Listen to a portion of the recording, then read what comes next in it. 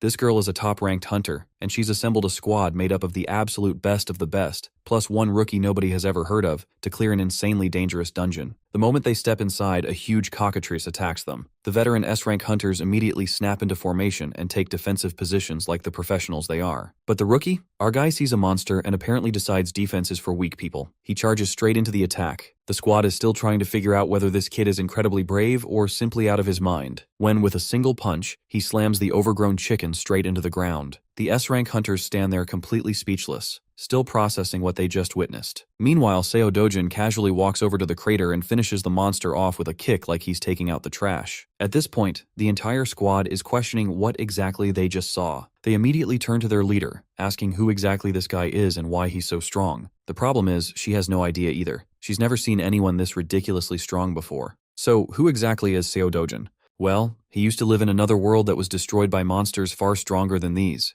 Monsters infiltrated the world, causing it to succumb to despair. People fought until their last breath to safeguard the place they called home. Among those brave souls was the protagonist of this story, Carcelian Levandayan, who fought against the menace just as viciously. Many years passed with him battling countless monsters, relentlessly piling up dead bodies with the only blade he had, and not an ounce of fear in his heart. Then finally, a day came when he fought Aaron's brother from another mother. That bastard was one tough nut to crack. The battle was brutal, but he eventually took down the piece of shit. In the aftermath of the battle, he too succumbed to death. But fate had other plans. With his soul drifting through this endless void, he met a human boy hailing from some planet known as Earth. The boy's name was Seo Dojin, who was on the brink of death for some unknown reason. Before dying, he wanted to make a simple request to Vandayan, who immediately refused even before listening to what this boy wanted to say. After all, bro just wanted to die peacefully. He was done with all the shit. He lost his country to the monsters, lost his loved ones, and eventually died a dog's death. While this boy Seo Dojin didn't really want to live either, he desperately wanted his family to have a good life. Well, it seems like Vandayan is finally ready to listen to this dude's request. The boy lights up like a kid in a candy store and musters up the courage to say he wants his family to live peacefully. And so, our boy gladly takes on the job to protect this boy's family, and finds himself on Earth.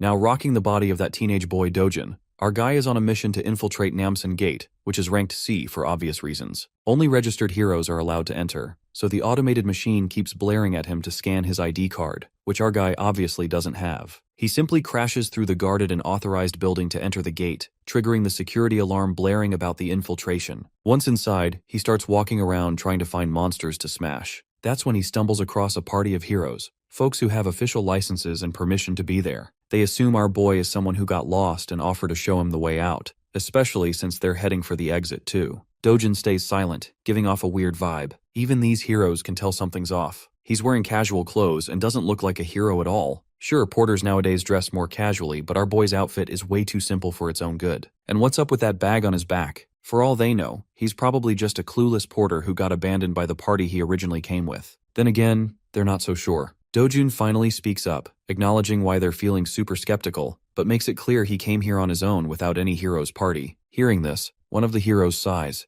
understanding the reason behind our boy's presence. He has seen plenty of cases where people catch a hard boner to become a hero and hunt monsters after watching some flashy TV commercials. But that burst of motivation can get someone killed real fast if they barge into gates recklessly without going through legal procedures. First, you need to get officially certified as a hero. Then you go through training and testing. Not to mention, this gate is C rank for a reason. If you're a rookie just starting your career, you better go find an F rank gate before you lose your life for real. After listening to this dude yapping and generously handing out advice no one asked for, Dojin makes it abundantly clear he doesn't need shit. Naturally, the crew of heroes is bewildered by this kid clapping back with such a cold tone. After all, they were just trying to help, so they get a bit pissed, but the leader tells his comrades to hold their horses. If the guy doesn't want help, then fine, leave him be. The leader is confident this kid will eventually learn the hard way why you don't cover your ears when someone wise is talking. They hope he finds out just how unforgiving these gates are, unlike the TV shows that glamorize being a hero like it's the second coming of Christ. Soon enough, Dojin finally comes across a giant troll staring him down, ready to eat him alive. The monster unleashes an attack, only to miss and hit the ground. Bro moved so fast the troll couldn't even process what the hell happened.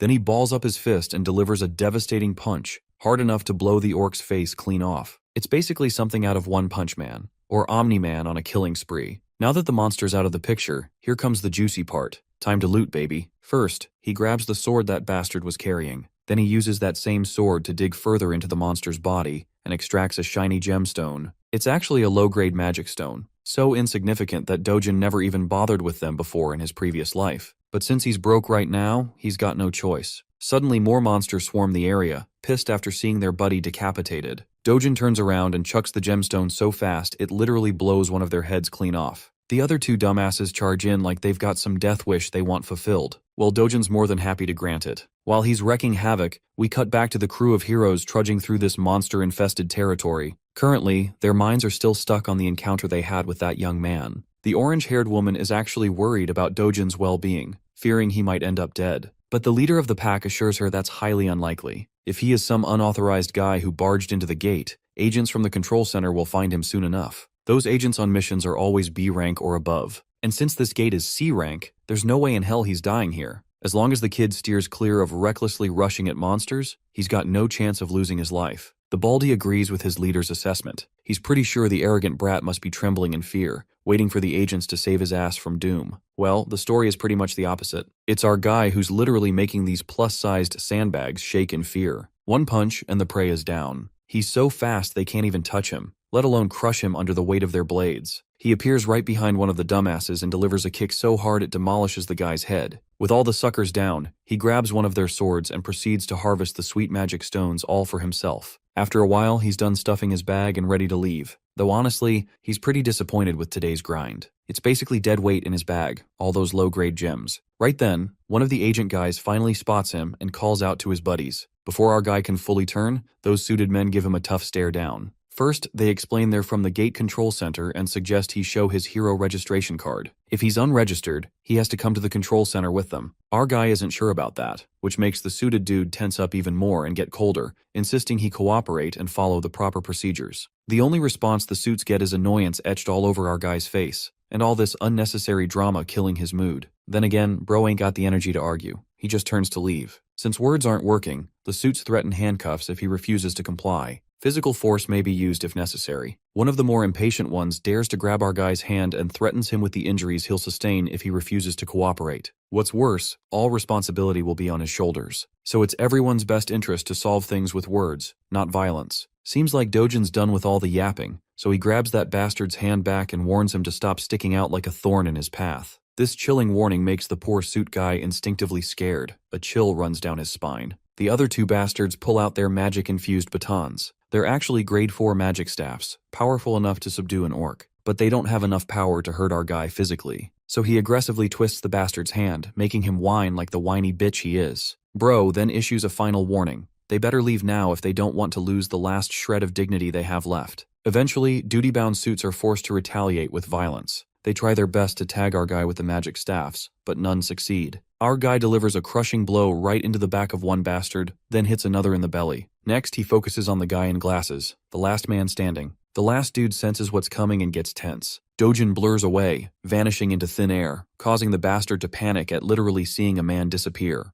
Then, out of nowhere, comes a sneaky punch right into the gut, making the bastard stagger backward in pain. Seems like Dojin is tired of all the bullshit and agents chasing him, so he finally starts thinking about registering as a hero after all. The agent assures him that as long as he avoids shady or illegal stuff, no agents will be out hunting him. Dojin then questions this thing called a rift, a question that completely throws the agent off. Quick context on how this world operates. There are multiple passages connecting to another world where strange monsters live. These passages are scattered across the world. The gemstones harvested from monster corpses are used as new energy sources, making them highly coveted. Because of this, the government oversees these passages to maintain full control over each one. Every government-controlled and open passage for heroes is called a gate. Passages that aren't controlled or enclosed are known as rifts. Back to our boy, who finds it ridiculously annoying that these suits follow him everywhere, accusing him of trespassing no matter which gate he passes through. The poor agent explains that if an unregistered hero enters a gate without permission, the control center is automatically notified, and agents waiting nearby are dispatched immediately. Since our guy is thinking about entering a rift, the agent makes it clear these aren't as easy to access as any gate. Trespassing into a rift results in a strict punishment, no warnings, no plea deals.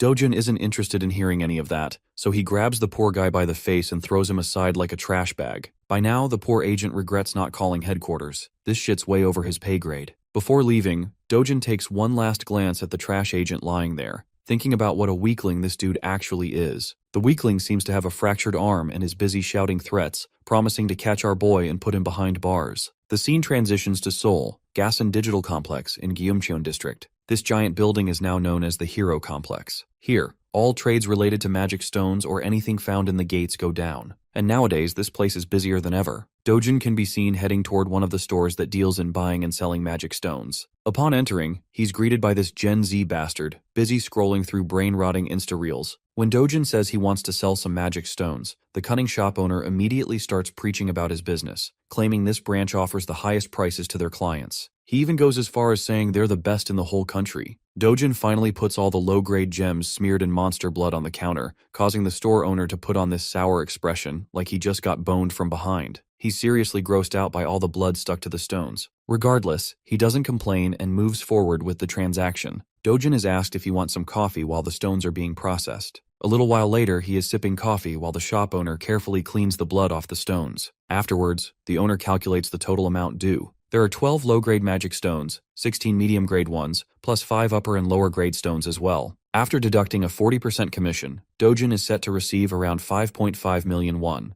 Well, our boy isn't too comfortable handing over 40% as commission. It just feels unfair because he did all the hunting and wasted his time. So how the hell does this bastard think he's entitled to nearly half the money? The shop owner proudly claims he's being generous, charging only 40%, especially since every competitor in this business charges 45% or more. He's so confident that he even offers Dojin to take his stones back if he doesn't like the price. After all, no one else will offer more, or at least that's what this bastard claims. Our guy ain't falling for that trap and starts stuffing his precious stones back into his bag. Seeing his tricks aren't working, the bastard grabs Dojin's hand before he leaves and demands compensation for the appraisal and the coffee he drank. It's 30,000 won for the appraisal plus an extra 10,000 for the coffee. Not to mention, all the blood he had to wipe off ruined his expensive towel. With everything added up, Dojin supposedly owes the guy around 350,000 won. Dojun isn't giving in to these unreasonable demands, no matter how hard this crazy bastard pushes. Seeing nothing's working, the bastard stoops to street-level tactics and threatens Dojin with the C-class heroes he has as his guards. Right then, those big guys barge in through the back door, asking why they were called. If anyone's causing trouble, they're ready to deal with them. Dojun in response shoots a sharp glare at the bastard, who stares right back with the same intensity. A while passes, and the scene cuts to the terrified, sweaty face of the shop owner, who had been acting cocky like he was the main character. But he got a reality check when Dojin took down his 3 pigs, without breaking a sweat, making it clear who the real MC is. My guy then walks up to the counter and smoothly negotiates the commission down to 1%, no questions asked. We all know there's no arguing when someone like Dojin is staring straight into your soul like that. So the deal goes through, and Dojin walks out with a fat stack of cash for the haul he collected with his sweat, or rather, his fists. His grandma and sister are both in total awe at the huge amount of money. Grandma even suspects Dojin is pulling a fast one with fake bills. But the guy quickly clears that up, saying the money came from lending cash to a friend who started a business that ended up doing really well. Grandma isn't sure if her grandson even has a friend like that. He tries to convince Grandma with another lie that it was a childhood friend. Eventually, Grandma stops asking questions, at least the big ones. Meanwhile, Dojin's sister is super proud of her big brother for making their family rich. The doting brother pats her and gives her hope about the luxury life they'll be living from now on. The little girl just jumps around happy to be rich. Watching her so happy, Dojin realizes he's actually making progress fulfilling a promise he once made. He remembers the words of the owner of the body he's possessing, whose one dying wish was for his grandma and his half-sister Yoonyoung to live safe and happy lives. That poor guy disappeared right before Dojin could say anything, and when he woke up, he had become Seo Dojin. Now his only mission is to make sure this little family lives safely and comfortably. For that, he wants to buy the safest house in Korea, which currently costs 110 billion won. For him, making money won't be an issue as long as he gets his original strength back. This world shares a lot of similarities with the one he came from, the one that was destroyed. The only big difference is that rifts, gates, monsters here are all marginally weaker than the world he once saw fall. To him, who held the title of Sword God in his previous life, this place is nothing but a sandbox. So far, he's only been fighting at 1/10 of his original power. Suddenly, there's a knock on the door, and the visitor says he wants to see Seo Dojin. Bro stands up and decides to answer. As he opens the door, he finds 2 thugs standing outside. These guys are here to claim a debt Dojin owes, an insane 48 million won. Seeing this, Dojin's sure these are loan sharks. The real Seo Dojin borrowed money from before he left this world for good. Though it was supposed to be just 5 million won originally for his grandma's hospital bills, these guys are charging crazy interest to demand 10 times the original amount in no time. They know he's been making money through gates lately, so they want him to cough up the cash since it's all documented in the contract. But the only repayment these bastards get is a jaw-busting punch right in the big guy's face. That single punch sends the poor thug flying, leaving his partner with his jaw hanging in disbelief. Our guy then gives the scrawny bastard a deadly stare to remind him that over 9 million won has already been repaid. So if you do the math, these bastards should be paying him interest. With another punch that makes the bastard cry like a bitch, Dojin tells him to tell his boss that Dojin's coming to pay a visit. The scene then cuts to the shopping mall, bustling with life. There, we see sweet little Eunyoung lighting up a kid in a teddy bear store. Dojin brought her here for a shopping spree. Today she's free to get anything she wants. You know, our boy wasn't always that soft-hearted Pookie in his previous life. It's the original Dojun's memories that revitalized his dry emotions. It makes his heart warm up to see how kindly Dojin treats Eunyoung, even though she's only his half-sister. So he wants to keep doing the same, and make sure to give all the love he can muster for this little girl. The little girl finally chooses a stuffed toy she really wants. It's a small but cute bunny. She picks it modestly, making sure she's not being extravagant. But Dojin picks a way bigger stuffed toy for her. He doesn't want her to hold back at all. It's her day, and she can pick whatever her heart desires without thinking twice about money. They both treat themselves to some good food too.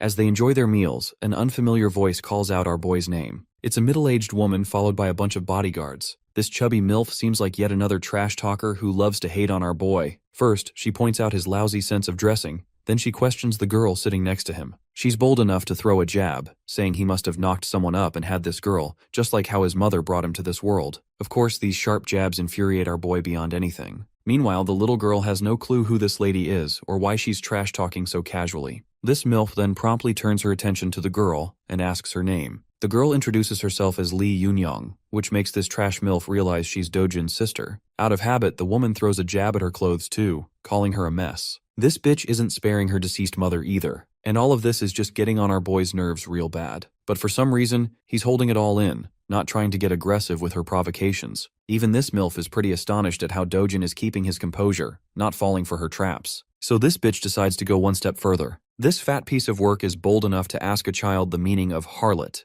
Well, that's the last straw. Dojin snaps and calls her an ugly woman who belongs to a tribe of orcs. Of course, the woman is left wide-eyed and mind blank after getting caught off guard. Let's have a little context to understand why Dojin has been tolerating this woman only so much. You see, Dojin was born an illegitimate child and lived in poverty. At the tender age of 7, his mother died, and he barely made it to his father's house. With his father marrying a new woman, he was shunned by everyone. It only got worse after his father's legitimate wife gave birth to a son, and Dojin was ignored completely. Things got so bad that he got kicked out of the very house he lived in. So he lived with his half-sibling at his grandmother's house. As our boy reflects back, he feels pity for the original Dojin who had to endure all this and still tried to keep a smile on his face like he had no pain in his life. But now he wants to change everything. Seems like this woman is his stepsister, which explains why he was trying to hold himself back. But he won't tolerate her no more. He recalls how he shared a roof with this orc of a woman, and she's just as disgusting as ever. Not only is her personality messed up and her appearance orc-like, she's also dumb as hell. He further crushes her spirit by dropping brutal bombs on how she's a wreck with an inferiority complex. That's the only reason she projects her insecurities onto others by calling them ugly. She's just a gold digger obsessed with others, and that's the real truth the world should know. As he continues to crush her under his sharp jabs, the entire shopping mall watches them like they're the center of attention. The orc lady is totally annoyed and about to lose it, but then Dojin's stepmother walks in. Seeing her mom, the orc lady approaches her like the whiny bitch she is, complaining how this kid just shut her down with words. But this mother is aggravated to see her daughter whining like that and shuts her up with a cold glare. Not gonna lie, bro's got one heck of a stepmom. At first, I even thought the orc lady was his stepmom. The hot mama turns her attention to our boy and greets him with utmost grace. She's inviting him to come back home and hang out for some fun, but Dojin knows all too well that this facade his stepmom is putting up is fake. After all, she's the one who caused the most misery and unrest in the 12 years he lived with them. The woman continues reminding Dojin of things he never wants to remember, triggering his PTSD and making him go full serious mode. With a tone colder than your mother's jokes, our guy tells this bitch to get the fuck lost. That's a major slap to her dignity, being shit-talked by someone younger than her. She just twirls around and leaves with the last bit of dignity she has left. For real though, she wasn't expecting him to clap back so sharply. She's left wondering if he's the same guy who would just lower his head even when she slapped him for no reason. Her bitch of a daughter follows along, with their bodyguards also following the both ladies. Honestly, these guards played the perfect role of mannequins in this ordeal. Let's shift our attention to our boy. Seems like these two girls totally ruined the time our duo was having. So our boy decides to be on his way too. The way he reacted to his stepfamily was intentional. He wanted to make one thing clear: the Seo Dojun who couldn't even speak up for himself is gone. It's high time his trash family realizes that. We then cut to a Mercedes zooming down the road. Inside the car, we see both the trash mother and daughter. The daughter is pissed at her mom for just walking out quietly instead of putting Dojun in his place. As she vents her frustration and curses our boy for the humiliation they suffered, the mother orders her manager to answer why Dojun is still alive. Well, Baldy has no clue how this dude is alive. It doesn't match the reports. The woman blares at the top of her lungs about the bullshit this man is spouting. How the heck could he be alive if they made sure the job was done and clear? The poor guy assures her he'll look into the matter again and make sure this time the job is executed properly. Meanwhile, the trash daughter has no clue what her shady mother has been plotting all along. She's rattled hearing talk about killing and dying. Eventually, the mom poses a question to her daughter, wondering if she has feelings for Dojun. This catches the fat pig off guard, making her blush and flustered. Actually, she's worried about Dojun dying because if grandpa or dad find out, they're gonna be in serious trouble. The mother grabs her daughter by the mouth hard enough and drills her to stay the hell away from her business. The mother is dead set on claiming Dojun's life, with no plan to spare him, especially not after how he dared to talk back to her. Getting rid of him is the best revenge she can think of. A decade ago, the world took a turn to chaos with the appearance of the Rift. This terrifying dimension gave birth to monsters, spawning from the portal, armed with the objective of slaughtering humans upon sight. Their terror didn't stop. It was ceaseless, and eventually demolished the world, scarring it with destroyed cities engulfed in flames. However, just like the appearance of the dark forces, there came the emergence of the light in the form of valiant warriors called the heroes. With their emergence, the first discovery of mana stones was made from the dead bodies of the defeated monsters. Back to the present, Dojun's going somewhere, reflecting how mana stones quickly shifted the world's dependence from traditional energy sources. Because of their key role, countries decided to center their attention towards the emerging rifts, basically claiming priority over them so they could extract resources. With the current state of the world in motion, all of its industrialization is completely reliant on the concept of gates and the dependence of heroes. And because of that, the profession that can be classified as a hero reaps high rewards. A consistent high salary can only be achieved via becoming a proper hero. Dojun's arrived at his destination, and it's actually the Yongdongpo HCS capital establishment. I know that's a mouthful, but you guys will see why he's come here soon. He finds himself entering the building, and upon first glance, the boss and his clowns look like your average run-of-the-mill thugs who want to scare people with their ugly faces. But Dojun is pretty chill about the situation. The boss puts out his cigarette and points out our boy's audacity to not only beat the crap out of his goons, but also to show his face at the door. It really shows that Dojun really doesn't give a flying fudge about anyone. He cleverly tells the organization's owner that in reality, it's actually Dojun himself who found himself at a real loss. That statement is ridiculous from the point of the view of the boss, so he seeks clarification on what our guy means. Dojun clarifies that actually, he's come here to receive his well-deserved compensation. After all, he's endured mental, physical, and materialistic losses all this time because of the existence of these clowns. With his strong and serious words, the boss has noticed one significant change from the boy's personality. Something about the kid has changed. He's no longer the soft-spoken spirit or the gentle person he was. Then there's the added evidence that this same kid destroyed the lackeys he sent to his door. All things considered, the boss's leading suspicion is that Seo Dojun must have experienced a unique kind of awakening throughout his experiences in the gate. Despite knowing this, Dude still decides to act arrogant and tells Dojun that his newfound confidence because of his awakening will become his own undoing. The hypocrite calls our boy for being overconfident in his abilities, and to back up his claims, he brings over a bunch of grumpy men to intimidate him. Of course, he can pack all the muscle he needs, but to the experience of the sword god, they're practically insects in comparison. The boss is talking out of his ass and states that even those awakened people end up getting killed like deadweight and low-class heroes in the end. The funniest part? Bro is under the assumption that Seo Dojun is nothing beyond the level of a D-class hero, and that his organization can easily stomp on someone as weak as that. Meanwhile, Dojun is just chilling on the sofa in the background while five guys are staring him down. Without showing even a hint of amusement, he orders the boss to sit the heck back down. The boss is astonished to hear him continue to speak in his previous tone, while Dojun emphasizes with a serious face that he's not done talking. Hearing him say something like that, one of the guys decides to get his balls tripped up and challenges Dojun. Amusingly enough, our boy happily takes off his glasses, adding more to his confusion.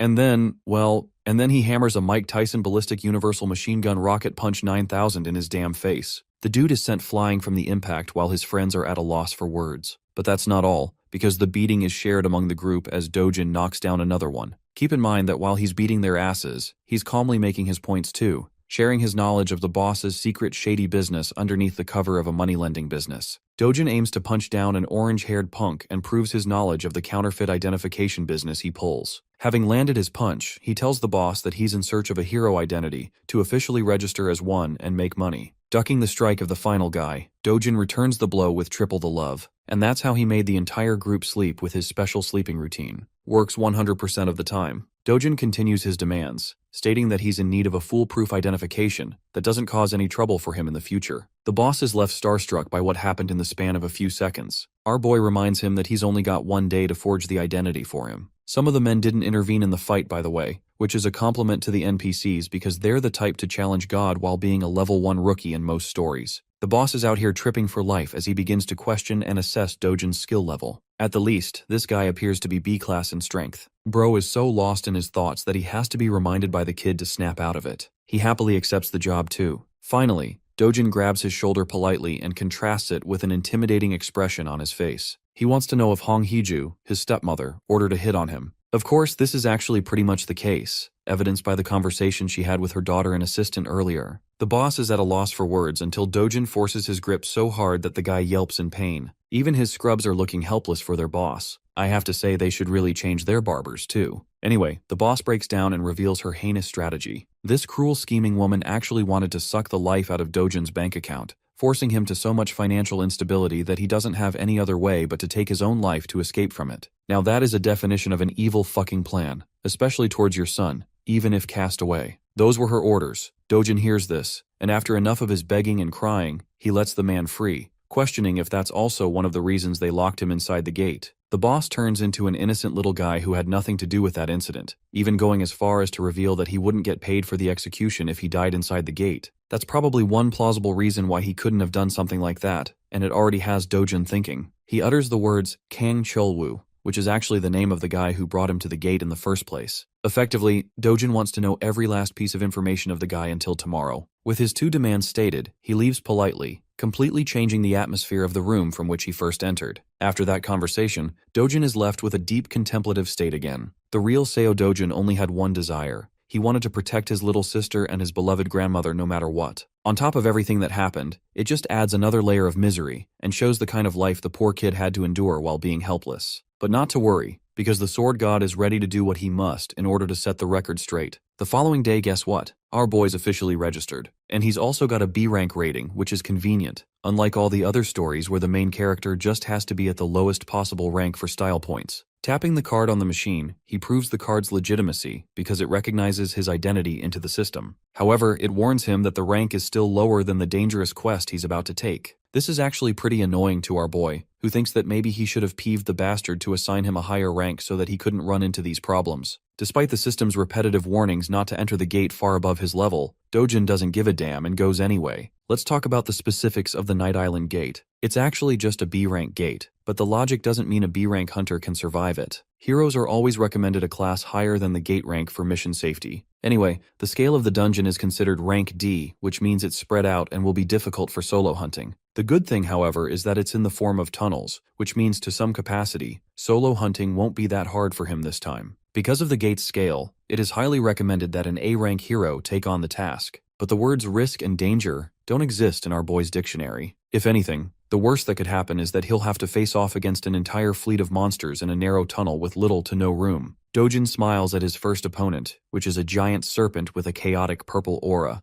For most heroes, this would be a sign of terror, but for him this is a sign of good luck, as he prepares his gauntlets to get the battle started. Oh, and by the way, the serpent has a bunch of its friends too, and their tongues remind me of the Alien movie. Anyway, they do their best to attack, but it's pointless because our boy is such a killing machine that he snatches and collects the mana stones like the monsters never even existed. The Black Killing Viper is a class of monster that is known for its hyperactive paralysis poison that can knock anyone down even with the slightest contact. With that in consideration, Dojin charges to propel himself at bullet speed and launches full swing. In a short span of time, he's about to slice and dice the creature all over its body, splashing blood until he severs the monster in half. With the creature defeated, Dojin notices his equipment. The gloves he purchased are ensuring the poison doesn't get in contact with him, and for the price of 300,000 won, they're holding their ground. Returning to the hunting session, Dojin turns his attention to 4 more of these ugly limbless lizards and begins blasting right through their heads with his powerful speed. More and more blood splashes out until the vipers are sent to the afterlife. Dojin stands there, busy searching for a bunch of magic stones by clawing from the monster's flesh.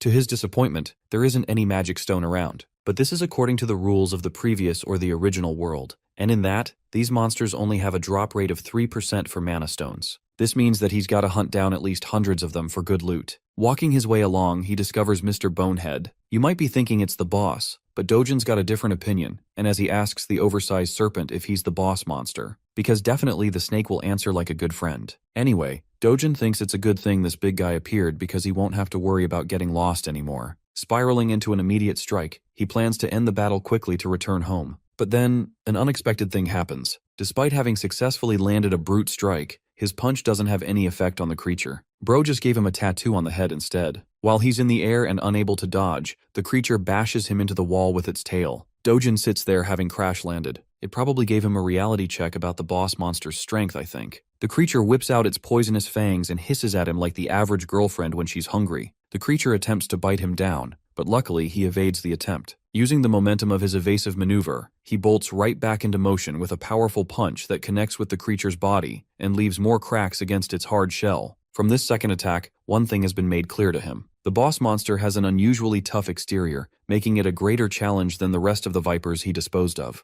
The shell is so powerful at his current level that he can't penetrate with one strike alone. This reverses the situation on him, making him question if he should aim for a different battle strategy. At his original strength, the sword god would mop the ever-living floor with this beast. But then suddenly he notices something. It's the sword of the warrior who lost his life fighting the boss. And now you guys are about to know why he's called the sword god and not the fist god. Even though the weapon is extremely worn out after the fight, he grabs hold of it, believing that a sword is only as competent as its wielder. With that knowledge in mind and the blade armed in his hand, he walks towards the monstrous snake. The creature propels itself forth to strike him down again. Bursting with incredible speeds, Dojin responds by going high up into the air, proudly declaring that the creature should be honored that he's going all out to kill the beast with a sword. Despite the sword's condition being crap, this guy literally unleashes so many flashing cuts in the span of a few strikes that it leaves the snake's body eviscerated. The serious fight turns into a funny conclusion with the snake dying in the background while our boy's sword is reduced to dust. It's a good thing he wiped the creature out while it was still holding on. With the boss monster dead,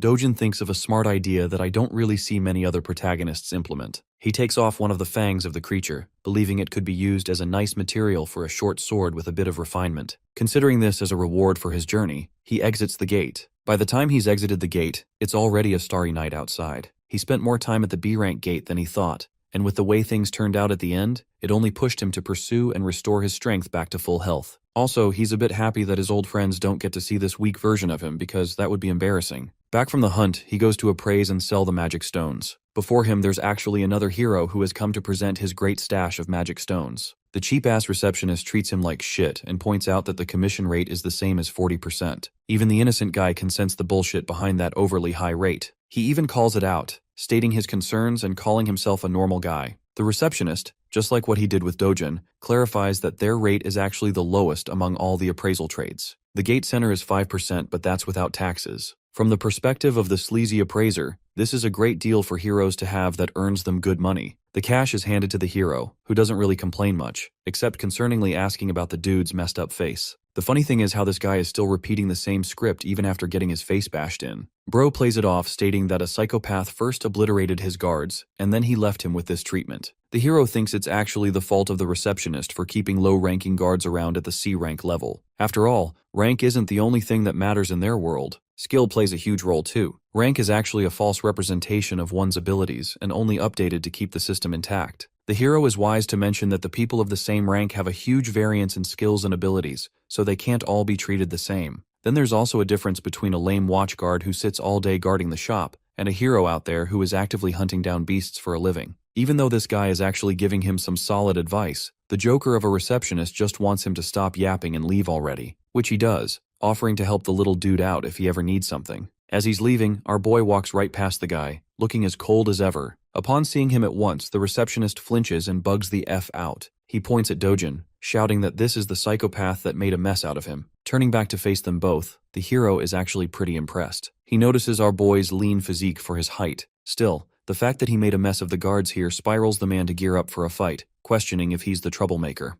The one thing I like about this guy is that he isn't offended for petty reasons. He actually believes that Dojin is misusing his powers as a hero by bullying civilians in his normal life. Of course, it couldn't be further from the truth since he only knows one side of the story, but it's still quite interesting to see realistic characters. The receptionist is enjoying the scene, knowing that this guy is actually a 7-year-old veteran hero. If something happens to him here, the guy has plenty of connections he can abuse by giving them Dojin's name. Without really giving a damn about who he is, our boy turns back and simply tells the boomer to piss off. This only spirals the guy into being provoked, because all of a sudden now it's really looking like he's being an asshole. Dojin asks if the guy is looking to exact revenge on him. Hearing those words, the veteran hero is provoked. However, being the responsible hero that he is, and from the experience he has, he knows that it is unwise to take battles against other heroes as it almost always results in deaths. It's actually an even higher rate of death than a fight against monsters. Recalling that fact, Bro literally chills out and turns his back, leaving the receptionist at a loss for words.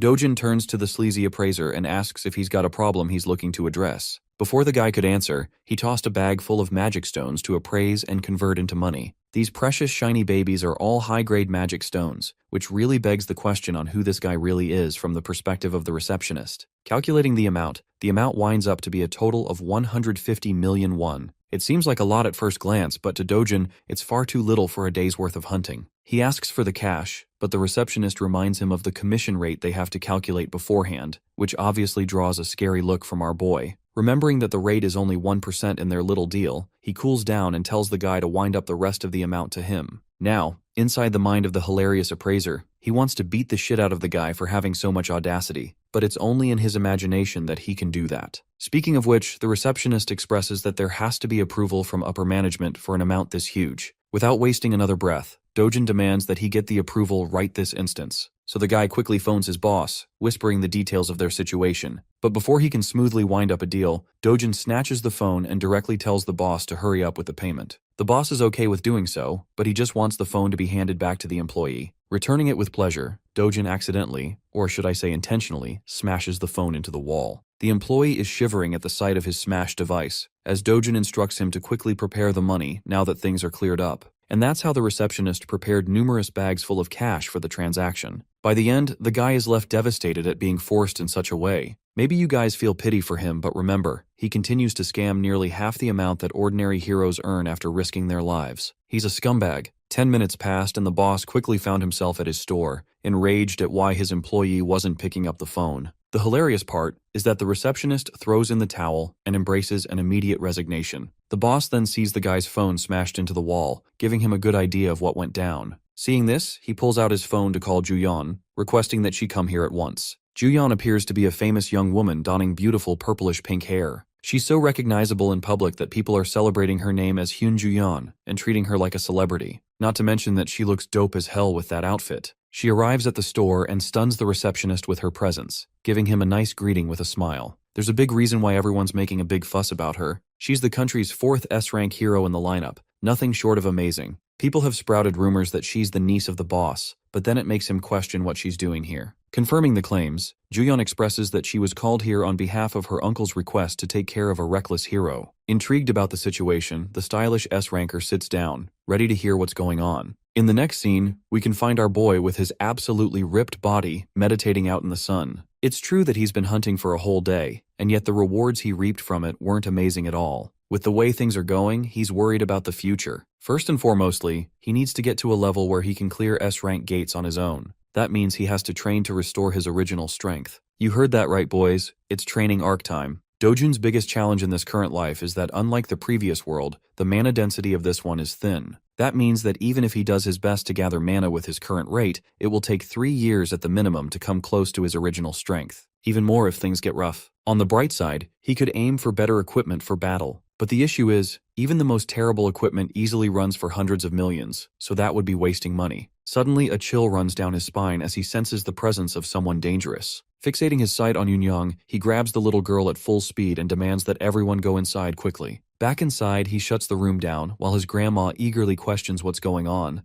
The entire structure shakes with a loud quake, making his grandmother flinch and question in terror if they're having an earthquake. Little Yunyang is in a state of panic, but the truth is something only our boy knows. This isn't just an earthquake, it's something else. Dojin senses the sharp and violent energy outside. A rift has just cleaved open into their world, and it just so happens to have manifested on top of their house. Rushing to take care of the problem, he tells his loved ones to stay inside as the situation outside is dangerous for them. At full speed, he cuts into the entrance of the rift, where the last thing he hears is the cries of his grandma and his sister calling out his name. The scene switches to the Soul Hero Association, where its members are made immediately alert at the sudden emergence of a rift on top of the Mappo region. It appeared after 63 days of the last emergence. Realizing that the White Lion Guild is the closest to Mappo, the manager wants his staff to contact the guild at once and alert the nearby heroes to join in to control the situation. Upon closer inspection of the rift's exact location, he discovers that the rift appeared on top of a residential home. This is a tricky situation even for them, because if on the off chance a civilian enters the rift, they're practically guaranteed their demise. Not to mention that the rift won't allow anyone else to enter after that. And if the person inside dies, it will send out a wave of crashing monsters in 10 days' time, causing chaos and destruction for the people living in the region. The monster wave would become so uncontrollable that Soul's safety will be fully jeopardized. The manager is curious about the person who interacted and entered the rift. Turns out that they know Seo Dojin has taken action as he's the resident of the home. According to his grandma, he entered the rift to protect his family. From this information, they are under the impression that he's not a hero. And that complicates things because the chances of an ordinary civilian returning from the rift is next to impossible. This causes the entire staff to feel despair and helplessness for the situation, as they can do nothing. In the next scene, we actually find Dojin's pissed-off stepmom annoyed hearing the news of his new awakening. She can't believe her ears. Her assistant reports that while he hasn't officially registered with the Hero Association, they've come to verify that he's indeed now an awakened individual from his last gate experience. This makes her frustrated because Kang Cheolwoo was supposed to finish the job,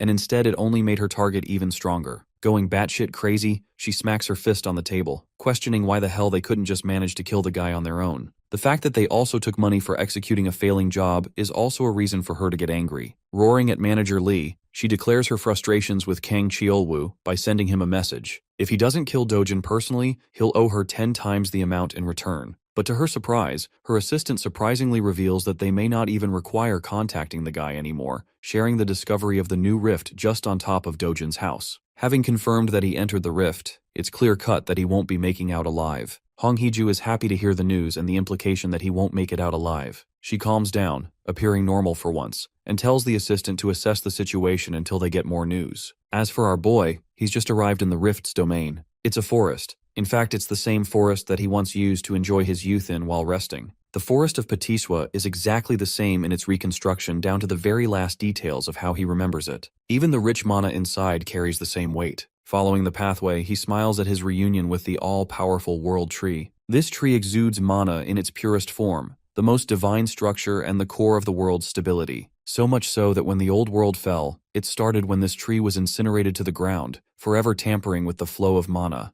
However, in this rift dimension, the tree is fine and just how he remembers it. Though he's unaware of the cause, one thing is for certain. He has a chance to reclaim the mana he lost by absorbing it from the tree. Meditating underneath the excellent flow of mana, our boy is getting his strength clearer and clearer. He's spent more than 3 days sitting exactly like this, forgetting to eat or drink or tend to his bodily needs. 10 whole days passed, and all he could focus was on harmonizing his breathing. By the end of the 10th night, trouble came looking for him and disrupted his meditation. These alien-like creatures are called the Bulkina, and they've come to burn the tree just like how they did it in the past. Only this time, our boy is there to prevent the tragedy from happening again. The creatures lunge forth to attack him while Dojin regrets being unable to have a water element sword to knock them all down with ease. The burning monsters roar to make their way to him, but our boy is replenished with so much mana that he no longer cares about a weapon. He is the weapon. And those hands are rated E for everyone. Extending his hand towards the monsters, he exerts so much authority from his mana alone that it knocks down one of them.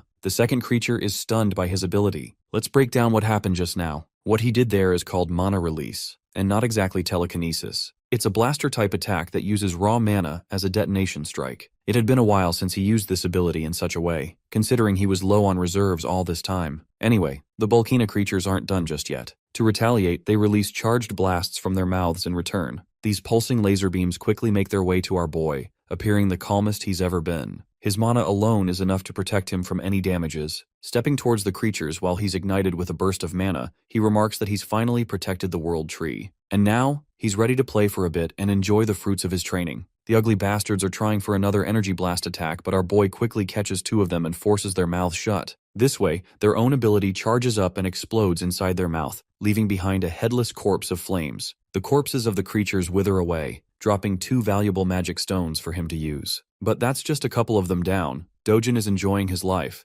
thrilled to unlock something called the Eternal Ember after defeating these guys. Joyfully cutting his way past the monsters and smacking them all down with a grin, he's finally glad to steal a good load of mana stones from them. The one-sided slaughter continues until he wipes out all of them. Dojin has won the lottery ticket with how many stones they're dropping. Among them, he also discovers a small coin or a seed glowing in gold. This is called the Eternal Ember as he picks it up in his hand. With this, he's reclaimed control of more of his power as he crushes the chip and unlocks its flames. The way he's casually playing around with the ember reminds me of Sukuna from Jujutsu Kaisen. Now, in any normal case, the ideal strategy here would be to keep gathering mana from the world tree. However, the current state of his body has reached its physical limit for mana absorption. The second way of doing so is actually absorbing the ember, completely altering the state of his mana and transforming it into fire mana. And he does exactly that as his body produces a rush of flame energy. Now, unfortunately in his previous life, he felt zero need to do this and didn't care about the Eternal Ember at all. However, now it's required for him to fully absorb the embers, and it takes like 10 whole minutes just to get one finished. Luckily, he's got a whole bunch of these collected for him, so his goal is to absorb as many as possible.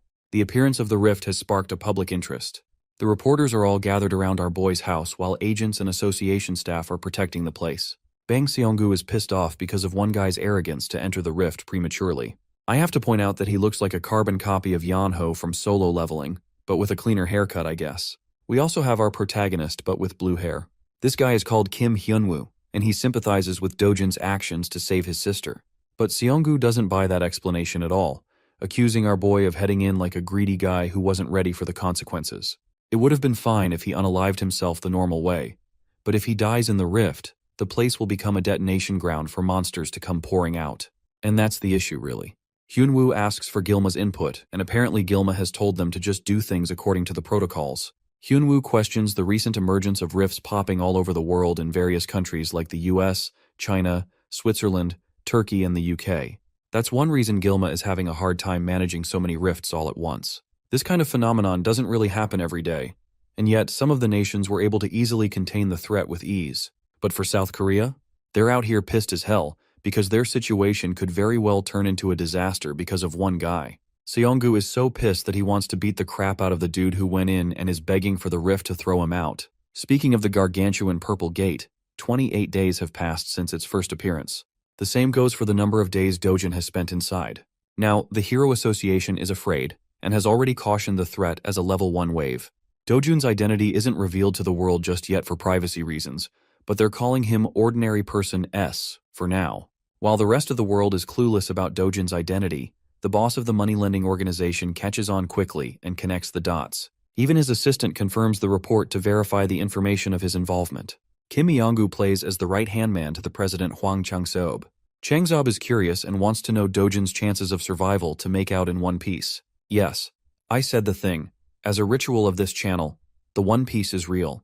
Moving on, the assistant is pretty damn certain that an ordinary person has roughly less than 1% chances of survival. But the mere mention of Dojin being treated as an ordinary person carves an amusing smile on Chang-seob's face. That same regular so-called person put his men in the hospital and gave them bandages for weeks. From the perspective of the world, they're vastly underestimating the abilities of the one civilian that went inside the rift.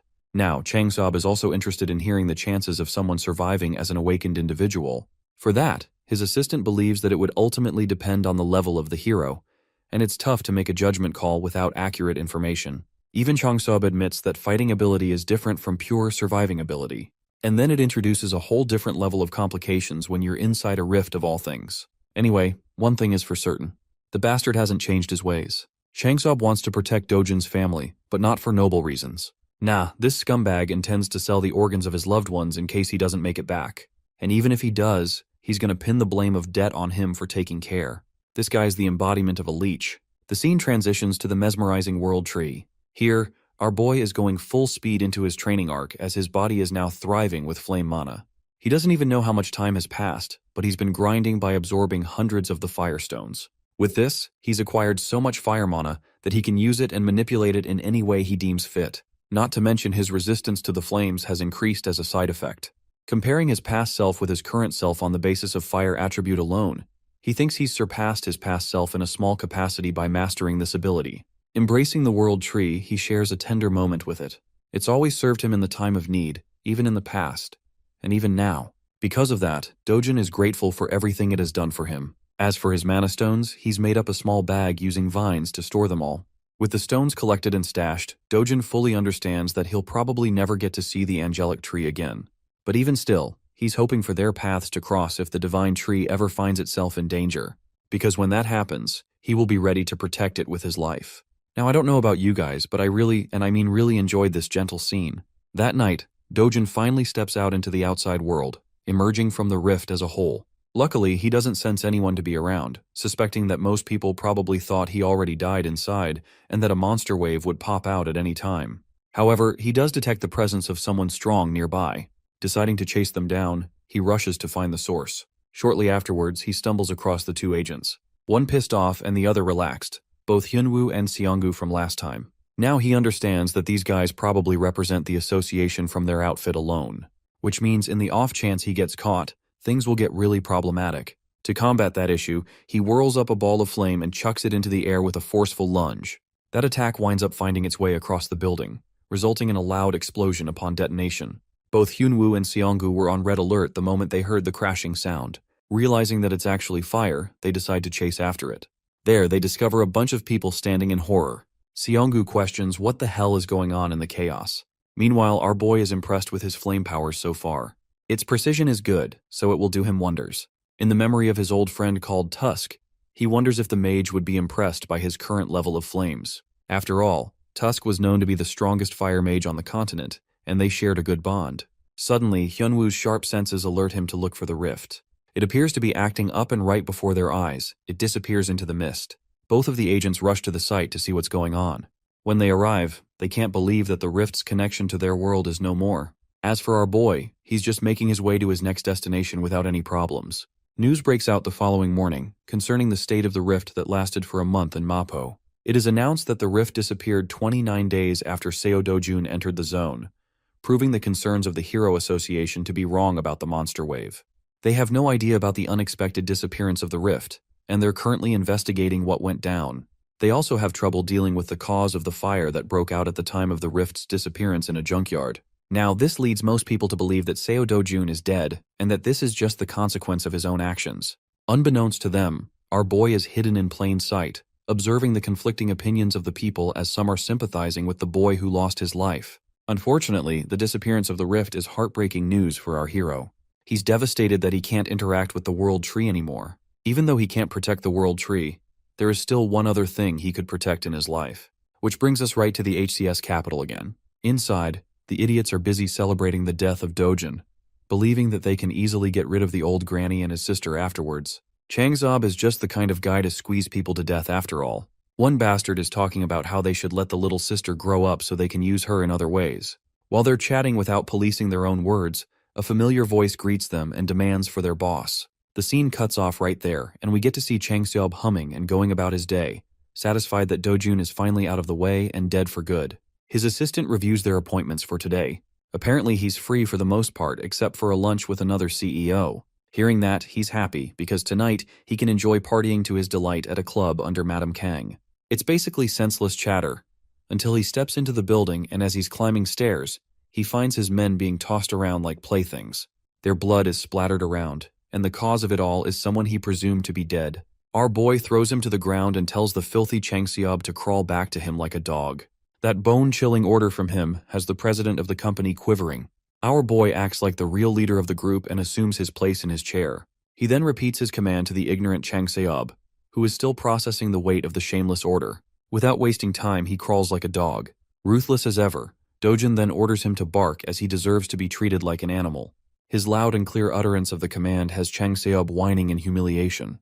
It takes a second for him to bark successfully, but our boy is not satisfied at all. Our boy personally makes sure to make an animal out of him by forcing him to bark repeatedly for everyone to hear. The president is reduced to being less than human, just like the people he treats. Dojin points out that scumbags like him only act obedient on the surface, but end up backstabbing you right when they find an opportunity. Declaring his filthy name, he chillingly tells the man that his life has plenty of experiences dealing with second-rate humans like him. Pleading and begging for mercy, Changseob is prepared to serve like a loyal dog if necessary. But Dojin has heard enough and whips a heavy slap across his face. Just that much force is enough to knock the wind out of the guy and spurt out blood. His assistant watches the scene unfold until his name is called. Dojin addresses him as the new boss of the company and recommends that he stop working under a bastard like him. Knowing that these guys are so ready to stab people in the back, he orders the assistant to kill Changseob with full permission. Of course, it's a task too heavy for a competent servant like him. He apologizes and objects by stating that their leader has a lot of connections, so things will get really bad if he's the one appointed the boss instead of Changseob. On behalf of him, the assistant pleads to Dojin to spare the guy just one more time. However, Dojin doesn't want to play around with simple words in front of them. He suggests wrapping Changseob's body in a barrel and removing all evidence by shoving it in the endless ocean. After all, it's just one of the things these guys excel at doing. Seeing as the boss's servants aren't willing to oblige, our boy takes a different approach with them. Dojin threatens the entire group that he'll toss everyone in the gate as monster food if they don't carry out this order. Yeah, the mere mention of that has Changseob reduced to a pathetic mess. He can't take it anymore and keeps on begging for his life, promising that he won't ever betray and will always serve under Dojin. Now, this puts the hero in a bit of a contemplation. Although he could kill off Changseob right here and get rid of all his issues, something about him has changed in this life. Admitting it himself, Dojin has grown softer compared to his merciless past self. So this time he agrees, offering the guy a hand. I just know Changseob is about to become religious as heck after this, praying to God that he doesn't get on Dojin's nerves again. He goes on to shake the hero's hand, promising to serve unconditionally from now on. But wait, something is strange. Why is his hand engulfed in steaming hot flames? Yes, though Dojin has gotten soft, he's still ruthless. Looking at the man dead in the eye, he reminds the scumbag that it's his final chance indeed. Dojin then proceeds to rip his hand off clean, reducing it to a charred paste. By the end of the meeting, he walks away, ignoring the agonizing cries of the president. He does leave them with a final warning. If even a single one of them tries to get in the way of his family again, Dojin will personally ensure their deaths. As for their new job, they are forever deemed responsible to protect his family for the rest of their lives. Now that's how you handle traitors. Officially speaking, the man known as Seo Dojun was just a blip in existence that vanished along with the rift. In reality, he's actually dining in the local McDonald's. The government, Hero Association, and all kinds of media outlets quickly moved past him like yesterday's news. They all treated the civilian who entered the rift as a dead man. Even if he came out and told the world that he was alive, no one would buy it. Furthermore, surfacing after a solo rift mission would only bring headaches and trouble his way. That subdued dog, Huang Changseob, is currently helping him find a new and suitable house so he can afford to move leisurely for the time being. Dojin finally got the chance to feed his sister some delicious fast food. He also informed her of their plan to move out to a better neighborhood, and she could not be any happier. She can now go to kindergarten like kids her age and enter elementary school the next year. When the topic of school came up, little Yunyoung's mood took a turn for the worse. Dojin was alarmed. He is used to slaughtering abominable beasts, but coddling a kid is not in his arsenal. He was taken aback when her sister confessed how other kids tease her for being an orphan. Hearing his adorable sister's plight broke Big Bro Dojin's heart. If she does not want to associate with the mean kids, she doesn't have to. Those little bastards will get what's coming for them eventually. Finding out that she wouldn't have to attend kindergarten to be bullied anymore, Yunyoung was hyped. Inwardly, Dojin is devising a plan to send his little sis to a prestigious private school where no one would dare look down on her. That night, Seo Dojin found out that Kim Eongu had stashed his grandma and sister in some random motel while he was stuck inside the rift. Glass's bastard almost broke his back trying to apologize. He reasoned that the motel is under the management of their company, so it is safer than any other place. Dojin does not have the energy to mess with lackeys tonight, so he just enters the room and sees his grandma once more. Little Yunyoung pounced on him with a bear hug, and grandma held his hand with tears petering from her eyes. She's just glad to see her grandson come back alive. At first, the hardened warrior was stunned, but once he felt the warmth coming from his family, he accepted the love they had for him with a smile. Little Yunyoung has taken a liking to McDonald's, so they've been dining in that absolutely real place a lot. Today, she asked questions about Big Bro's job, being a hero. When asked if she likes having a hero for a brother, Yunyoung nonchalantly answered that she does not. While it is cool that heroes are strong and cool, they are also constantly in danger when fighting terrifying monsters. Sometimes they even die. And little Eunyoung just wants her brother to live with grandma and herself for a long, long time. Dojin had been so used to mindless bloodshed. Having someone worried about his well-being is quite a new feeling for him. In the harsh world of the past, he was the last human survivor. He fought monsters and creatures beyond your wildest dreams. In the process, he lost a lot of things. Now that he's given a second chance in a different world, Something incredibly precious has appeared by his side. Feelings he had long forgotten are coming back to the surface. In this world, maybe he can live happily. Maybe he can just live a quiet life with joy and love. While he was feeling fuzzy and warm on the inside, Korea's Hero Association was in shambles. Na Tae-hwang, founder of the Korea Hero Association and director of the World Hero Federation, has been stressing over the recent rift incident, or the lack thereof. Their best people have investigated the site, but no new information has been found. Feeling clueless about the state of his territory is frustrating the founder. It's not far-fetched to believe that a spontaneously disappearing rift can potentially reappear at any time. His assistant tried to agree with his worries. She thought it would have been better if a wave had occurred. At least they would not have to worry about unknown variables. Director Taewon cuts her words off before he gets angrier. While he is worried about uncertainties, he thinks it is fortunate that no one was harmed. Na Tae-hwang is one of the top 100 respected and strongest heroes in the world. It is widely speculated that he would easily be elected with the most votes in history if he ran for president. His words and influence could easily topple domestic conglomerates if he wanted to. Thankfully, his interests lie in neither the power of a nation's leader nor the wealth of a conglomerate. The only thing he cares about is the safety of his people. In other words, he's a real one. Even if it takes time, he wants a more thorough investigation covering the rift's perimeter. The residents around the nearby area have already agreed to sell their properties to the association, so that shouldn't be a problem. As a consolation, Taewon wants to offer those people more than the market price for their homes. That's the least they could do after causing such inconvenience. All reliable sources have relayed that multiple rifts have occurred in different countries. No matter how you look at it, something must be going on. The United States and China have already entered the control stages of their rifts. Among major nations, the United Kingdom is facing the biggest problem. While reliable and veteran heroes have been dispatched to clear the other rifts, the United Kingdom's squad was simply doo-doo garbage. Speaking of them, the month-long mission to get rid of the UK rift has finally crumbled in a glaring defeat. The UK rift wave occurrence has officially begun. The city and its people are going about their day like they normally would. Amongst the crowd was Seo Dojin, blending in with the pedestrians. Today, his destination is his favorite shop in the hero complex. When he entered the door, the dude manning the counter gave him a greeting by instinct, but choked upon seeing his face. Every strand of hair in his body stood in terror upon seeing the black-haired young man. Today, his manager is in the store, so he won't have to deal with this sadistic customer alone.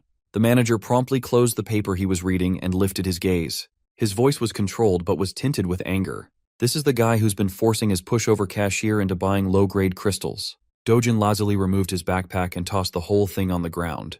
It's actually good that the manager is here, so the sale of his magic crystals would proceed faster.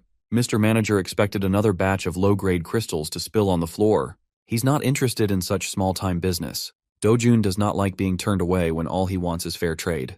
The manager or any other sane business owner cannot afford to accept just a 1% fee. It would be better if the young man just left. Dojun asserted that refusing to do business with him would be a massive mistake that Mr. Manager would regret. The manager continued shooing the young man away, not even bothering to look at the bag. This is the last warning he will give before things go down. In response, Dojin kicked the backpack down, spilling its contents on the tiles. Being experienced crystal traders, both the cashier and the manager immediately recognized the properties of those rocks. That crude bag was actually filled with Hero's magic crystals, a legendary treasure that money cannot buy. Dojin has a rough idea of how much these things are worth. He knows he's holding premium stuff.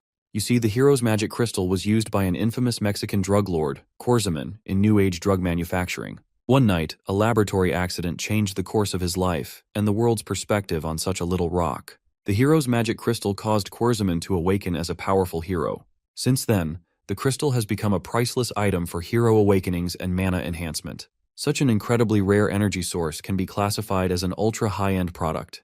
As a power move, Dojin ordered the schmucks to pack their stuff back up, and he left. Mr. Manager quickly changed his dismissive and arrogant tone into a welcoming one. He even escorted the young man to their VIP seats and offered some drinks while his cashier polished the crystals. Dojin liked reversing the situation in its head. One second, he was being driven away.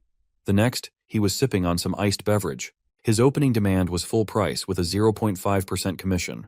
As soon as the manager expressed a sign of balking, he threatened to pull the deal. In prior trades, Dojin agreed to 1%. Now he's lowering that already abysmal rate even lower. Frankly, he's just doing that out of annoyance. In response, the manager lowered his head and tried to give the sincerest apology he could muster. Well, Dojin is tired of hearing empty apologies. They can either accept his rate or he'll take his business elsewhere. It's that simple. At the counter, the cashier is inwardly cursing Dojin for being such a rude prick. Seeing that his acting wouldn't convince the kid to give him a bigger cut, the manager locked in and gave a lengthy lecture about magic crystal markets and pricing. Dojin doesn't have time to listen to such long-winded yapping, though. He finished his drink and got up from his seat, making the manager panic. Feeling the deal of a lifetime slipping away from his fingers, the manager offered a 9% commission. It did not work, so he proposed 8%.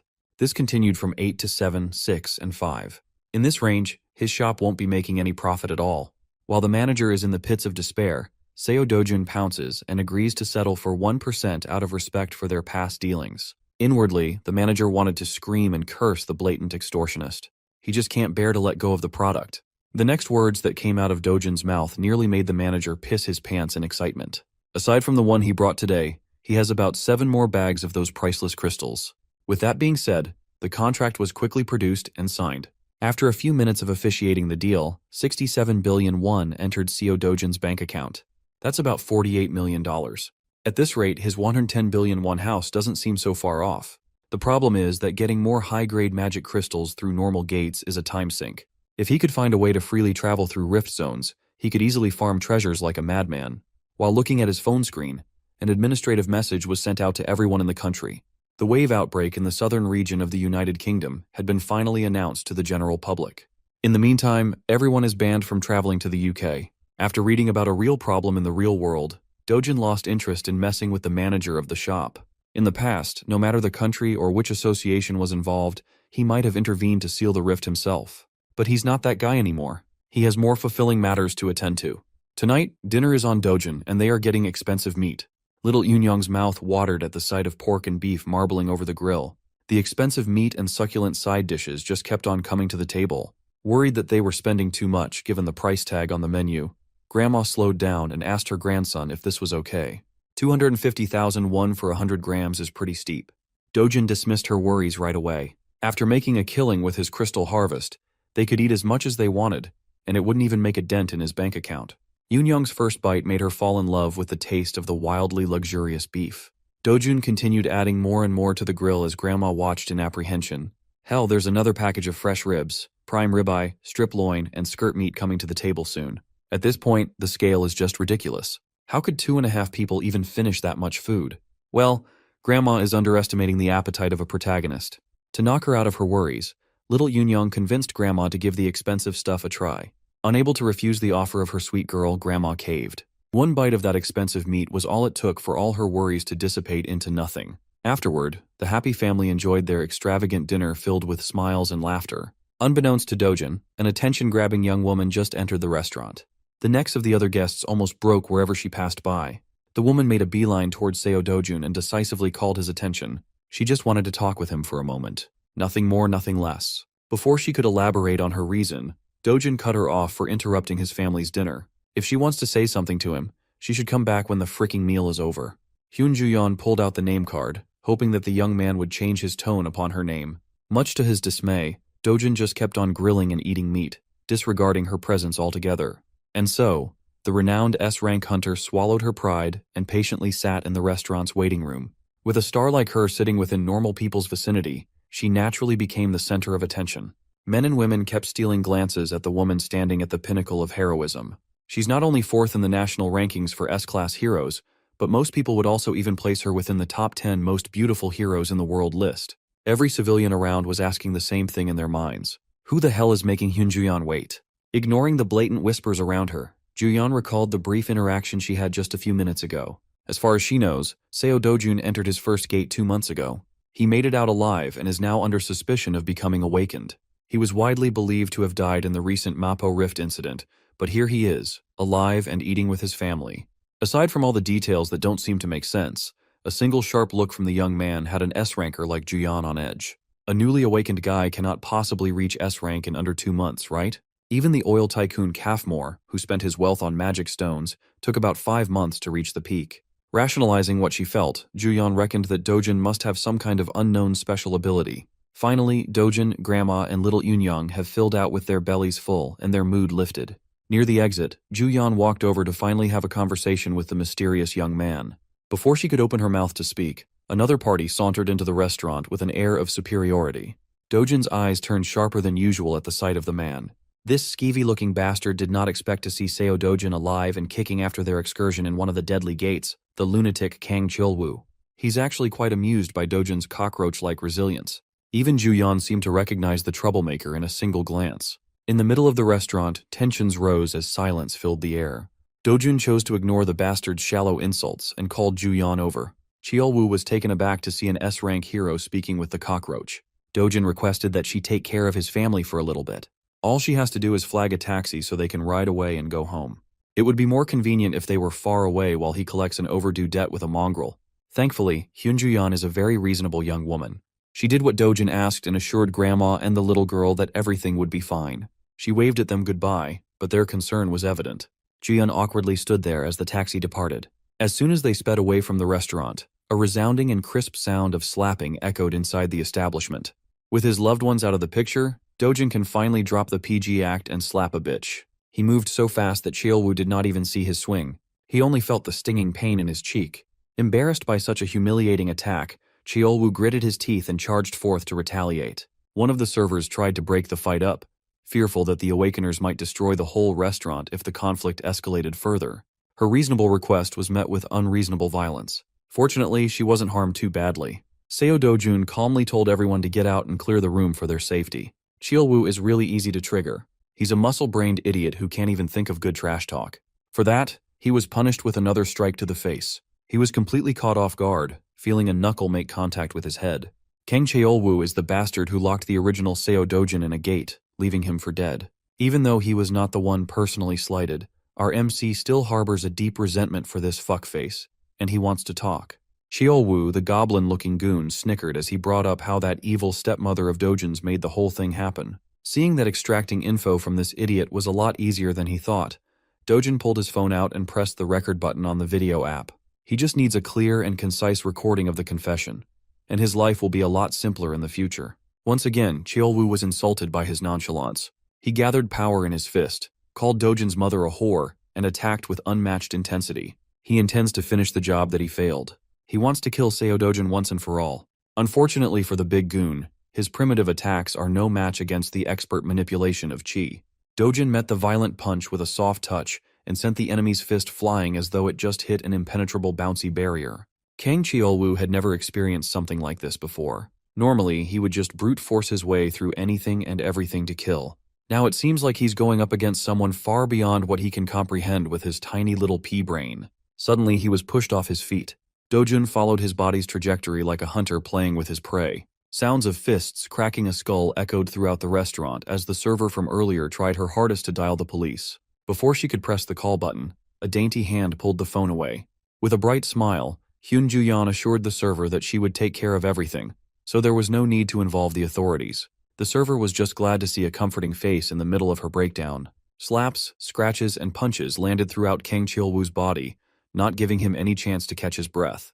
As far as Ju-yeon knows, this lowlife is a B-rank hero. With that rank, there are not many people who could beat him up so helplessly.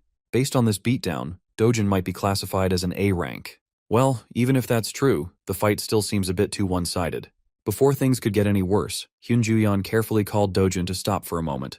She's just worried that Kang Cheolwoo might die if the beating goes on for longer. Deciding to listen to her words, he dropped the goblin goon's limp body on the ground and wiped his hands. Seeing as there's clearly some vendetta between the two, Ju-yeon asked the young man how much he knows about Kang Cheolwoo. Dojin might not know the whole picture, but he knows enough about the bastard to exact vengeance. Hyun Ju-yeon warned him that this piece of dirt, Kang Cheolwoo, is connected to Kang Young-pyo, an S-rank hero. Well, Dojin already knew that fact, and he didn't see any problems. Ju-yeon had never met anyone so reckless and insane. This dude doesn't even care about whatever consequences he might face at the hands of an S-ranker. Hyun Ju-yeon elaborated that Kang Young-pyo is very protective of his delinquent cousin. This restaurant incident will surely reach the ears of that powerhouse. When that happens, blood will be spilled. Dojin scoffed at Ju-yeon's worries. He's the last person who would be afraid of some hotshot S-ranker. More than the problems for the future, he's more annoyed at the fact that Ju-yeon knows so much about his life. Now that the goblin goon is down, Dojin's enmity has transferred to the nosy S-ranker. Face to face, the feral young man stared her down. Hyun Ju-yeon was not a pushover by any means. She won't cave from a simple, intimidating eye contact. Changing the subject, she apologized for the sudden visit and brought up her agenda. She was just asked by her uncle to come by and talk.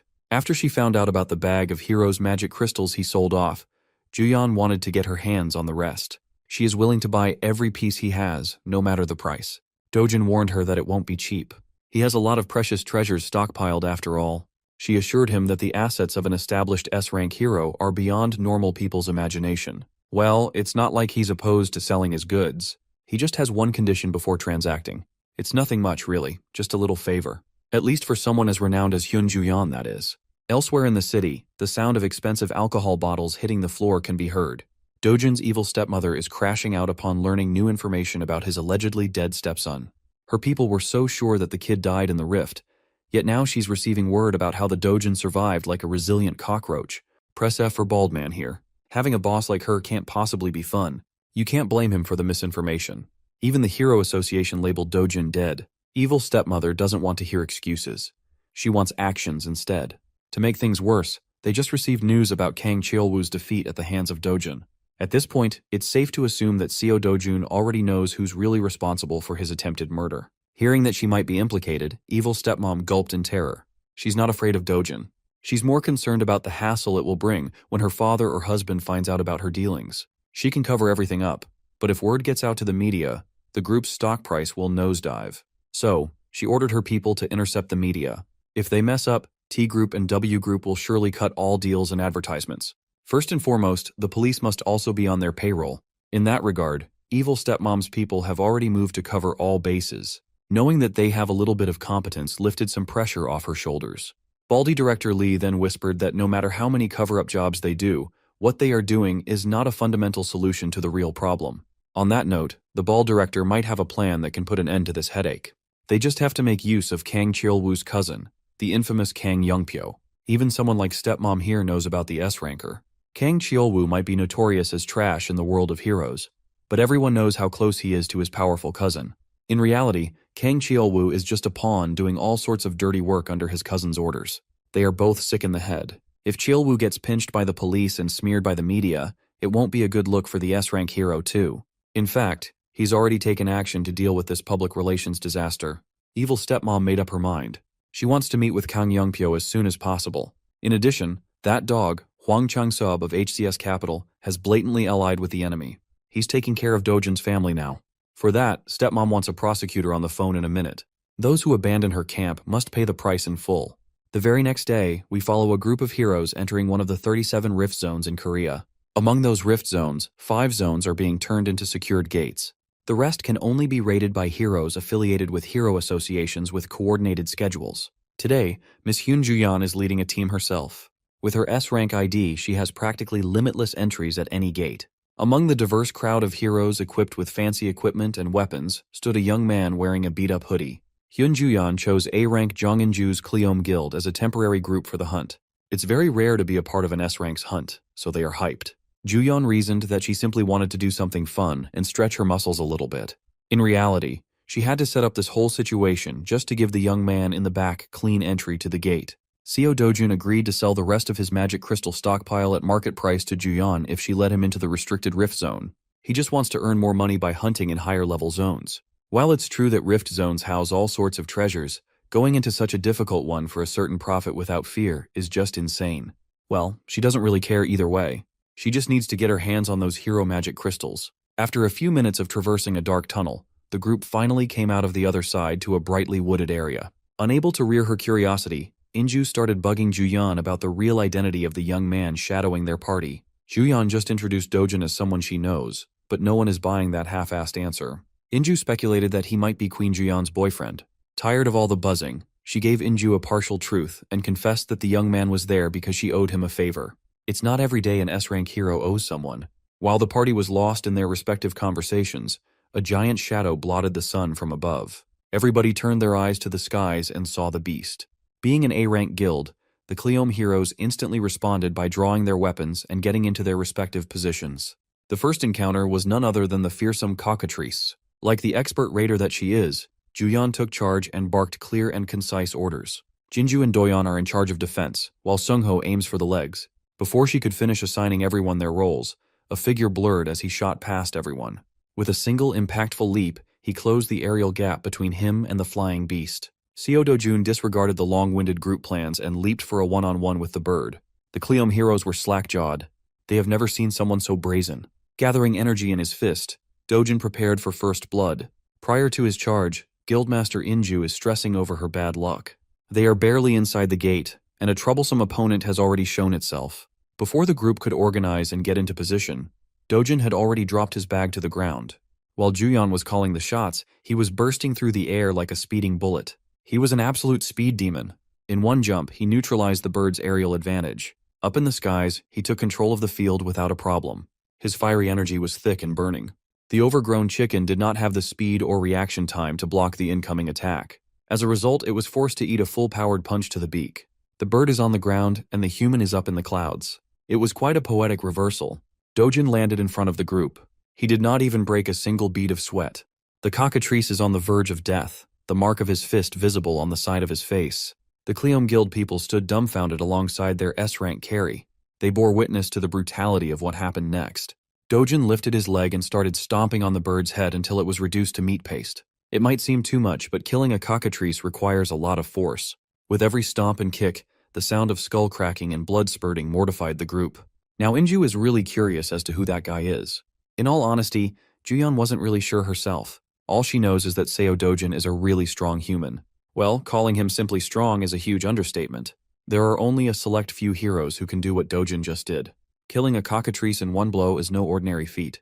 Juyeon downplayed the achievement by bringing up her sister. That woman belongs to that elite list of outstanding heroes. Still, Inju can't just get over the fact that a hidden powerhouse is among them. She watched the entire sequence and was in awe the whole time. Juyeon took note of the young man's monstrous power and decisiveness, her curiosity deepening.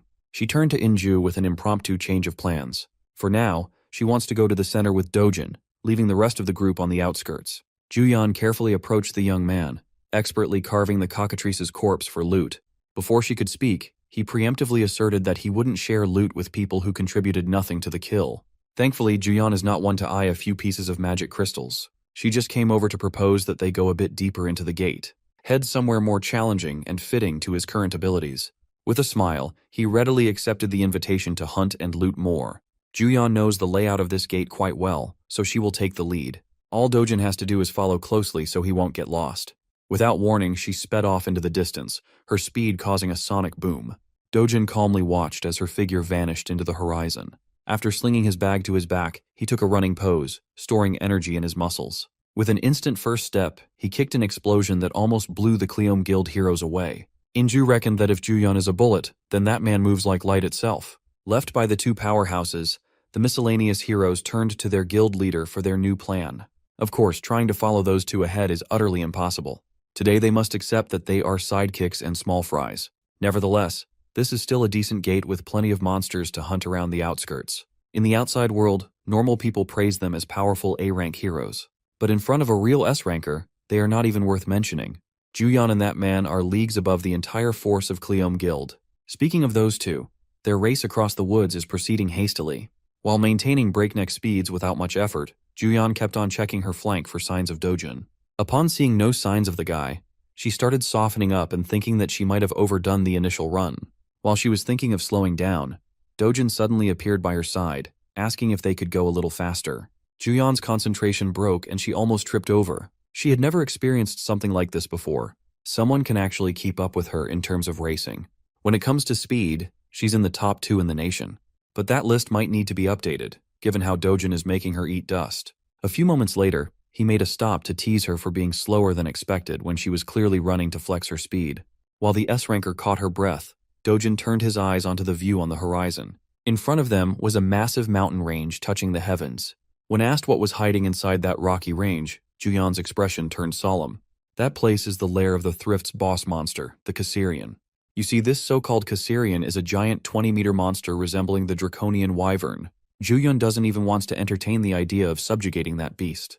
You typically need at least 3 combat-oriented S-rank heroes to even stand a chance against such a monster. One thing Dojin knows about Caesarian is that it has a chance to drop the imaginary grade magic crystal, a treasure just below the highest grade possible. Since such an enticing reward is waiting for him, he won't let it slip through his fingers. Obviously, Juyeon is opposed to such a reckless idea.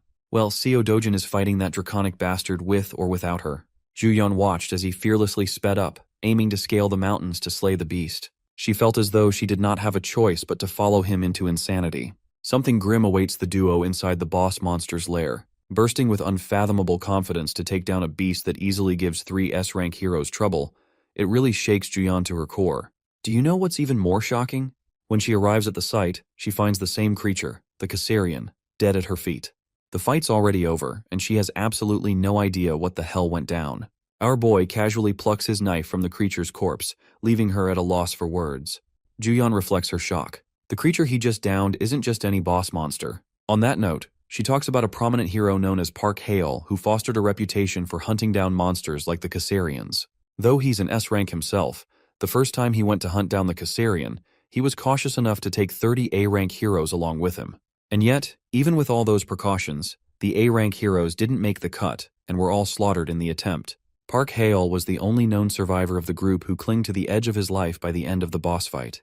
From that moment onwards, the guy decided to rematch with the same monster. Only this time he was armed with 1 more S-rank and 100 A-rank heroes behind him. It's practically a small army at that point. The fight was brutal. They focused on piercing the creature's wings and negating its flight. The Caesarian of the time was then overwhelmed by a barrage of attacks from the heroes. This actually reminds me of the whole 100 men versus 1 gorilla debate that has been going around lately. My money is on the men, by the way, and the same is the outcome for the fight with the Caesarian, who ended up getting defeated.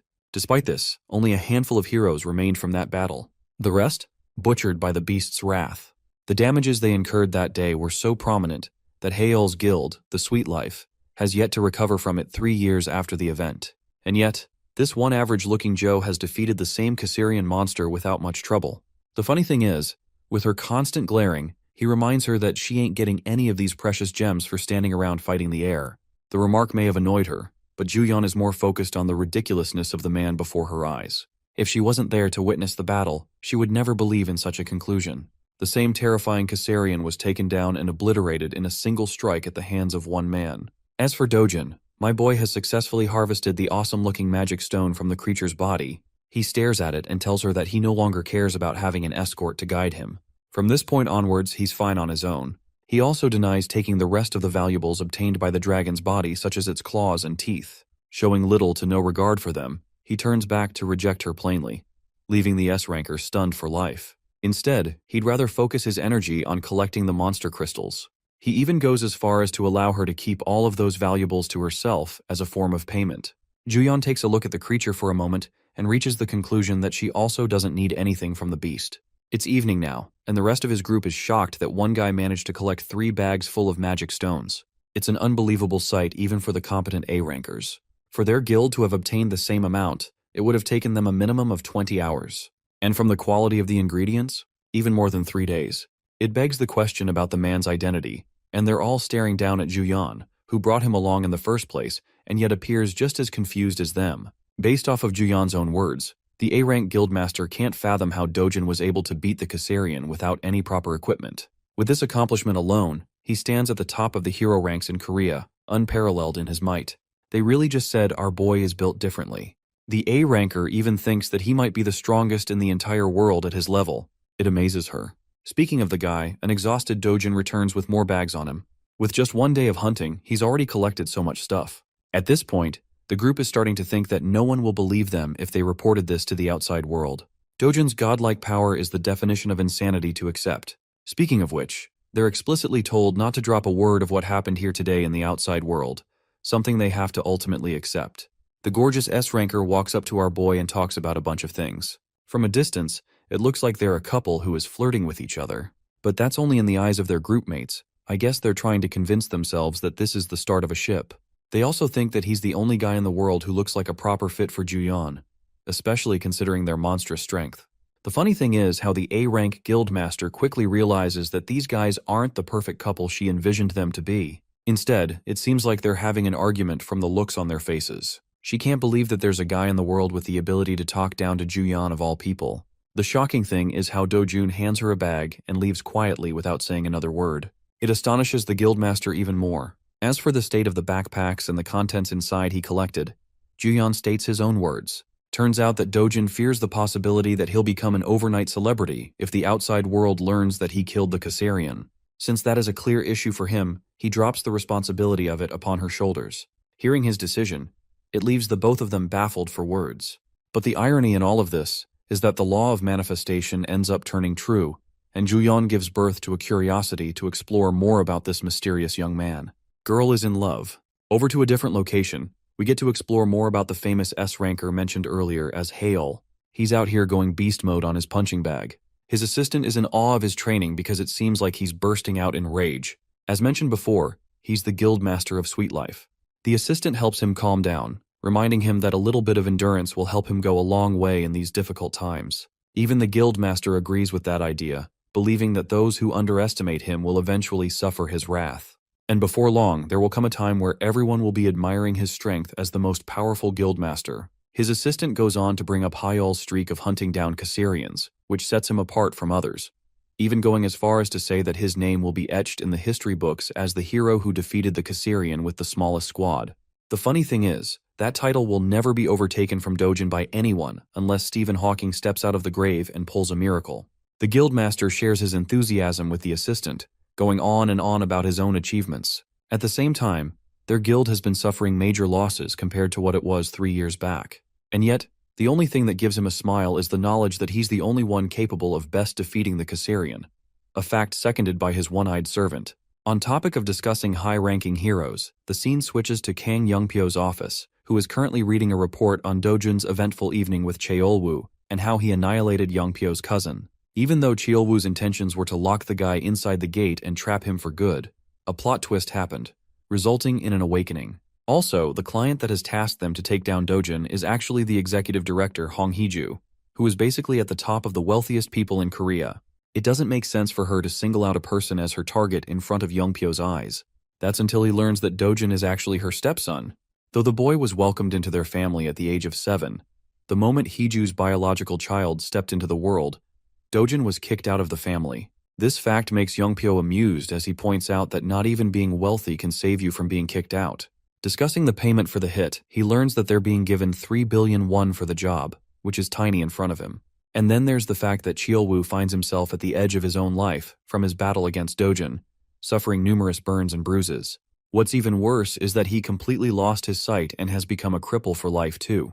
It only adds to the ruthlessness of Dojin's measures, to the point even a guy like Youngpyo has to acknowledge his actions.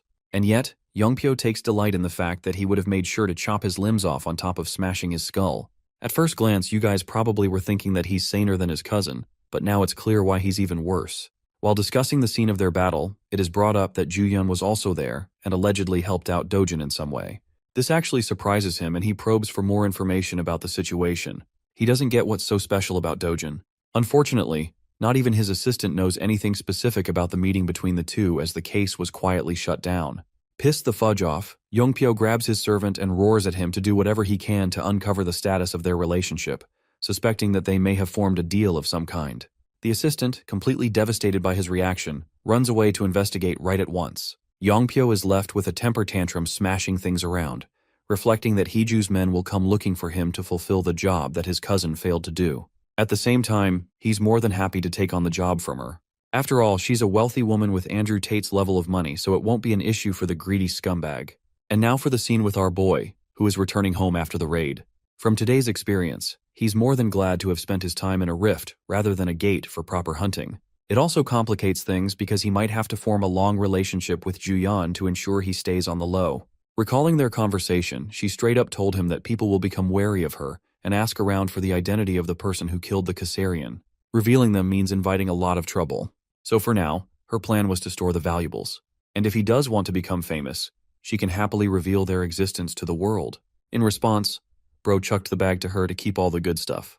It also means he's got to look for another method to go on and enter the rift zones, because relying on Juyeon creates trouble for her. Still, tonight's sleep will be a good one as he'll get to rest in a luxurious house that Chung Seob arranged for him.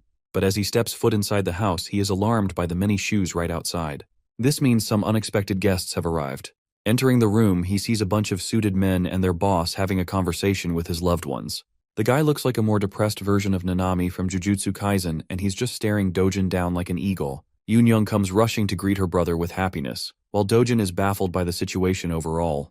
Prosecutor Park Cheol-young makes his identity loud and clear, pointing out the connection between Dojun and Chang Seob.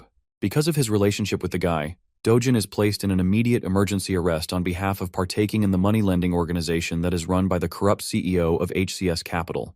Letting the situation play out, Seo Dojun peacefully surrendered himself to this alleged emergency arrest connected to Hwang Chang-seop's loan shark operation. He was promptly handcuffed and detained in a bare interrogation room. From inside the room, he could hear a pompous voice talking on the phone outside. The prosecutor who took him in is assuring someone that both Hwang Chang-seop and Seo Dojun are behaving like good little boys. Before hanging up, the prosecutor thanked the caller for taking care of his daughter's study arrangements abroad. Then he made the mistake of uttering Director Hong's name within Dojun's superhuman earshot. Walking up to his silent detainee, the prosecutor yapped about the reason he became a man of the law. He claimed that since he was little, he had always wanted to isolate society's trash from the decent and law-abiding citizens. Plopping a thick packet of paperwork on the table, the scummy prosecutor made a show of just how much dirt he had on Seo Dojun. He alleged that the charges listed through their preliminary investigation would be enough to put the young man behind bars for at least a decade. In addition, they have already gathered more than enough statements from Hwang Chang-seop to nail everyone in the operation. Seo Dojun did not even bother to give a reaction to these thinly veiled threats. Since he didn't get the reaction he was hoping for, Mr. Prosecutor resorted to cursing him out. Getting straight to the root of the problem, Dojun callously asked if that bitch, Hong Hee-ju, is behind this weak legality stunt. The prosecutor was visibly shaken, but he vehemently denied such accusations, going as far as to say that he had never heard of that name. Dojun estimated that these crooked bastards must have already worked on Hwang Chang-seop's side. Dojun quietly came along to avoid trouble, but things might get a lot worse at this rate. Refusing to get intimidated by Dojun's aura, the prosecutor bragged that people in his line of work are not pushovers. In response, the young man leaked a little bit of killing intent to shut his goofy ass up. The prosecutor nearly shat his pants right then and there. He felt that piercing gaze at a primitive level, a direct threat to his existence. Ashamed that he was frightened by a handcuffed perp, the prosecutor wanted to man up and slap the shit out of the detainee. Before he could commit the last stupid act of his life, some intern interrupted, asking him to step outside the interrogation room for a moment. They just received word of some wild discrepancy on their file for Seo Dojun. The building's hero detector evaluated the young man as an ordinary person. Even after double-checking, the results remained the same. Based on the incidents Seo Dojun had been involved in recently, how does that even make sense? Maybe they were incorrect about labeling the boy as an awakener in the first place. The prosecutor got all his information from Hong Hee-ju's T-group, so the intel is supposedly reliable. Right now, Dojun is an indecipherable puzzle. How could they charge someone deemed a normal civilian with incidents that involve superhumans? Inwardly, Dojun is mocking the prosecutor for being such an incompetent dog. If he really wanted, he could just break away from these flimsy cuffs and smash the whole place into bits. As for the fallout, he could always just take Grandma and Yunyong somewhere safer. Maybe overseas. Before he could resort to the most brutish solution, Hyun Ju-yeon, wearing a suit and tie, entered the interrogation room. She must have heard about this wrongful arrest and came to check things out. When asked why he was detained, Dojun frankly answered that he's not entirely sure of the reason himself. Thankfully, Ju-yeon advised him not to do anything reckless. She might be the only person who knows what this dude is capable of. The situation is frustrating, but using force now would only make things messier. Ju-yeon didn't wake up today expecting to get involved in the legal system, but she knows for certain that Dojun is innocent of whatever he's being accused of. With someone innocent facing unjustified punishment for false accusations in front of her, she feels obligated to correct it. Ju-yeon reckoned that the Hero Association would start a separate investigation soon. They will undoubtedly find out about Dojun's fake hero license, and will definitely dig into the recent Mappo Rift incident. Dojun asked Ju-yeon how his family was doing, and she realized that she was being treated like some secretary. When the young man glared at her with indecipherable intensity, Ju-yeon gave in and assured the guy that the family would be taken care of. As she walked out of the interrogation room, essentially becoming Dojun's legal representative, he proclaimed that this debt would not be forgotten. She won't show it, but Ju-yeon kind of liked that he's relying on her this time around. She promised that she would resolve this hiccup as quickly as possible. And she was not kidding at all. Hyun Ju-yeon's chosen method wasn't a straightforward legal defense by proving Dojun's innocence. Instead, she exposed Prosecutor Park Cheol-young's various crimes and illegal dealings, resulting in his dismissal. Once that scumbag was out of the picture, a fair investigation flowed smoothly. Seo Dojun was proven innocent with regard to the loan shark operation and other recent incidents. However, he couldn't avoid punishment entirely. As expected, the investigation proved his use of an unauthorized hero license. Thanks to Hyun Ju-yeon's active defense, he got away with just probation. While they were driving back to Dojun's home, breaking news about a previously unseen monster appearing in England and causing destruction came on the radio. The monster was described as a mantis-like creature, 1.5 meters tall, with compound eyes and terrifying jumping power. Based on the description, Dojin identified the creature as a Macasian. Hyunjuyeon nearly crashed the car upon hearing him utter the name. Information about newly discovered monsters is heavily guarded by the association. She only knows what a Macasian is because of his stature as an S-rank hero. You see, monsters are not given arbitrary names by some random bozo. Upon death, they drop magic stones that not only contain condensed energy, but also unique information. By analyzing this encoded data, it's possible to learn a lot about a monster, including its real name. On present-day Earth, they use science and technology for analysis. On the other hand, magic was used in the destroyed world. In other words, Dojin is incredibly familiar with monsters that appear in both worlds. He knows their names and everything there is to know about them. He randomly blurted that Macasians can be easily handled using fluid from the red flower ant. The fluid is harmless to humans but acts as an extremely potent paralytic toxin to Macasians. Spray those bugs and they'll stop rampaging. Hyunjuyeon got serious for a moment. His every move and word just add to the mystique. Who exactly is Seo Dojin? No matter how hard she tried to pry him about his real identity,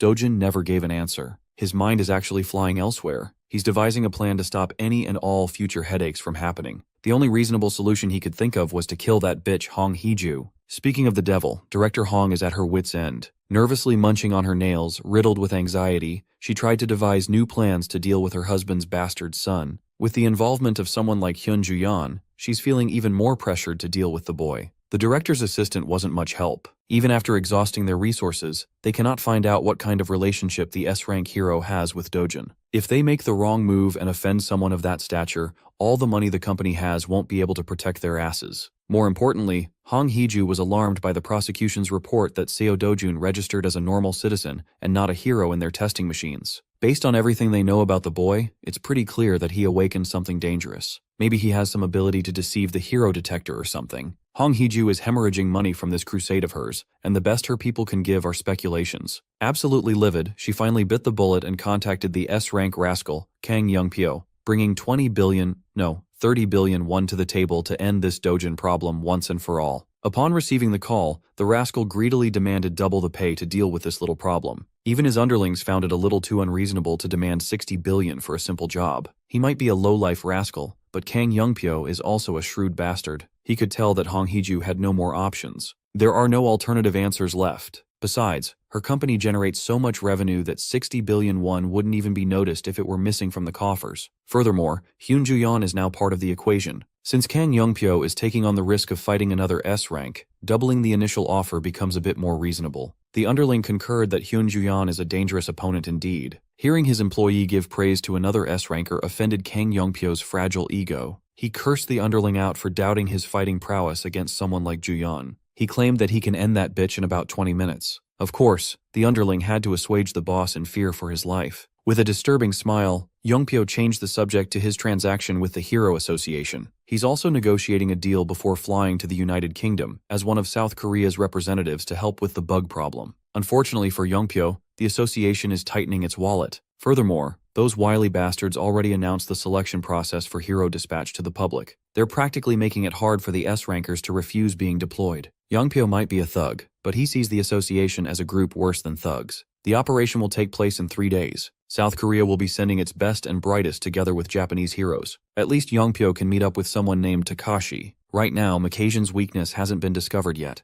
Being the one to discover such a crucial intel would raise anyone's stock to the moon in the eyes of the public. Speaking of Macasians, those bugs have extended their advance towards Cambridge in the UK. British heroes have been fighting non-stop to stop the relentless invasion of the giant critters. They assembled a decent team of heroes. Since it's the UK, they use a lot of blades in this region. The brave frontliners are struggling to deal with a single giant Macasian terrorizing the public. This mantis has the speed and sharpness to kill slow-moving heroes in one shot. Getting into the rhythm of things, the British heroes retaliated with a coordinated offense. The group of heroes had a balanced lineup, and based on their proficiency, they were nothing to sneeze at either. Some of them used magic to tear through the thick exoskeleton by force. The others would follow up with speedy melee attacks, letting the bug blood flow in the streets. With proper coordination and ample power, they managed to bring down their first Macasian. Just to be sure that the son of a bitch doesn't have a phase 2 or something, they cut its mantis head off. The British heroes finally scored a W, but a single monster took everything they had in the tank to deal with. To utterly crush their spirits, a few more Macasians surfaced to take advantage of the fatigued heroes. That night, the best heroes the UK could offer perished in a brutal and bloody wipeout.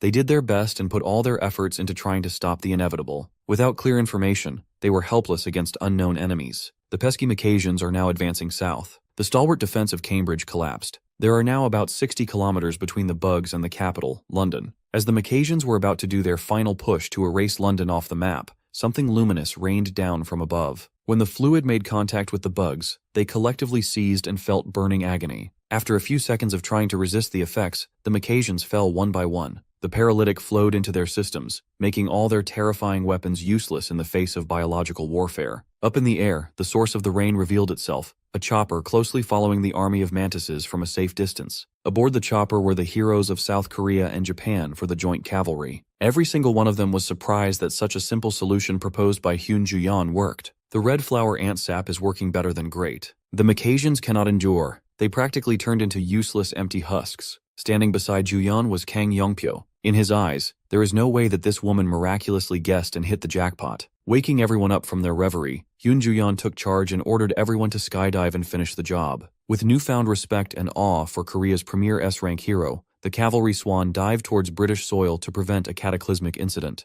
A few days after that joint operation, the entire world was made aware of what went down in the UK and who the undisputed MVP was. Back in Korea, the media and fans filled the airport, and everyone was eager to get a glimpse of the country's pride. The reporters and their teams are all salivating to get an exclusive scoop about Hyun Ju-yeon, the best hunter during the UK expedition. She was the one who figured out the Macasians' weakness and led the operation to the end. She practically saved an entire nation from despair. It's said that before leaving, she was knighted by the royal family for her heroism. When Hyun Ju-yeon finally stepped foot inside the airport, camera flashes and cheers from the civilians erupted. Like a real celebrity, she had long since been used to the limelight. Behind her was Kang Yongpyo trying to aura farm like he doesn't have a fucked up haircut. Even though Ju-yeon is a public figure, the intensity of today's welcome was still a bit overwhelming. As for Kang Yongpyo, he was credited with killing most of the Macasians on the expedition. Keep in mind that he basically killed paralyzed and helpless bugs. Their entire entourage of heroes consisted of 200 people. The brilliant performance of Korean heroes was the reason the UK still exists today.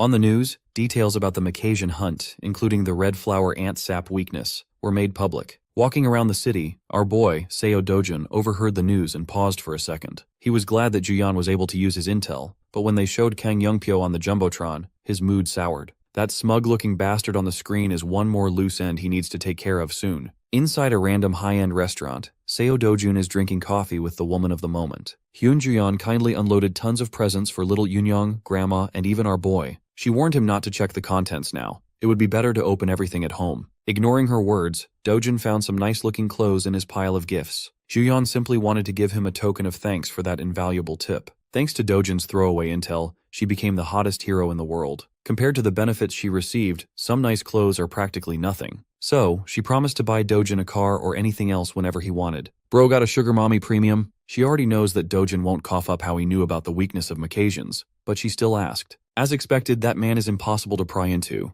Changing the subject, Ju-yeon asked him about his future plans. He's not the type to preach world peace or anything haughty, but if he sets his sights on Hong Hee-ju and Kang Yongpyo, things will get messy. Much to Ju-yeon's surprise, Dojun's only immediate plan right now is to buy a new house. The safe house his family is staying at right now is a rental after all. While the current star hero and the previous sword god were reconnecting, the other hero who stood out in the UK expedition was living it up. Kang Yongpyo enjoyed his welcome pool party with hoes as far as the eye could see. Surrounded by the huz, this rascal cannot take his mind off one specific girl, Hyun Ju-yeon. He knows that the girl wasn't as formidable before. She's changed somehow. He found it sus that she's hiding how she found out the weakness of those bugs. On their flight back to Korea, Yongpyo also tried to rile her up and pry some information about Seo Dojun. He brought up how Ju-yeon swooped in to save the day when Dojun got mixed up with a corrupt prosecutor. She was also present when Kang Cheolwoo was torn apart. Knowing that he's trying to get a rise out of her, Ju-yeon asserted that Cheolwoo the dumbass started that scuffle. Before that encounter, he attempted to murder Dojun and failed. Kang Yongpyo's mouth twisted into a demented smile and agreed. He also blamed the fool for getting blinded by petty cash. Even so, Cheolwoo is still his dear cousin. He can always use their relationship as justification to get revenge on that Seo Dojun fella. For a split second, Ju-yeon nearly slipped and showed emotion while she was being scrutinized by a shrewd bastard. She immediately distanced herself from the conflict and insisted that she was in no position to interfere if something was to happen.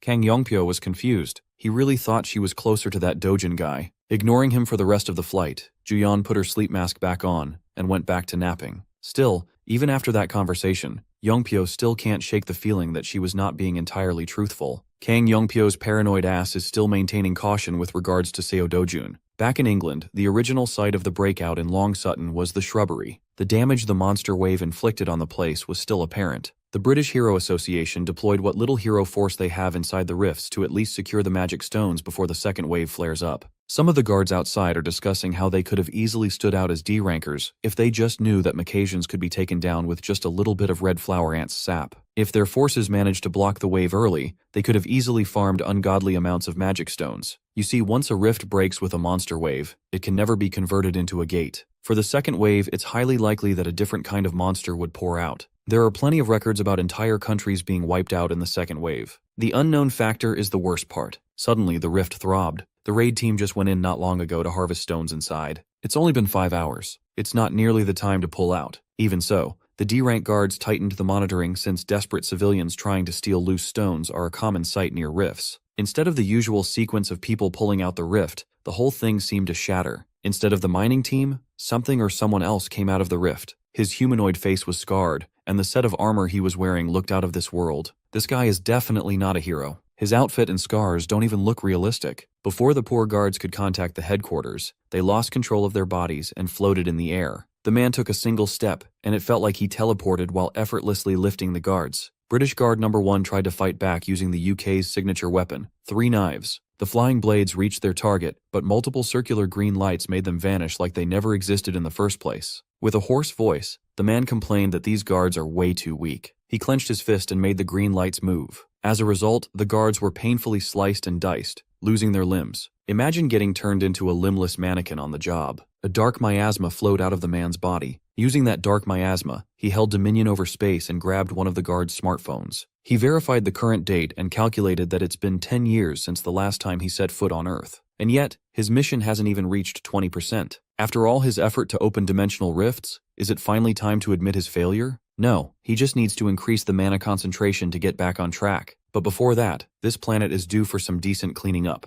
It's about time to weed out the weaklings. Back in South Korea, specifically in the Paju region, a young man is venturing into one of his routine farming escapades, oblivious of what's happening on the other side of the globe. Slinging nothing but a backpack, Seo Dojin walked around the restricted area. Suddenly, his senses flared up upon noticing abnormal vibrations in the ground. As he had expected, a battalion of disgusting worm monsters surfaced, eager to sample some meat. Their bodies were filled with metallic spikes, their mouths layered with sharp fangs. Dojin stood in the middle of the party, completely calm and unperturbed by the flashy display of power. Instead of looking up to the monsters, he turned his attention downwards, to the holes that the worms made. He measured the hole with a glance, and estimated that there are about 26 worms underground within a 100-meter radius. With a twisted smile, he gathered mana in his hand, eager to test the bugs. He wondered how many worms could survive his initial attack. He sent the concentrated mana blast barreling down to the hole, and an eerie silence followed. After a few seconds of idle waiting, the much-awaited explosions finally spread towards every other hidey hole in the area. Along with debris and sweltering flames, every worm wriggling downstairs was forced upwards to escape being cooked alive. Dojun is a proponent of working smarter instead of harder. With this technique, he doesn't have to get dirt in his drip. While he was busy farming free stones from the disgusting worms, a meeting of grave importance was taking place in the city. Min Hongki, Korea Hero Association's deputy director, and his boss, Na Tai Wang, were discussing a young man who was proving difficult to deal with. Of course, they were referring to Seo Dojin. According to the reports, the guy's strength could not even be measured with a standard hero meter. Other association executives, namely Vice President Park Seong-cheol, found it preposterous and threatening to have a presence like that roaming free in the country. They want Seo Dojun to answer the association. According to the deputy's intel, every bizarre thing about Seo Dojun started with Kang Cheol-woo's evil plan. After awakening in the gate raid where he was supposed to die, Dojin drastically changed. He later took his revenge and handled the new rift in Mapo by himself. Sure, he showed some excessive actions from time to time, but he always had good reason to do so. All in all, Seo Dojin's power can be classified as an overwhelming force. Natewang mused that a wild horse is the hardest to handle. Nevertheless, they have a good horse in their stable, and that's what matters. What spurred this discussion in the first place was Dojin's request for an official hero license. He was granted special privilege to skip the standard procedure since he had a guarantor. Of course, that backer was the S-rank darling of the country, Hyun Ju-yeon. Upon hearing his connection with the Golden Girl, the geezers of the association were flabbergasted. Knowing that they can't afford to offend Ju-yeon, given how hot her name is at the moment, Seo Dojun's request for a hero license was smoothly granted and expedited. He was slotted in as the 8th S-rank hero of South Korea, and he had never even stepped foot in the association. Thanks to his newfound status, he can finally hunt in any rift zone he pleases to his heart's content. It's not a bad thing to have. The way he wreaked havoc in the Paju rift zone, burning dangerous worms to a crisp, quickly reached the association director's ears. That intimidating geezer was quite amused that the country's newest S-ranker is already living up to the title. It's not every day you hear about a hero entering a second-degree rift by himself without any guild members or allies to support. It's simply insanity in the eyes of normal people. The vice president, who was the one so strongly opposed to Seo Dojun, is now advocating to reveal the young man's identity to the public, so the association can start promoting a new rising star. Thankfully, the deputy shut down such a stupid and greedy idea. Min Hongki asserted that they should ask for the man's opinion first before exposing him to the life of being a public figure. VP argued that since they are in an era of unrest, giving the people another symbol of hope in the form of a new S-rank hero would relieve the stress of the masses. Mr. VP tried his hardest to sell the idea to director Na Taiwang, but the geezer chose to be prudent. Before the association makes any move, he wants to meet the boy himself face to face. Speaking of the devil, Seo Dojun is still in his worm-killing marathon. If he wasn't using mana explosions, he's using good old brute force. While he cuts through one poor worm, the rest of the wriggling bastards loom over him. They might be a tough opponent for normal heroes, but their moves are practically telegraphed in Dojun's mind. With his hand enhanced by the burning power of his mana, he unleashed a wide sweep that burned and beheaded a dozen worm monsters in one fell swoop. He landed back on the ground, and dozens of dead worm carcasses dropped around his feet. Dojun stood above the mountain of corpses to aura farm like G. His hands were still scorching from the afterburn of his technique. He sighed and waved the remaining flickers off. As expected, the mana consumption rate of continuously hunting and killing swathes of high-level monsters is no joke. To remedy that problem, Seo Dojun finally decided to get a befitting weapon. As expected, the best place to get some much-needed equipment was the Gasan Hero Complex. Seo Dojun picked an innocuous store and entered. Inside, a bruised-up dude was manning the counter, playing on his phone to stave off boredom. The welcome bell rang, and he didn't even look at who had just arrived as he asked if the customer had a reservation. Seo Dojun ignored the bum's question and dumped his backpack on the counter, demanding to craft a weapon using the materials inside. Annoyed, the bum asserted that they don't service people without a reservation. Dojun had already been rejected by every other shop on the strip, citing that they're all fully booked. This was the only shop that answered his phone call. Still, the bum outrightly refused to entertain Dojun. He's just infuriated that he has to take his eyes off his phone. With patience running dangerously thin, Dojun grabbed the bum by the collar. Ignoring the threats and curses, he asked the little shit about who the shop's owner was. The bum proudly declared that his father owns the business. If that's the case, he'd better call daddy as soon as possible. Seo Dojun came here specifically because of a trusty recommendation. The bum was released. He scoffed, but cowardly retreated to another room and called his father. An old man wearing a modified welding mask came out from the workshop to see what the fuss was about. His name is Choi Cheolguan, master craftsman of hero armaments. Dojun shared that he came here under Hyunjuyan's recommendation. Of course, both father and son knew that name. Hell, the whole country knows that name. Old man Choi was just surprised that an S-rank celebrity knew about his craft. Seo Dojun didn't come here for useless chit-chat, so he just pulled out the materials from his bag. The old master gave the mats a thorough inspection and identified them as a giant black viper's fang. It has been a long time since he had seen one. Well, Seo Dojun wants a decent sword made of this stuff. He wants his weapon to be as long as possible. Don't we all, brother? The master craftsman argued against the request. Stretching non-metal materials too much would be detrimental to their durability. It would be more effective to make 2 medium-sized swords instead. Hearing that weak-ass compromise, Dojun asked if the old man was openly admitting to having subpar skills to craft what the customer wanted. Nevertheless, he doesn't want 2 swords. He just wants to fuse them together into one. All that matters is length. Well, it matters how you use it too, buddy. Aside from absurd length, he wants the mana absorption rate cranked up to the maximum level. Hearing the ceaseless and borderline unreasonable requests, the bum could not stand aside much longer. He is proud of his dad, a man who could craft weapons with at least a grade 3 mana absorption rate. Seo Dojun responded by picking up one of the swords displayed in the shop's forefront. He gave the blade a once-over and evaluated the material as grade 5. Then, he gripped the sharp end of the sword with his bare hands. Father and son stood silent and in shock as their unusual customer performed a miracle. The tightening continued until the death grip made the grade 5 material shatter under sheer force. This product, which the shop was so proud to display up front, was reduced to nothing but sharp dust and debris. The bum thanked his lucky stars that he didn't fuck with the mysterious customer. The old man watched his creation splinter apart. Seo Dojin warned Choi Chil-guan that if he was going to craft garbage with the materials provided, he'd better drop the job now. If these hands can turn a grade 5 weapon into fine dust, imagine what it could do to your face. After finally securing a shop that would accommodate his demands, Seo Dojun set out for another dungeon. Today his target is a green-skinned, one-eyed freak of nature. With his sharp senses, the Cyclops screeched as he felt a hostile presence nearby. While other hunters go for maximum style points with their gear, Seo Dojin solo hunts in his jeans and hoodie. Since he doesn't have a proper weapon yet, these hands will do for now. The Cyclops didn't let him get a free hit in. It tried to stomp him out right from the get-go. When the initial attack missed, the one-eyed bastard fell into a panic. Dojin leaped up into the air, compensating for the difference in size. His sword hand moved as quickly as lightning as it chopped off some juicy shoulder Cyclops meat. The pain made the beast screech in a higher and more annoying pitch. Desperate to hit back, it used its monstrous strength and gargantuan size to uproot a whole ass tree. He waved it around like a madman, desperate to swat the hooded monster out. Unfortunately for the Cyclops, such aimless tactics won't work against this man. He braced for impact, and 2 more deep and gnarly wounds appeared on either of his shoulders. It was a bloodbath. Normally, this would be the end of the hunt if Dojin were facing any other monsters, but Cyclops are a special bunch. They have such powerful regenerative abilities that they could tank and scoff at fatal wounds. Dojin had already taken this overpowered ability into account earlier. If the enemy has insane healing, you just have to keep doing damage. Without giving the Cyclops a chance to retaliate after a fresh region,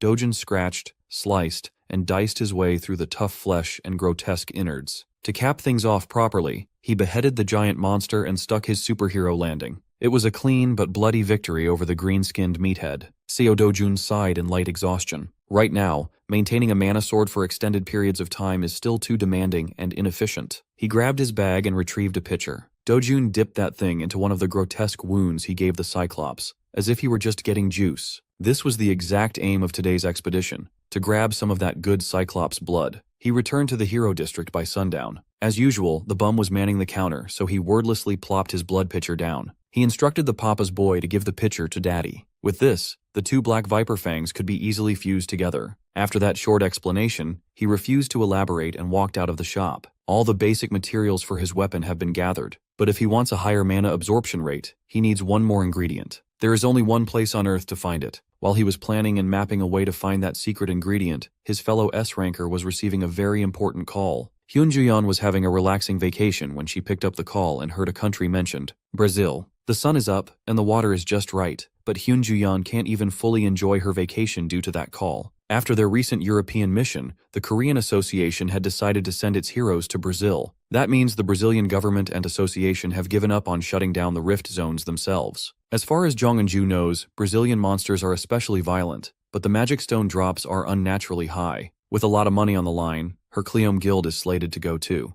She urged Juyeon to accept the mission and go with the friend she was with a few days ago. Inju reckoned that the country's 8th S-ranker must be that dude they went into the dungeon with, the one rumored to be Hyun Juyeon's man. Inju is all for supporting this budding love. She found it romantic that 2 supremely powerful people hunted a fearsome Caesarian with just the 2 of them. After a lot of goading, Inju finally succeeded in getting Juyeon to agree on the Brazilian mission. However, she has no idea if that guy would even come. Back to the little shop in Gasan Hero Complex, Old Man Choi was looking at his own creation with awe. He never could have imagined that non-metallic materials could be melted and fused together by using Cyclops blood. If it weren't for this young man, he never would have come across such a bizarre technique. With this, he can make the sword as long as Dojin wants. They could go to the upper limit of about 180 centimeters. Seo Dojin wants a 2-handed blade with an adjustable grip for one-handed swings, something that weighs about 5 kilograms. Old Man Choi was surprised to see the rude kid from yesterday speaking so politely. He actually knows basic manners. Maybe his weapon really is just that important to him.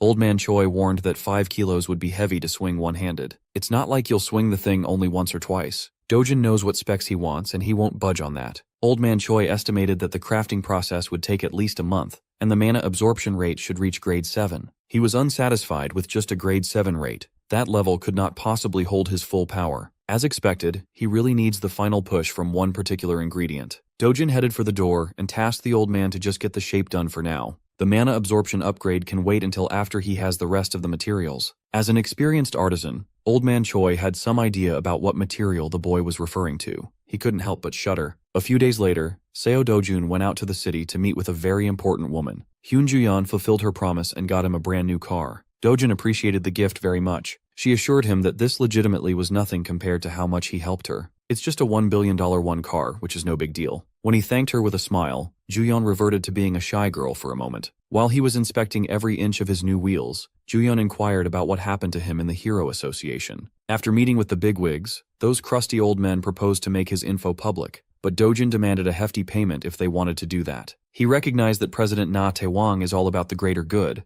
but politics muddle everything. Anyways, the negotiation fell through. After his external examination, Dojin hopped into his new car. Hyun Juyeon quietly jumped onto the passenger seat. While putting her seatbelt on, she brought up the association's preparation for the impending Brazil operation. After hearing her say Brazil, Dojin muted every other word. He drew closer to her and sincerely asked if she was going. Stunned, she barely managed to stammer that she would be. If that's the case, he invited Juyeon to go together. The S-rank Brazilian Riz is unreal. It made the heart of the nation's hero skip a beat as her cheeks uncontrollably blushed. Meanwhile, another woman is turning red because of Seo Dojin. The rich bitch, Hong Hee-ju, is in the middle of getting scammed by Kang Young-pyo for even more cash. He urged director Hong not to pinch pennies at a time like this. He already has a $3 billion in advance, yet he wants more. This man hasn't even started on his supposed job to finally kill Seo Dojin. Running out of patience, Hong Hee-ju seriously considered just hiring someone else to do her dirty work. She reckoned that there are plenty of lowlifes out there who would kill for tons of cash, no questions asked. Kang Young-pyo just laughed at her outdated intel, so he threw in a free tip. He just found out that Seo Dojun has just become the nation's latest S-ranker. They are practically peers. Director Hong refused to believe that the weak-willed child she drove away from the family had turned into some kind of superhuman. Young-pyo spent a lot of his own money to secure this info. If Hong Hee-ju doesn't want to believe it, she can just wait until Seo Dojun climbs this tower and kills the bitch himself. With desperation and fear for retaliation, Director Hong stopped Young-pyo from leaving. She is out of her depth, and she doesn't want to die. This crazy lady promised to pay as much as it would take just to take Seo Dojin out of the picture. Kang Young-pyo smiled and replied, he changed his mind. Instead of getting more cash, he would rather have a stronger business partnership with the director's conglomerate going forward. At this point, Hong Hee-ju would gladly say yes to any form of payment. In that moment, he received a very important text message. It seems like the heavens are smiling upon the accursed lady. The perfect chance to take out Seo Dojun just came up. A few days later, the nation buzzed with the news of yet another international expedition for the nation's heroes. All the S-rankers that accepted the mission are now aboard a luxurious private jet. In social media, people are excited to watch 5 S-ranks save a country on the brink of annihilation. Korean users were bursting with pride. One of the S-rankers was Jang Sung-ho, who carried the P group to the top on his own. He only agrees to missions if there are tons of money to be made. There's also Park Hae-il. His guild had recently shrunk to nothing, so the cash reward for this expedition is sorely needed. Hyun Ju-yeon, on the other hand, is the country's current national hero. She just saved Britain, and now she's going to Brazil without resting in between. Kang Young-pyo must be going after hearing the word about the tax exemption for every magic stone scored in the mission. Snagging a single mid-high stone could change a normal person's life. While the other S-rankers were praised and talked about on the internet, one figure incurred more questions than rumors. Seo Dojin was seen as a young rookie making a debut on the international stage. Nothing fancy. With these 5 heroes at the top of the food chain, Brazil is about to get rowdy. After a long and uneventful flight, the group finally arrived in São Paulo, Brazil. The Brazilian Hero Association has convened to discuss how everything will go down. They are eager to welcome the renowned Korean expedition team. They are the fastest responders out of all the countries from which they have requested help. A few of the S-rankers didn't even check into their hotel and just jumped straight to action. Still, the bigwigs are worried that the Koreans might figure out something they've been trying to suppress. There is no such thing as an everlasting secret, so they just have to make sure that everything is under strict control until the collaboration is over. Brazil's national treasure hero, Moraes, has been defeated by some unknown entity. It was a gruesome way to go. He wasn't done in by a monster. His black box definitely caught the shape of a human killer. No one knows what exactly happened near the Santarem Rift. Right now, the Korean team is receiving the necessary briefing about the plan of action. While everyone was listening intently, Hyun Ju-yeon was busy texting and looking for Seo Do-jun. As it turns out, he stayed on the plane and got on a connecting flight to a further destination. He's going straight for the Santarem Rift. Ju-yeon couldn't help but worry. She just learned that this man is going to the most troublesome rift by himself. Supposedly, the team will go on a 2-day local adaptation period and will be assigned to the rift zones they applied to be deployed on. After the briefing, Ju-yeon didn't stay for long and got into a taxicab. Kang Young-pyo followed her to ask where she was heading when they weren't supposed to move just yet. Just to get rid of his annoying ass, she spilled that she's going to Santarem for a bit. Young-pyo obviously found that sussy. The Brazilian Association explicitly warned them of the dangers of that place. The rift zone near Santarem had turned to a barren wasteland. Hyun Ju-yeon and the Cleom Guild convened with Seo Dojin to tag along in his supposedly solo mission. Since they went to the trouble of rushing to this forsaken place, Ju-yeon demanded to know why he's in such a rush. Dojin asserted that they were the ones who arrived late. They bickered like an old married couple. Exhausted by her ceaseless questions, Dojin finally answered that he's going for the blue croco. It was an underwhelming answer. Displeased by how casually he talks to her, Ju-yeon insisted that she's 3 years older than him and demanded a little more courtesy. While they continued to bicker, the Cleom Guild just stood back and watched. Guild leader Jong In-ju had never met anyone who had the balls to boss Ju-yeon around. As they got deeper and deeper into the rift zone, some of the Cleom Guild members felt hesitant to advance without a proper plan. But the presence of Hyun Ju-yeon at the party assured them that they'd be safe. There is no denying how skilled she is, but it looks like the newbie was the one taking the lead. While the others doubted the man up front, those who had been present for the dungeon run a while ago were confident in the newbie's leadership. Confused and a little worried, Ju-yeon wanted to know if Do-jun was planning to shut the rift down. He denied having such a lofty goal. He just came here for the materials and to squeeze the zone for all it's worth. After a few more minutes of peaceful trekking, they finally came across the claws of the first obstacle. The Cleom Guild is filled with talented A-rankers, so they skillfully played their respective roles. They had a clear hierarchy and concise shot calling to deal with unexpected enemies. Even so, the blue crocos, barring their advance, were more monstrous in person than in the photos. All they could do was defend, and it's getting a little too dangerous. With the group halted, Seo Dojun finally made a move, drew his blade, and commanded the A-rankers to get out of the way. While everyone's attention was on him, this dude did not miss his chance to aura farm. Old Man Choi knew that he was going after the blue croco's heart, so he lent Dojin a prized sword temporarily. He affixed his sights on the target ahead and sped off like a cannonball. With one clean sequence, he turned the pesky blue crocos into sliced meat. He moved so fast and decisively that he activated the classic anime/effect. Dojin was already meters away from the beasts when they fell. Those who wholeheartedly believed in the newbie from the start were vindicated, and those who doubted him in the lead were shocked beyond words. That boy is just insanely strong. After that first hiccup, the journey to the rift zone proceeded without much trouble. The sun had set, and the party had set up camp. Huddled in the campfire, the Cleom Guild could not shut up about how Mr. Seo Dojin took down a group of blue crocos by himself in one shot. He didn't even break a sweat. It's not yet known to the public, but that's how he beat the fearsome Kassarian as well. One thing is for sure, this man is no ordinary hero. While others gossip, Dojin was busy watching his sickly-looking steak cook. Hyun Ju-yeon approached his spot and asked if he had finished organizing the blue croco heart. Well, the coolers he brought with him are filled with that stuff now. Ju-yeon still can't think of what those hearts are good for. Turning her attention to his pan, she asked what kind of meat was sizzling in there. It's certainly not beef. He casually answered that he's grilling some blue croco meat. She could taste his meat if she'd like. There are plenty of provisions prepared for this expedition, yet this man is cooking what he hunted. Ignoring her disgusted expression, Dojin bit into his grotesque meal. He chewed and swallowed like he was dining in a barbecue restaurant. Using his knife as a fork, it was quite a grisly sight. Even Jong In-ju was weirded out. They have so much normal food in stock, yet their leader is chomping on cursed meat. After getting over her initial disgust, Hyun Ju-yeon got curious. She picked up a cut for herself and stared at it for a while. In-ju wanted to stop her friend from doing something she might regret, but Ju-yeon trusts in Dojun's taste. As the piece of blue meat approaches her mouth, In-ju could do nothing but watch in horror. Ju-yeon gently bit on the rancid-looking meat. After swallowing a little baby bite, she was pleasantly surprised by its delicious taste.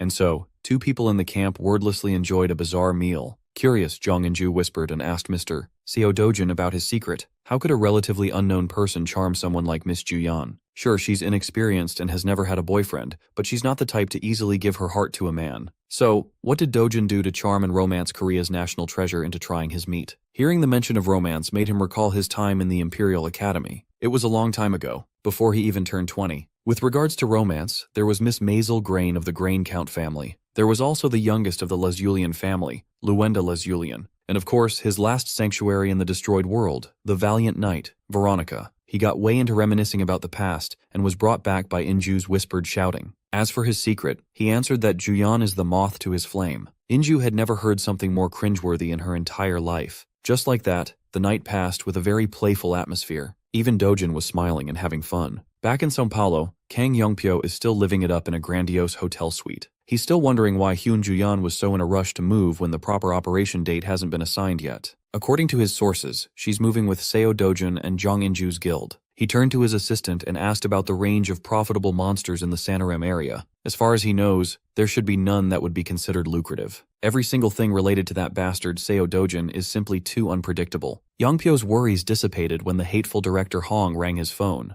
As always, she's called to ask if the job is done. Hearing how impatient she sounds, Kang Yongpyo prodded if something had happened on her side. Well, she's worried that her father might have found out about the news of Dojin's ascent to S rank. He's telling the boy to come back home. Now that the chairman of T Group is getting involved, Hong Heeju is getting antsier than usual. Yongpyo finds her suffering amusing. Still, he finally met a proper partner who would net him immense profits. He'll make sure that she won't feel disappointed. He assured the bitchy director that Seo Dojin would not be able to return to Korea. Hearing him say that provided Hong Heeju some semblance of relief. Kang Yongpyo marked a spot on his map and prepared to contact someone named Takashi. Now that Seo Dojin slunk off into an isolated place of his own accord, his work has become a lot easier. When the sun rose, the Santarem expedition team continued their journey with Dojin at the helm. Hyunjuyeon held the map as the navigator and warned Dojin about going towards the jungle because of the monsters. Chief among those that warrant worrying is the lynx. Of course, Dojin knows everything there is to know about the lynx. Instead of staying clear of the thick jungle, Seo Dojun immediately headed onto the most dangerous path there is. Juyeon knows that there is no stopping this guy when he sets his eyes on the prize, but she compelled him to at least put some earplugs on. Thankfully, she has prepared some in advance. Earplugs are required when fighting a lynx. Its cries have a bewitching effect that can paralyze the mind. Dojin was aware of that, but he refused to take the plugs. Juyeon did not easily give up trying to convince him to put the earplugs on. The intel and warning came from the Brazilian treasure hero, after all. Ignoring her pleas, Seo Dojun wordlessly and casually traversed the heavy thicket of Santarem jungle. Leaving them with no other choice, Hyunjuyeon and the Cleom Guild were dragged into this treacherous detour. After a whole day of non-stop trekking, they finally reached the monster's lair. Under the bright moonlight, the lynx stared them down like a predator eyeing its prey. It looked like a deranged overgrown cat. As soon as the beast made its presence known, Inju ordered her subordinates to cover their ears. While everyone was panicking, Dojin just stared at the cat without budging. He is not a prey. Two predators sized up each other. It was a contest of who had more aura.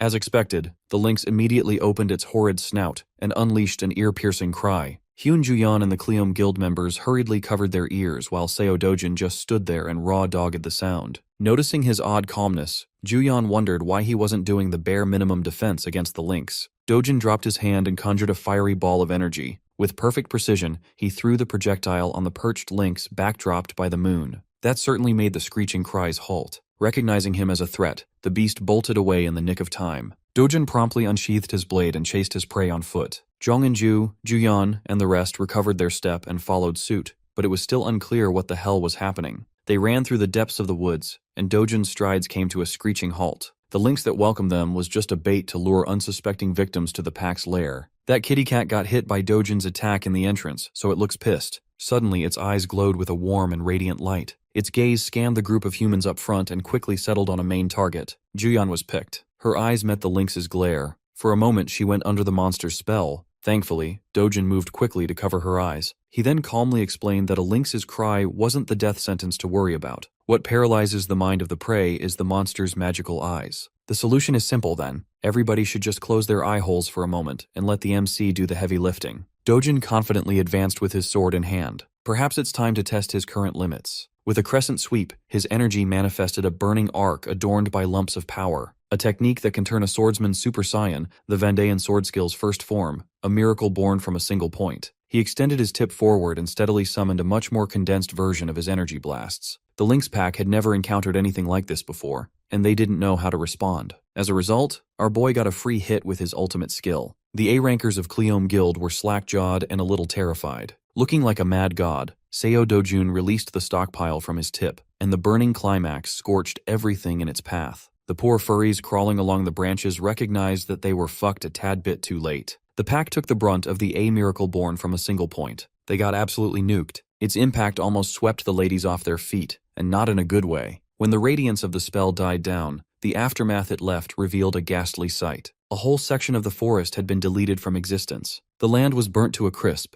and the man responsible for such destruction didn't even break a sweat. The unlucky beasts who tried to pick on the wrong guy were instantly cooked. They hyped the danger level of these things up so much, and they didn't even get the chance to show off their loadout. If Juyeon had to sum up Seo Dojin in one word, it would be unbelievable. Surprisingly, a single lynx managed to survive the blast that essentially obliterated its whole bloodline. Dojin is not one to leave loose ends, so he calmly strode forward to finish the job. With desperation, the survivor lynx frantically tried to paralyze the executioner with its signature skill. Dojin was interrupted by cutting its furry little head off without mercy. It was a clean cut that marked the end of tonight's one-sided hunt. The last thing the beast saw with its blessed eye was the face of the man who swung the blade. Dojin kneeled and heartlessly gouged the dead lynx's eye. Like a true hunter, he's not about to let such a precious part go to waste. After burning the beasts and harvesting their loot, the group walked back to a safer path with an even higher assessment of Seo Dojin. Juyeon was giving him googly eyes from the back. Everyone was thinking the same thing. The man leading this expedition was definitely outside the human level. Some people would put him above the iconic hero, Chavri Alphonse. Some would even go as far as rating Dojin at the same tier as Kane Lester, the world's current strongest hero. The journey back to the normal route wasn't without its obstacles. They had barely broached the swampy area, and some ghoulish humanoid creatures had already come up to hassle them. These monsters cannot read the room at all. The undead don't have brains after all. They're just a bunch of corpses moving with the sole purpose of devouring.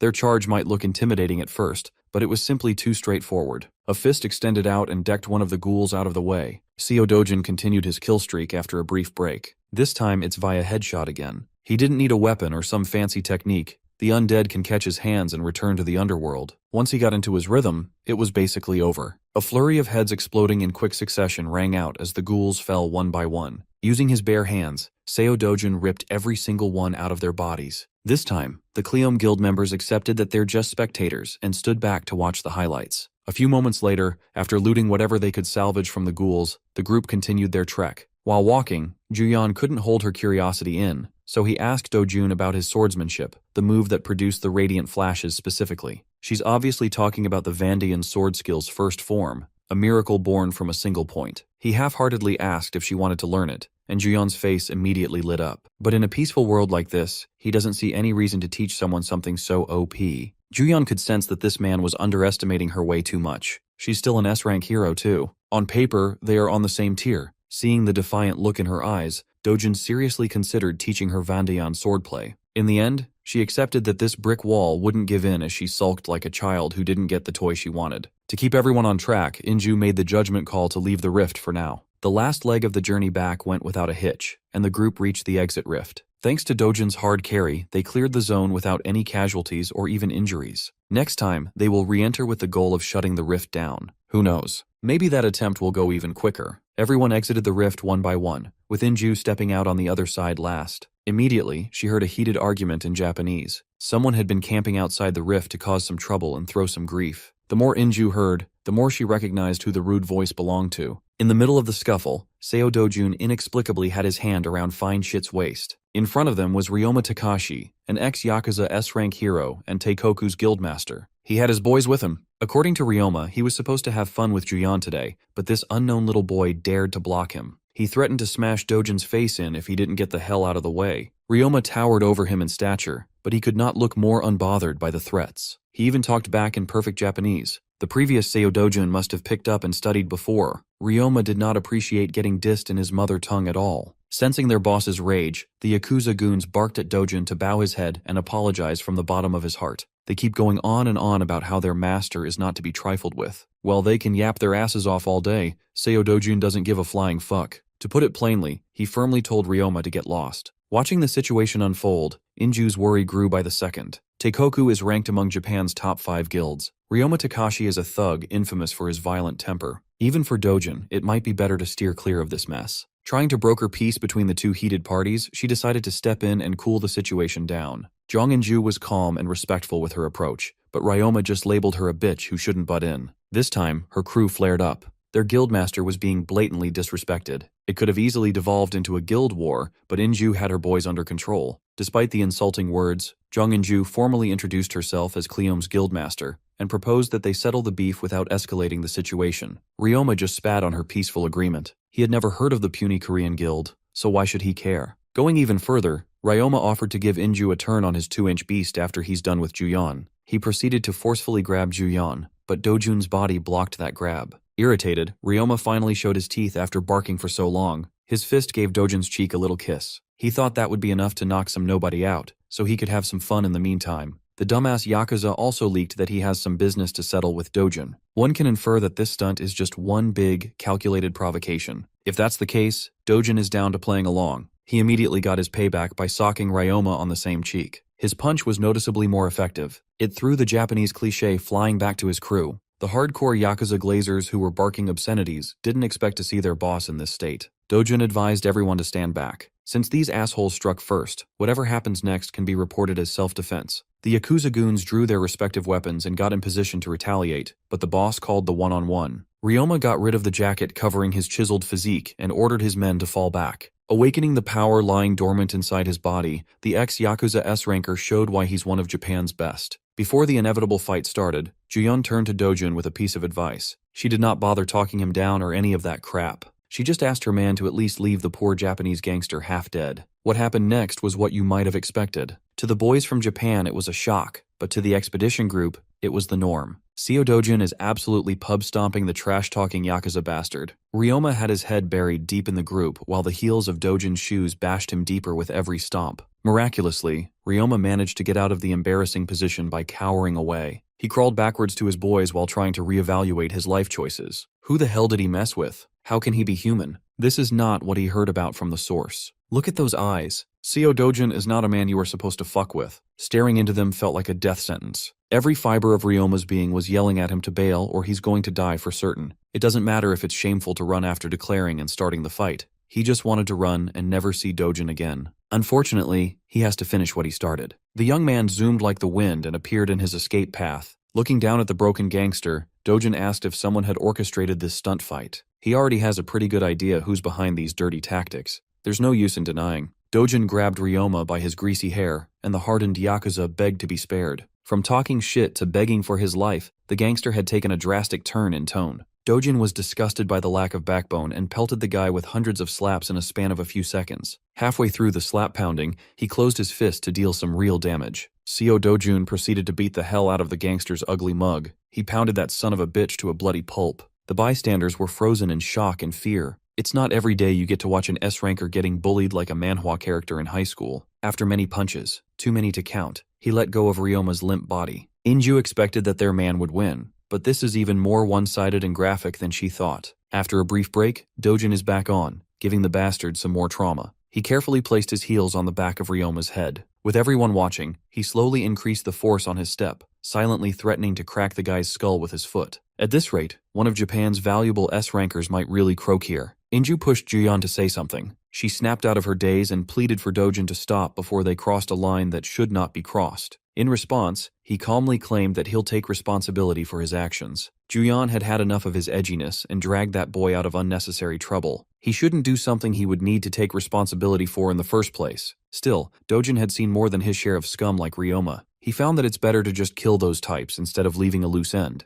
But this is the modern world. Inju and Juyeon don't want him to get his hands dirty with trash like this. To convince Dojin that the Yakuza had learned their lesson, Inju prompted the goons to surrender and steer clear unless they wanted to end up like their boss. These pricks immediately got on their knees and swore not to mess with Dojin anymore. But Dojin is a hard man to please. He's not satisfied with some performative kneeling. He wants the head of his enemies on the ground, begging for their puny little lives. Knowing that this kid could probably one-shot 3 of them at once, the goons did as he asked quite convincingly. Dojin also brought up that Yakuza members are supposed to cut off their fingers when they screw up. Afraid of losing their pinkies, the goons banged their heads against the floor even harder and lower while pleading for forgiveness. So Dojin gave them an out. All they have to do is say, "I'm shit and I'm sorry," and they can get off with a warning. Through pursed lips, the gangsters swallowed their pride for the sake of survival. They said the magic phrase word for word. The Cleom Guild spectators admittedly felt vindicated at how Dojin handled the threat. Even the battered S-ranker had to say the humiliating phrase. After settling the beef, they wrapped things up and returned to the coalition's HQ. The next day, in sunny São Paulo, Brazil, Juyeon and Inju found themselves in the office of Brazil's Hero Association to report about what had happened the day before. Reading the events that transpired on paper was a little hard to believe. The report summed up how an S-rank hero like Ryoma Takashi was beaten to the point of being crippled by just one man. There's a bunch of eyewitnesses, but it's still hard to accept. Brazil's Hero Association was really hoping that Korea and Japan would work closely together in the quest to close the troublesome Santarem rift. If the report is accurate, the Brazilian Association won't have to get involved. They'll just hand the case over to the respective hero associations of Japan and Korea for an internal decision. With that out of the way, they move to the part of the report regarding the group's trip near Santarem. For now, everything seems to be normal. The Brazilian Hero Association's representative kept seeing Seo Dojin's name popping up on the reports, so he asked if he could see the guy. But that would be impossible right now, as Dojin is left to allegedly wrap some things up cleanly. Inside a lonely hospital room, a poor patient covered in gauze and barely recognizable with his fucked-up face opened his eyes to a nightmarish sight. Dojin had come to pay his victim a proper visit with flowers in hand. Before Ryoma could make a scene, the executioner commanded him to stay still and claimed that he was here on an official hospital visit. He then reached inside the flower bouquet and retrieved the eye of the link stashed inside. Dojin forced Ryoma to engage in an intense and unfair staring contest. With the gangster completely under the lynx's bewitching power, it's about time to dig some information on the man behind the provocation. Dojin stayed in that hospital room, interrogating his victim for quite some time. By the time he was finished, the infamous Ryoma Takashi had been reduced to a bumbling idiot with a fried brain. He kept on calling himself a lowly trash that caused trouble for the Korean guilds. His mind was completely broken, and the loose end was cleaned up. When Dojin walked out of the room, Ryoma had been thoroughly lobotomized. He kept on chanting that the Yakuza are shit. Knowing how to take care of lingering enemies while aura farming is a mark of a truly great main character. Rumors of the clash between Korean and Japanese heroes quickly leaked and spread around every major news publication. Some articles detailed the beating, some showed the aftermath, and most publications were trying to get the Rising Star's statement. Korea Hero Association's president Na Taiwan is tapped into the pulse of the people. He knows that his new guy is sweeping the news cycle. The reaction is explosive. Reports about Seo Dojin filled the airwaves. The association also received news that the Japanese Hero Association had dropped its investigation. Ryoma Takashi himself asked his government to stop it. This was strange, considering that he's known for being a hothead who will always pick a fight at every chance he can. For a whole country to back off, something more must have happened. As for what that something is, Na Taewang had no clue. The old man just could not shake the feeling that with Dojin at the center, the balance of the world had already begun shifting. Right now, only one day remains until the operation to close the Brazilian Rift Zone kicks off. The Korean team that arrived early had just finished adapting and familiarizing themselves with the area. Everyone exchanged and shared joint operation plans, rigorously perfecting the strategy. The rest of the heroes conscripted from all around the world had also gathered around. To encourage success and cooperation, the Brazilian government arranged some sort of pre-battle eve festival. The star of the event was, of course, today's enigmatic media darling, Seo Dojin. Bro bought a trench coat to maximize his aura. In the banquet hall filled with all sorts of delicacies, Dojin engaged the other heroes from other countries in conversation rather well. Word about him wrecking Ryoma Takashi has gone global. It's only natural that everybody wanted the dirty details. Everyone who comes up to Dojin just talks to him about the incident. And yet, he never responded with a trace of arrogance. Inju carelessly remarked that compared to the man of the hour, Juyeon and she are like ordinary people. This was the type of quip that would have gotten a response from the S-ranker, but she stayed silent, seemingly lost in thought. While wondering what put her in such a sullen mood, Inju looked around the room. She saw dripped-out Dojin interacting with some big names in the hero world. Looking at the stunningly gorgeous woman clinging close to him, Juyeon's mood finally made sense. That woman is Gloria Tyler, an American S-ranker voted as the world's most beautiful hero. Inju connected the dots and gave her friend a tight slap on the back. She yelled at Juyeon to stop sulking like a kid, get off her ass and go talk to her man.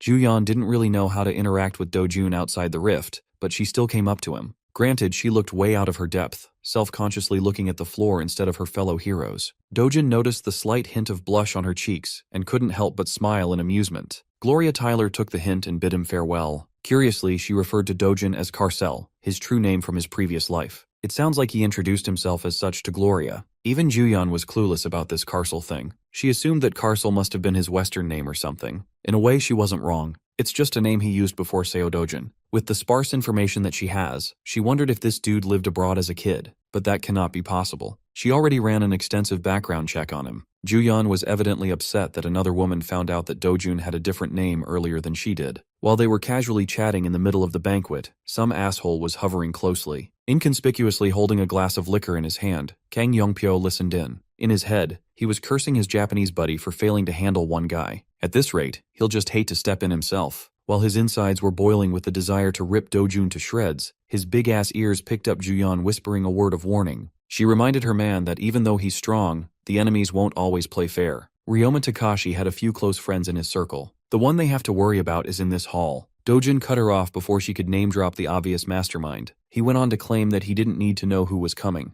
It's going to be the same shit, different ass. Just like Takashi, the mastermind is nothing but a dirty, arrogant, no-skill clown. Men like those are not even worth worrying about. Dojin really drilled that sentiment hard as he slowly turned his gaze to the direct target hovering behind. Kang Yongpyo quickly turned around and acted as though he didn't hear anything. But he did. This dude is on the verge of crashing out in the function. The icing on the cake of this masterful rage bait performance was Dojin's coy smile, openly mocking Yongpyo. The rage bait was successful. Yongpyo doesn't want to send another hired muscle. He wants to take care of this Dojin problem with his own hands. After the pre-battle Eve festival, the heroes rested up and were deployed the very next night. Inju, her guild, Juyeon and Dojun had gathered outside the rift assigned to their team, and were forced to pause for a moment. The rift zone near Santarem looked murkier, darker, and a lot more sinister than usual. Still, some of the boys found this ominous change negligible, considering that they've got 2 competent S-rank heroes in their midst. They could just rush in and close the damn thing. What could go wrong? With some apprehension, Inju gave her men the command to move in. On the sidelines, Dojin had a grim look in his eyes as he stared into the overgrown rift. He could feel something coming.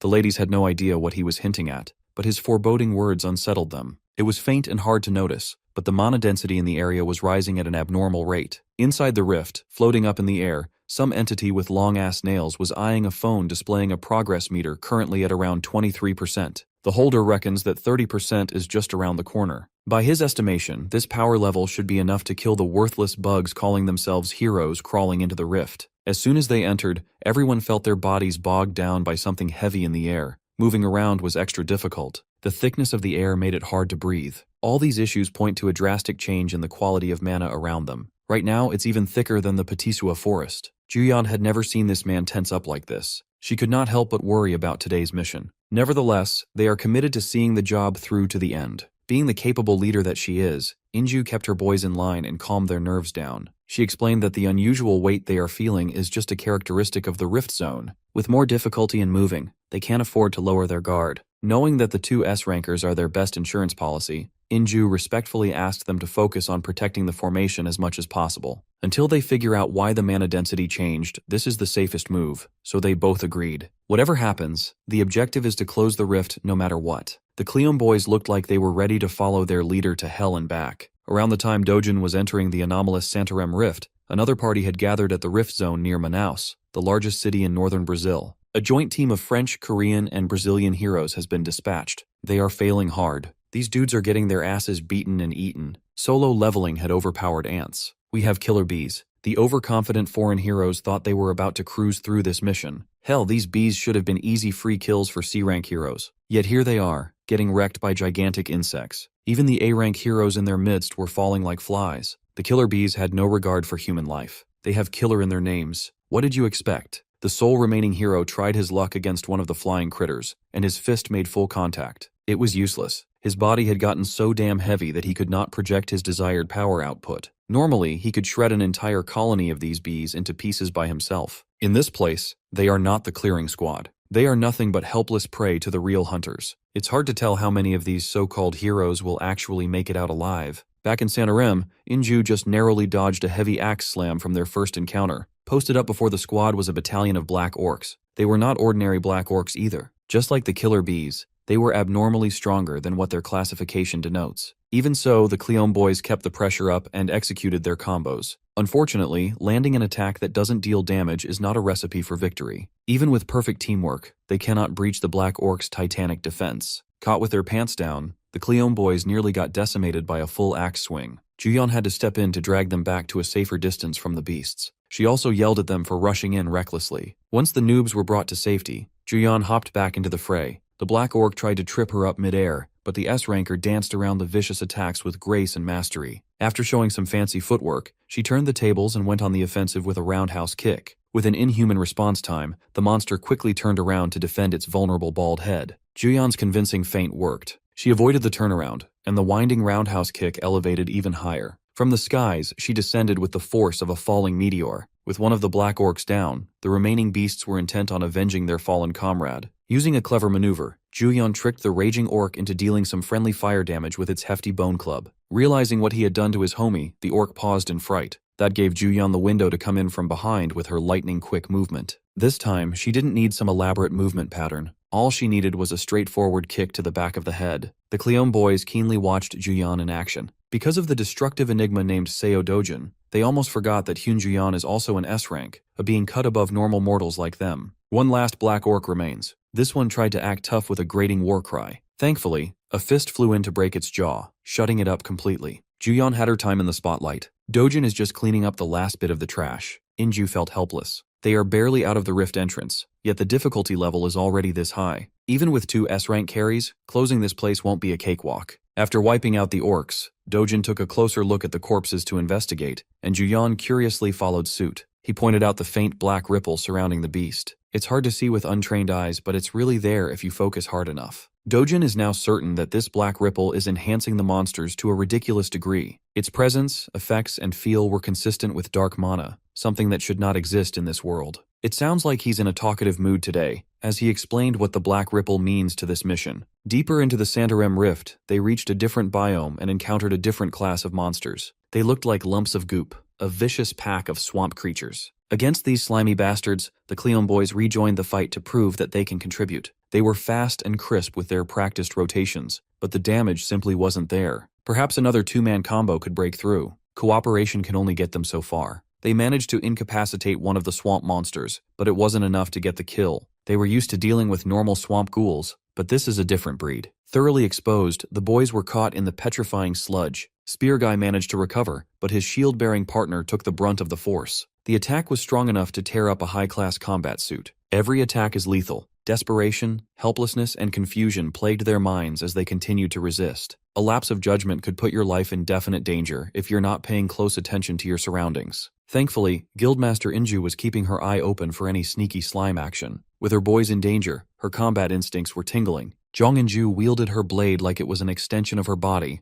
showing how she got to the top with her own strength. Still, she could not shake the feeling of unease. If the swamp ghouls are this strong, then the Velkara will be even worse. For a moment she entertained a terrifying thought. What if every rift zone in the world undergoes this kind of change? In the meantime, let's see what's happening in the other rift zone near Manaus. Inside this one, the noobs weren't as lucky to have reliable hard carries. The sole survivor of one of the groups is frantically running through the woods with his life on the line. Brazil's Arvado, France's David, and many others have fallen. Those 2 guys were supposed to be invincible. They were S-rankers, and yet they got taken out by just a few Velkara, a ferocious spider monster. While easily fisting swamp ghouls, Juyeon and Dojun broach the topic of the vicious bug waiting for them at the end of the rift. Dojun distinctly remembers that a Velkara infused with dark mana is especially dangerous. If those spiders have been infected by the same black aura, they'll be troublesome to deal with. While discussing the final boss, Juyeon continued fisting the slimy monsters to oblivion. Similarly, Dojin was giving everyone a crash course about highly concentrated mana pouring directly into a monster's body. Juyeon asked if he was talking about the blue bar players used to cast magic in video games. It sounds like he's not going to get anywhere with a lecture. In this world, no one even knows that the biggest difference between heroes and ordinary people is their capacity to house and use mana. Stopping his high-level lecture, Dojin punches through a swamp ghoul's body clean. He pondered the implications of a world that doesn't even have the concept of mana. Now it makes sense why the world was so peaceful relative to his previous world. At this rate, that peace might be on the brink of breaking. But for now, he'll just brute force his way out of this swampy encampment with his bare hands. Dojin easily dispatched the biggest swamp ghouls in the blink of an eye. The Cleon boys looked like they had just gone through a war. Their S-rank babysitters, on the other hand, looked pristine. Since they're now in the clear, Dojin came up with a more digestible explanation of Black Mana's properties. Put simply,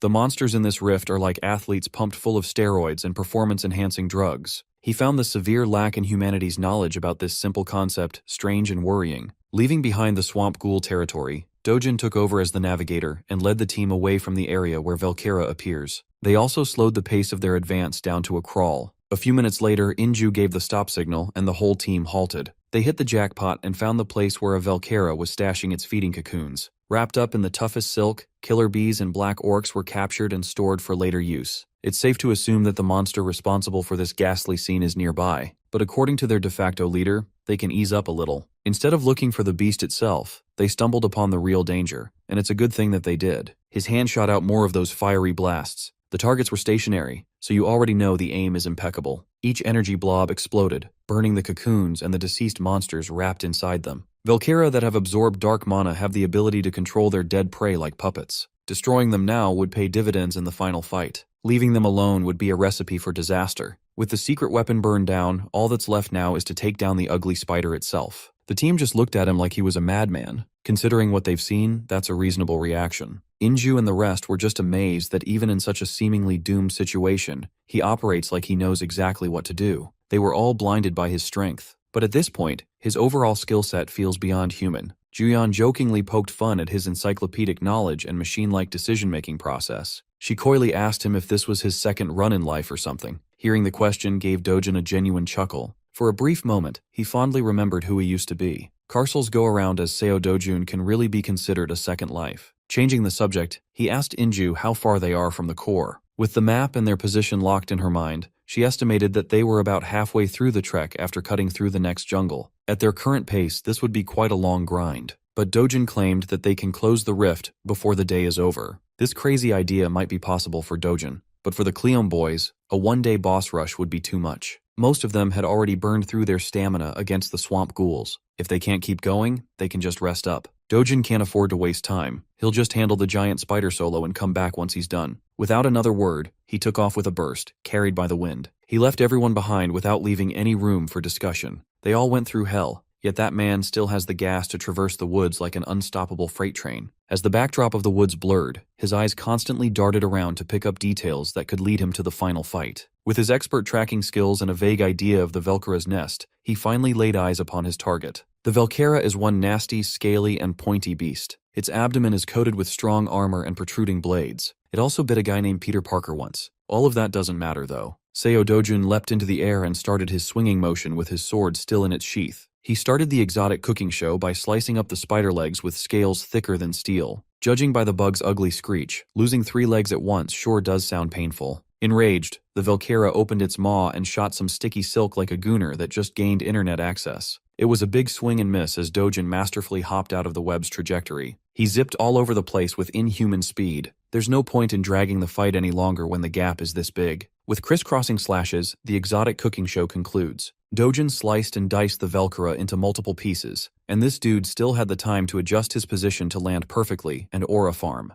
The monster that slaughtered a bunch of S-rankers in the other rift zone was squashed in just a few seconds. He stood up, exhaled deeply, and scanned his body for any changes. Surprisingly, his stamina is still at its peak, devoid of any fatigue. This might have something to do with the dark mana he absorbed through his mana cultivation technique. After packing up the strongest monster in the rift, Dojin strode back to the camp like he had just peed in the woods or something. Juyeon and Inju didn't have to ask if he did what he set out to do. They just know he's him. The guy doesn't even look tired in the slightest. His hoodie was splattered with blood all over, but not a drop belonged to him. Since he can't sense any more dangerous monsters nearby, this jungle should be the perfect spot to camp and rest. After the fire got started, everybody sat down to take a load off. Those who sustained injuries were treated, and those who were relatively unscathed chatted. Then there's Seo Dojin, quietly roasting his spider meat on a stick. One of the Cleon boys, the spear guy, peeped at what he was doing, got curious, and approached the unapproachable leader. With a friendly tone, he asked Dojin if he could try his meat too. You know he's packing a whole lot of meat, so giving some to others was no big deal. Seeing their comrade sitting down and dining with Dojin, another Cleon boy popped in. Spear guy wanted to try some of Dojin's meat, thinking that the meat was the secret to his strength. Since they had nothing to lose, the boys gathered around the fire to get some Dojin meat. Everyone watched them put the meat in their mouths with great interest. Dojin was actually pleased to see the boys share his meat. It doesn't do much besides fill the stomach, but he doesn't dislike people who just want to grow stronger. As a small gift, he slyly manipulated his mana to infuse the boys with a little boost on a whim. The effect of the infusion was immediately apparent. Of course, the boys attributed the warm energy flowing through their bodies to the meat. Watching them beaming with smiles also made Dojin crack his deadpan expression briefly. After dinner came more route planning. With the map pulled out, Inju pointed out the straight path towards the rift core. It's been a long day, and everyone's exhausted. It would be safer to head back and resume tomorrow. Although Dojin claimed that the rift must be closed today, their packs are already full of loot, and it would be more prudent to pull out to return later. Juyeon also agreed with Inju's assessment. The earlier fights took a toll on her stamina, and the dark mana-infused monsters are way too troublesome to face. Well, the original plan was to delay closing the rift zone as long as possible in the first place. This way, they could gather as many rare materials as possible, which includes the blue Croco's heart. They were supposed to turn the rift into an infinite resource glitch,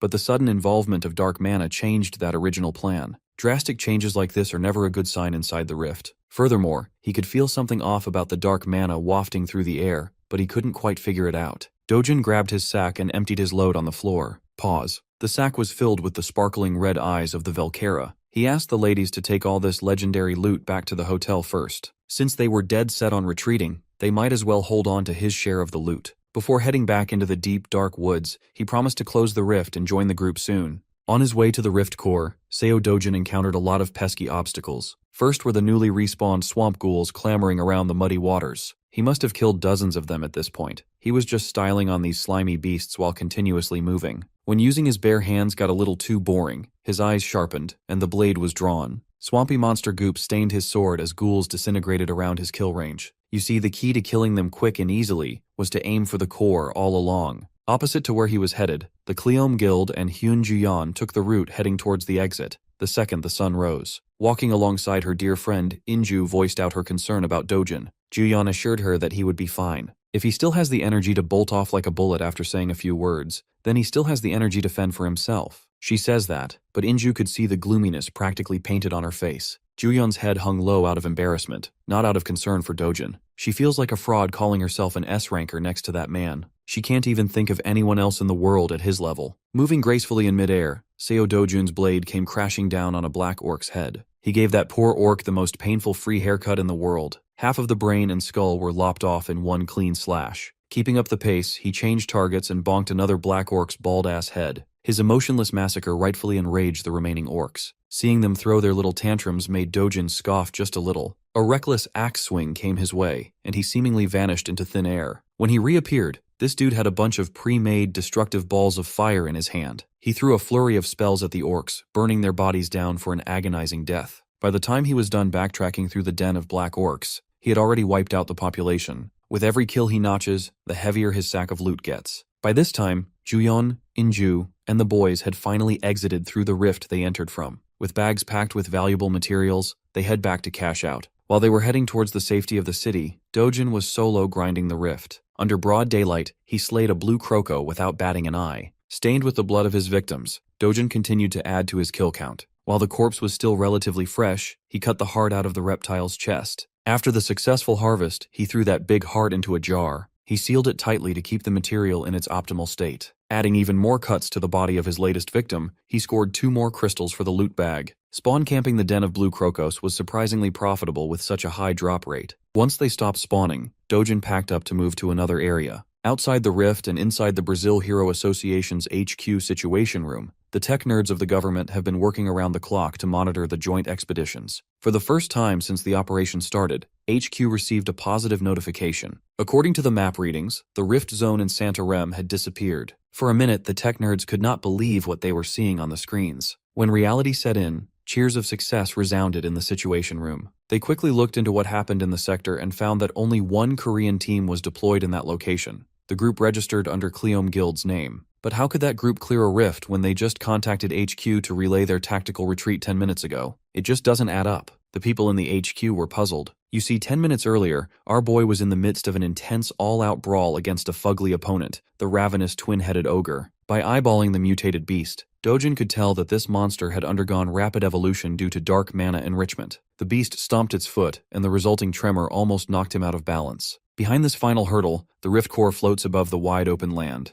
Itching to finish this long night quickly, Seo Dojin changed his regular stance. Following the stomp, the ogre decided to abuse its arm reach advantage. The tip of Dojin's blade started heating up rapidly. At the same time, the ogre's colossal fist blurred into a full-blown punch. No matter how tiny an opening the opponent makes, Seo Dojin will see a way to break through. With his sword warm and ready, he unleashed Vandian sword skill's second form. With fire that can eradicate everything in its path, Grami Grimora Poera, line-sweeping magic, blazed. The twin-headed ogre could not have possibly prepared for what's to come. A perfectly straight slash lined up against the monster's shoulder was meted out before it could respond. It left a deep and long gash across the ogre's body, making it roar in agony. In combat, Seo Dojun can finally let off some steam and smile like a madman, and he's just getting started. Not letting the monster catch a breather, he charged forth with the fiery blade in hand. He was way too fast to defend against. He was practically butchering the two-headed bitch to pieces. In desperation, the ogre raised its fist and tried to deliver a punch packing the heat of its compact muscles. Dojin masterfully got out of the way with verticality while loading up another attack. This time, instead of just a single slash, multiple crisscrossing lines diced the beast. Even the nearby trees weren't spared by his sharp combo. With no regard for his surroundings and no noob heroes nearby, Dojin can finally stretch his muscles. At this point, the ogre knew that he was cooked. He has 2 heads and 2 brains, which makes the fear twofold. Instinctively, it tried to avoid the deadly attack by jumping out of the way. At first, it looked like the beast could gain enough clearance to evade the carnage. In the end, one of its legs still got clipped by the line-sweeping magic. It went through the skin, flesh, and bones, a clean cut. Both of its heads loudly groaned in agony. With the beast out of balance and one leg short, Dojin's next attack was a guaranteed crit. Vendean sword skill's second form is a brutal stance that can cut even the mightiest foes into little bits and pieces. When the twin-headed ogre landed, it looked like it was raining meat. Dojin took a deep breath and stashed his sword away. He then turned his attention to the dungeon's rift core up front. Staring into the eye of the abyss, he carefully took note of the core's properties. He noticed that the dark mana density near it remained consistent with no change at all. That means the core doesn't have anything to do with the anomaly. It's highly likely that the dark mana is being pumped by an external factor. Someone is doing this purposefully. To flood a rift zone with dark mana at such high levels would require serious power. Dojin estimates that someone at the level of an undead lord or imperial lich must be behind this malevolent tampering. But if a being of that level is really responsible for the anomaly, most life on Earth should already be enslaved as undead soldiers. It's hard to identify an immediate suspect at this point. In any case, closing the rift won't be the end of this anomaly if an external factor is behind it. Dojin clenched his fist and punched the ever-living shit out of the rift core. A single strike was all it took to crack that swirling mass of energy. The cracks quickly spread, and the whole thing shattered into little shards. Dojin has taken it upon himself to investigate and track down whoever's messing with these rifts. Back in Brazil's hero headquarters, reports regarding the multiple expeditions have reached the association's president. Reading through the comprehensive rundown of what's been happening around the rifts made him shiver. Every line of text documenting the expeditions was unbelievable. On one side, they dispatched a 3-nation joint team of experienced heroes, yet only one S-rank hero made it back alive. On the other side, a single Korean team managed to close their rift with 0 casualties. The HQ is still receiving breaking updates from other rift zones. Virtually all attempts have failed, and the traumatized heroes are desperately withdrawing. Even though they curated the teams to at least have one S-rank hero in their midst, the first round turned out to be a massive fail. The only silver lining was the successful closure under Hyun Ju-yeon's Korean team. But according to the reports, it's hard to even attribute the success to the Korean team.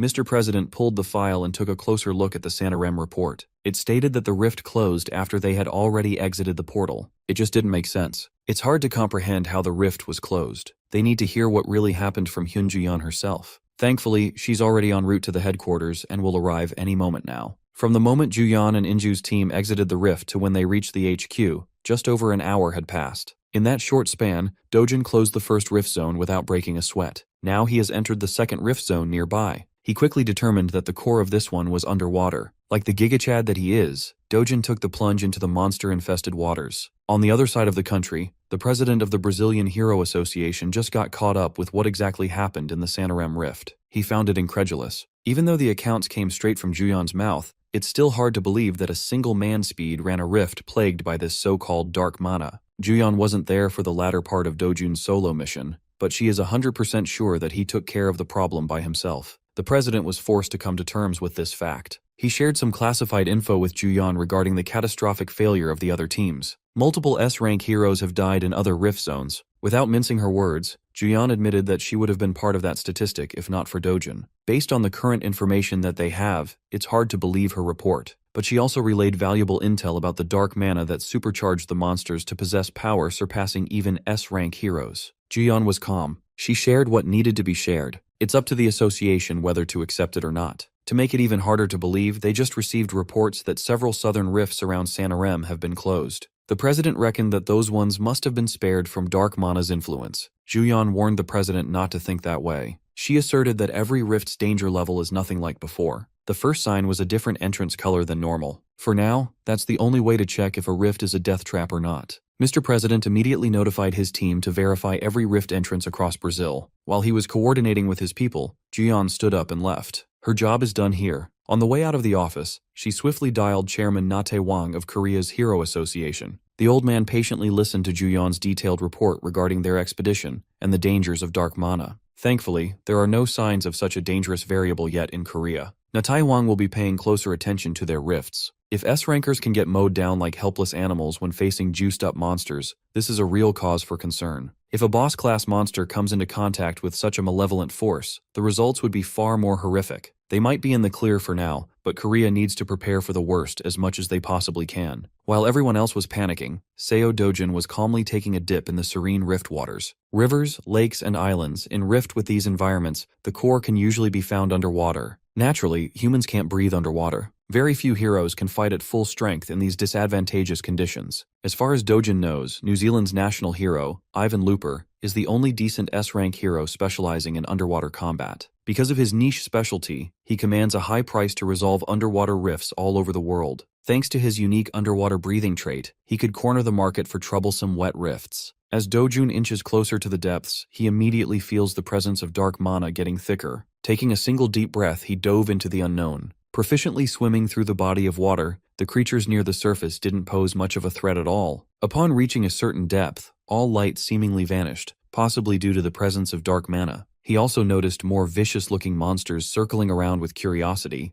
As he strays further and further from land, he needs to stabilize himself underwater. He used his mana to form a membrane around his whole body, blocking the pressure and allowing him to move freely. The further he dives, the more he needs to adjust the resistance of the mana membrane. By the time he reached the deepest part of the rift, Dojin had perfectly calibrated his protective membrane, allowing him to move unimpeded. Immediately, he was targeted by one of the gnarly monsters lurking in the dark. It looked like a predatory seahorse that got too big. He's already familiar with this tricky beast, an Arachon. As expected, it looks pumped full of unnatural power thanks to dark mana. Dojin clenched his fist and strengthened his protection by spreading it across a bigger area. In doing so, he lit up the dark depths. The sudden burst of energy was enough to catch the Arachon off guard, slaughtering the beast without using his weapon. The blood, guts, and body parts of Arachon turned the water into a filthy crimson hue. The smell of slaughter also attracted a school of bloodthirsty piranha monsters. These opportunistic carnivores greedily munched on the Aracon's disemboweled carcass. While the first wave was busy munching on the Arachon chunks, the next wave fixated on Dojin.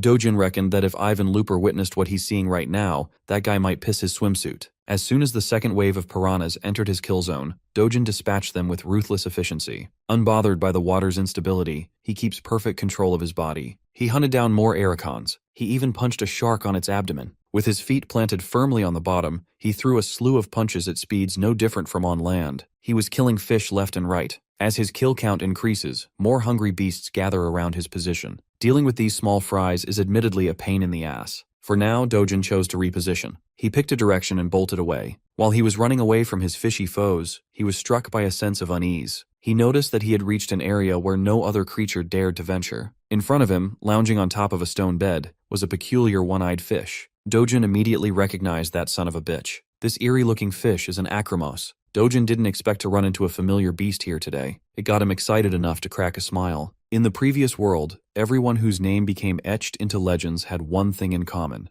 They all hunted the infamous acromos when they were just nobodies. For the current him, this is a golden opportunity that he can't let slip by. Coincidentally, the core of the accursed rift zone is neatly hidden underneath the acromos' lounging spot. The flattened fish with a gold and purple eye positioned itself for combat. Dojin did the same by planting his feet securely on the waterbed. These creatures have no natural enemy in the wild. Whatever it faces, it simply creates a subspace and swallows any threat whole. A real throat goat. As expected, as soon as he approached close enough, the subspace expanded in an attempt to suck everything in. Dojin struggled with avoiding the worst-case scenario of getting one tapped before he could even get started. After narrowly avoiding the initial expansion, he scoffed and meticulously moved around the narrow gaps between the subspace. His movement was fluid, avoiding the infinite void on the other side of the creeping subspace. The Acremos kept its singular eye on the troublesome human while Dojin went Super Saiyan. In his current position, beating the fish to death would be quick and easy, but if he goes down that barbaric path, he will not obtain its subspace. The only way to hunt this thing properly is through the use of pure mana suppression. This way, he can kill the Acremos and keep the subspace intact for the taking. Using mana quality and brute force, Dojin pushed his output to the limit and overpowered the expanding subspace. The light and destructive power of his pure mana claimed the lives of other monsters lurking nearby. Those poor fish didn't know what hit them. Dojin didn't give a fuck about the small-time collateral damage. He was more concerned about Acremos' pushback. The more he tried to resist and close the distance, the more concentrated and viscous the subspace became. He's already pouring out a staggering amount of pure mana, and his tank is quickly bottoming out. He's got no other choice but to try and absorb the dark mana from the deep. In doing so, he opened his body to receive the malevolent energy while purifying and emitting it in quick succession. Dojin was clearly pushing himself past his body's limits. He felt a streak of blood escape his nose. Coughing up some blood, he might have overestimated his body's capacity. Meanwhile, the Acromos was staring him down with that enigmatic eye. Refusing to let go of the golden opportunity presented before him, Dojin chose to say fuck it and went all in. A few moments later, the serene flow of the rift water was interrupted by a forceful emergence. Seo Dojin managed to pull the Acromos out of its home court through sheer will. Now that they're on land, the tables have turned, and Dojin swiftly grabs hold of the subspace. In his hand is an infinite void that can be used for a wide variety of purposes. As soon as the subspace was snatched away from the fish, it lost the light in its eye and succumbed to death. Its lifeless corpse dropped back down in the water while Dojun unconsciously slumped on land. A few hours later, before the sun set, curious birds gathered around the passed-out Dojin. He awoke with a sneeze, his body purging out the water that got into his system. The birds were naturally scared away. Dojin opened his eyes, still exhausted from the intense underwater fight. Thankfully, his wet bag and sword were not lost. It would be a huge hassle to go back down that dark water to search.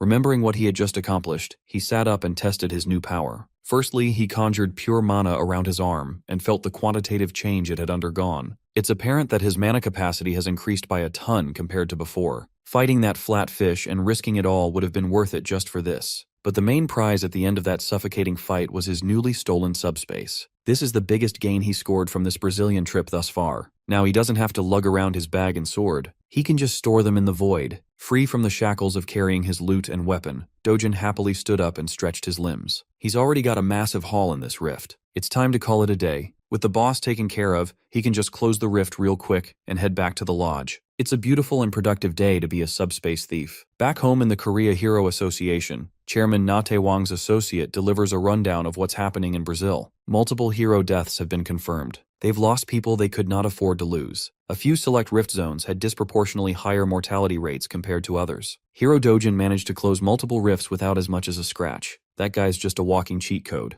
Korea can feel the tightening issue regarding the Ryoma Takashi incident. The fallout for their rising star could be even bigger. Not long ago, Hyun Ju-yeon took the center stage in the United Kingdom. Korean heroes have been taking over the global spotlight recently. As for their domestic rifts, there are no apparent signs of anomalies. Whatever they've been doing to monitor their own backyard, the chairman wants it to be more thorough. They can't afford to get complacent these days. Aside from that, the old man worries for Seo Dojin. Brazil's chairman is infamous for being tight-fisted. That man wrings every hero to the last drop. The chairman's associate thinks things will go a different way. He bets that Chairman Lopez ends up being the one being squeezed down to his underwear. Remembering the bizarre events connected to Dojin, all Chairman Na Tae-wong could do was laugh uproariously. As they predicted, Dojin eventually got called into a meeting with Chairman Lopez. He's already stuttering after the young man laid down his terms of agreement. Dojin is being accused of asking for too much. He doesn't give a fuck. If Chairman Lopez won't negotiate, he'll just walk away and take his leave. Knowing that this one man's leaving could result in the end of his nation as he knows it, the chairman begged him to wait. Lopez tried to guilt Dojin into thinking about Brazil's safety and his duty as an S-rank hero. This absolute demon did not like that at all. He's already cleared more rifts than any team combined. He had already fulfilled his obligation and more. The hometown Brazilian heroes haven't even closed theirs yet. Furthermore, he couldn't care less about this country's safety. If Korea's rifts became a problem, would Brazil even help? According to the data, the situation is now at a critical stage. All rift zones within a 500-kilometer radius around Santarém had just gone dark. If this nightmarish anomaly spreads any further, Brazil will be wiped off the map. But what about all the BBLs? Dojun and the team exchanged glances. Hyun Ju-yeon interjected and asserted that the problem at hand makes the answer simpler. All the chairman has to do is yield to the man and give in to Dojun's demands. Compared to an entire country's safety, the demands don't sound too excessive. As reluctant as can be, Chairman Lopez eventually caved and agreed. From now on, each rift zone Dojun closes will net him $50 million.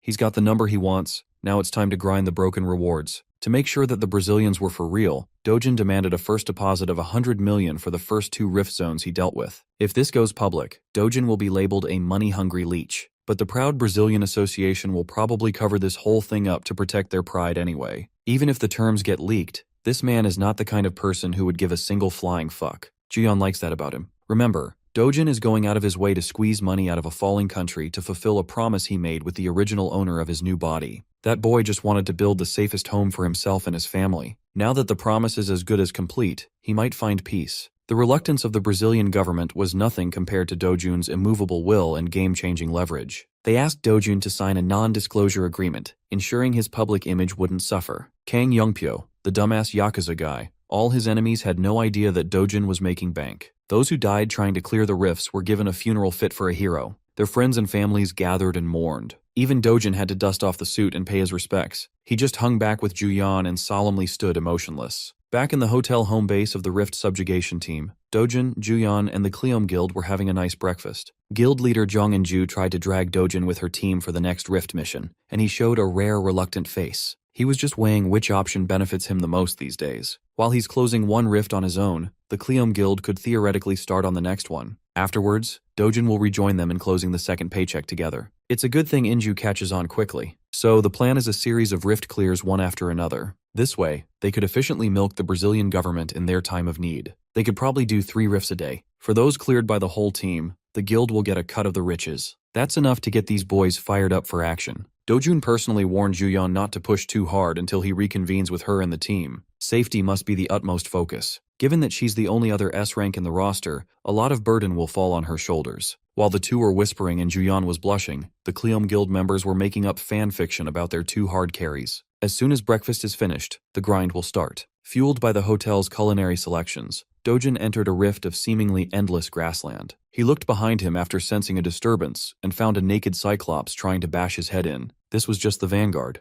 There's a whole swarm of lesser Cyclops gunning for him. So he teleported behind that one-eyed freak like it was nothing personal, kid. Aside from the clear rewards, these monsters tend to drop some valuable loot for pocket money. The quiet peace of the monstrous rift was disturbed. Seo Dojun threw hands with the incoming monster. A single punch eviscerated the face of the beast. The Cyclops ardently caught himself before falling, pissed off at the tiny human. It's been a while since Dojun met an especially tough trash mob. Maybe this is the perfect opportunity to try out a new technique. If he's planning on testing something fresh, he'd better do it fast. The Cyclops is coming for his ass. Dojun flexibly moved his body in midair, effortlessly dodging the incoming punches. He dished out a kick that would pulverize the skull of any unlucky creature. While throwing up blood, the Cyclops vanguard was momentarily stunned in place. He's never been more pissed off at anyone before. Dojun left his back open, and the one-eyed bastard saw the opportunity. With veins bulging all over its body, the monster roared. In response, Dojun extended his hand to try something silly. He opened a space rift big enough to swallow the enemy's incoming fist. Afterwards, he opened the exit to the first one's entrance right behind the monster's bald-ass head. This fool punched himself in the back of the head involuntarily. It was a disrespectful finisher. To be clear, Dojun was just messing around and testing new avenues. This one is not very efficient for combat. It was fun, but the mana consumption was just way too high. Not long after his encounter with the Cyclops, the rift in the southern Moro region was shut down. Chairman Lopez and his men were able to breathe a little better with every rift zone neutralized. Lopez could tell that the guy who just scammed him is about to suck the riches of Brazil. Being an honorable man, he made sure to have his associate on payment duty. They negotiated $50 million, and the deposit was $50 million. Bro is making LeBron money in just 8 hours of work. At this rate, it's not impossible to assume that the government is on the hook for possibly billions of dollars in just a few days. The chairman started devising a plan to stop the young man from bankrupting Brazil. Of course, he's not talking about delaying payments. If Seo Dojun gets pissed and stops working, their country will only exist in history books. So, Lopez called for every A-rank and S-rank heroes staying at the lodge. They'll form a special team to compete with the monster that is Dojun. The chairman set the reward at $10 million for the new team. They'll get all the support they need. They just have to close more rifts than Dojun somehow. Now it's a competition between one Korean man versus the International Hero Alliance, who will close the most rifts and bring the most money in their pockets? Kang Yongpyo was among the first ones to receive the request from the chairman. Rumors of S-rank heroes dying have been quietly spreading, putting everyone on edge. For Yongpyo, 10 million seemed meager, split between a team. At least the hunts will be much easier. He couldn't figure out why the association would lump everyone in a single team instead of spreading their troops out. Yongpyo is itching to go. If he ends up on the same team and same rift as Seo Dojun, things might get a little dirty. Dojun's name wasn't on the list of selected participants, though. Hyun Juyan and Jong In-ju were also nowhere to be found. The liar and cheater in Yongpyo could smell that something was amiss. Well, the man he's been trying to silently assassinate is getting richer by the hour. The association has been diligent in transferring payments properly. Dojun and the gang just received word about the rounding up of heroes from different countries for one coalition. At least the association wasn't too stupid this time. Juyeon was surprised that Dojun wasn't bothered by the competition. Well, he already secured the funds necessary to fulfill his promise with the original Seo Dojun. At this point, money doesn't mean much to him anymore. He's already shifted his focus to something much more important. As the Brazilian Association intended, the rivalry between the two teams quickly produced results. By 1500 hour, the Rift Zone AO35 has been closed by Dojin and the Cleome Guild. At 1700 hour, the spider-filled Rift CO12 was demolished by the Hero Alliance team. It wasn't a clean operation. 1 S rank and 5 A ranks were slightly injured. 2 A ranks sustained fatal injuries. Before 2200 hour, the Rift Zone AO53 followed the streak. The dispatch team on the log was listed in a single line, Seo Dojun, all by himself. This boy got himself a weapon and started moving like a different beast. Several days rolled on like this, a constant grind of killing and closing rifts. None of the association employees had taken a break, let alone a day off. Dark circles are hanging on everyone's eyes. Things have been so hectic that a quick nap is all they get before being asked to go back to their desks. Given the situation, they have to be awake and alert. Rift zones contaminated with dark mana are closing up, yet normal rift zones are being left unattended. Those sectors were supposedly monitored by agents using sensors and surveillance equipment. These days, all hands are on deck while on constant emergency standby. Finally, the big red dot everyone's been keeping their eye on vanished from the map readings. The men who had been in the office for a week celebrated like animals. Dojin and the competing team finally pulled it off. The final nail in the coffin was Rift Zone BO41. This last clear means the country is out of the woods now, and the association employees could finally go home. Word about the massive progress within a 500-kilometer radius of Santarém was delivered to Chairman Lopez. For the first time in weeks, he was able to sigh in relief. The worst fire has been extinguished. All contaminated rifts have been closed thanks to everyone's contribution. There are normal rifts left, but giving his people a day off seemed like the humane thing to do. He plans to throw a celebration party to honor all the heroes and agents who've worked so hard to save Brazil. Good meat was thrown on the grill. They marbled over the smoky fire. Heroes and agents put on their evening's best, ate, drank, and mingled. The chairman was kind enough to provide some live music through a faceless band. Juyeon and Inju dragged Dojin into the shindig to pay their respects to the chairman they just finished robbing. The team is planning to return to their home country soon. Before that, Chairman Lopez really wanted to talk with the young man who saved his country first. He tried to get them to stay a little longer to help with the leftover rifts. But from the start, their team was assigned to the Santarém sector. Technically, their job is already done. Panicked, Lopez dropped the pretense and just asked Dojin to stay behind. Inju could see that this sleazy chairman is up to something. When she tried to get a read on her unreadable comrade, Lopez dragged Dojin away to talk somewhere else, without the ladies. The dude already made plenty of money. He's got loads of valuable materials like blue croco hearts. There's no reason for him to stay. Juyeon says it like that, but Inju could tell that her friend just doesn't want to miss her man. From afar, Lopez looked like he was trying to sell Dojin a proposal. It only took a few moments for him to walk away like it was a bad Shark Tank pitch. Right after ditching Lopez, Dojin bumped into that white fox from the United States, Gloria Tyler. Inju pushed Juyeon to run interference and fast. She can't let her man have a private moment with that woman. Inju warned her innocent friend that no man can resist a woman like Gloria. She's a certified fat-ass white girl after all. If Juyeon doesn't want to lose the boy, she's got to move. The thing that really bothered her was how Gloria referred to Dojin by the name Carcel. Gloria presented him with an opportunity, and Dojin seriously considered it for a moment. Juyeon wanted to get closer to hear more of their conversation. Her mind was going crazy with possibilities. Did the White Witch ask him to move in together or something? Finally, Gloria bade him farewell, optimistic that he would give her an answer soon. While the American hero walked away, Juyeon noted how gorgeous she was. Despite being in the presence of otherworldly beauty, Dojin was unbothered. Juyeon wonders if this guy is into women at all. Maybe he's a pure Sigma, just addicted to the grind. Before Gloria got too far, Dojin came after her to ask for a favor. He wanted to take a look around this year's gold market auction in Las Vegas. For that, he'll need an invitation. Something like this was no problem for Gloria, but she does have one condition. All Dojin has to do is come to her house a week before the gold market opens. Maybe she could show him a thing or two beforehand. Hearing that bold invitation, Juyeon knew that she was outmatched. She could imagine how Gloria Tyler would look naked, and even she was flustered. No matter, it's up to Seo Dojin to accept or refuse. Gloria noticed the young woman looking at Dojin like a helpless puppy on the sidelines. She excused herself and gave Dojin some time to answer. Since she's hoping for a yes, she decided to give the gold market ticket in advance. Without a fuss, she sent him something better than a one-time invitation, a VIP membership. Juyeon watched as two beautiful specimens stood still in time in front of her. It was a nice picture. Before she could wallow in self-pity, Kang Yongpyo interrupted with an inappropriate comment. He saw the top beauties of Korea and the United States crowding around his op. He had to pull up. Yongpyo joked that only a real talent could secure the prettiest flowers in each hand. The banter was unpleasant, but the atmosphere was electric. Shit could go down any moment. Kang Yongpyo is a known troublemaker maliciously linked to Dojin. Instead of throwing hands, Youngpyo simply laughed like a drunken fool, attracting everyone's attention. He assured the people that there's no need to be so on edge. He didn't come here to fuck around or anything. Youngpyo just really wanted to introduce a friend of his. But there might not be any need to do that, since this friend is already acquainted with Dojin, the broken-armed Yakuza, Ryoma Takashi. The whole party collectively held their breaths. Ryoma Takashi looked like he was about to blow the place up. Juyeon was surprised that the hospital let the guy go so soon. Chairman Lopez deliberately abstained from inviting Takashi to prevent this from happening. Of all the times they could, the two had to run into each other at a party. Dojin didn't budge a millimeter. The dude was nonchalant. He broke the silence by commenting on the injury he gave the guy. Takashi surprisingly remained cordial, and even thanked Dojin for the valuable experience. The Brazilian chairman tried to politely mediate and diffuse the tense situation while trying to justify why he didn't invite the Japanese hero. He almost succeeded in diffusing trouble by dragging the injured tough guy to a more comfortable part of the lodge. Youngpyo clicked his tongue in frustration. That old geezer is getting in the way of his childish plans. So he caught up to them and ran his tongue. The delinquent S-rank knew where to poke the Yakuza. He urged Takashi to just rest up since the wounds he got from Dojin must still be throbbing in pain.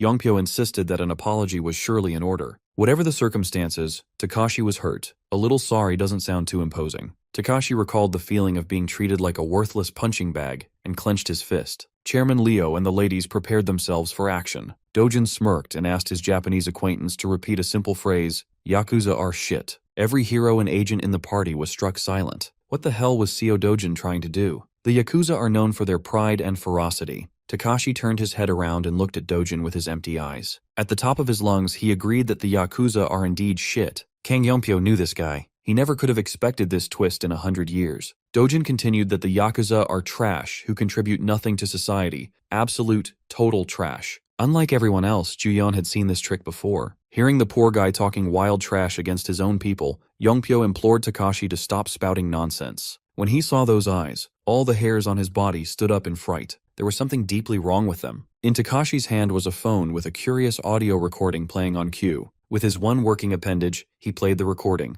Immediately, everyone recognized Kang Youngpyo's voice in a call recording. The delinquent never bothered to hide his tracks. He called to inform Takashi that there was someone in Brazil who needed a good killing. Takashi even played dumb enough to make Youngpyo dump Seo Dojin's name in a recording. The plan was simple. Handle the boy inside a rift and reap the rewards. Other than killing their target, Youngpyo also shared his plans to hook up with some top-notch chicks. He'd love to use this chance to reel in Gloria Tyler at least once in his life. Hyun Juyeon would be a nice prize too. He likes the never-been-touched vibes. Kang Youngpyo's criminal plans and dirty thoughts were aired out in front of his peers on a loudspeaker. Dojin didn't think the lynx's eye would be this effective in shit-stirring, but it is. With Takashi completely under his spell, Youngpyo certainly picked the wrong opponent. From now on, he intends to make the delinquent slowly suffer until death becomes the only humane way out. All eyes are on Kang Youngpyo. How he responds will be on the front pages tomorrow, regardless. Socially cornered, he smiled like a psycho. Completely shedding his cordial front, he blamed the dumbass Yakuza bastard for ruining his brilliant plan. He walked up to his partner in crime with aggression.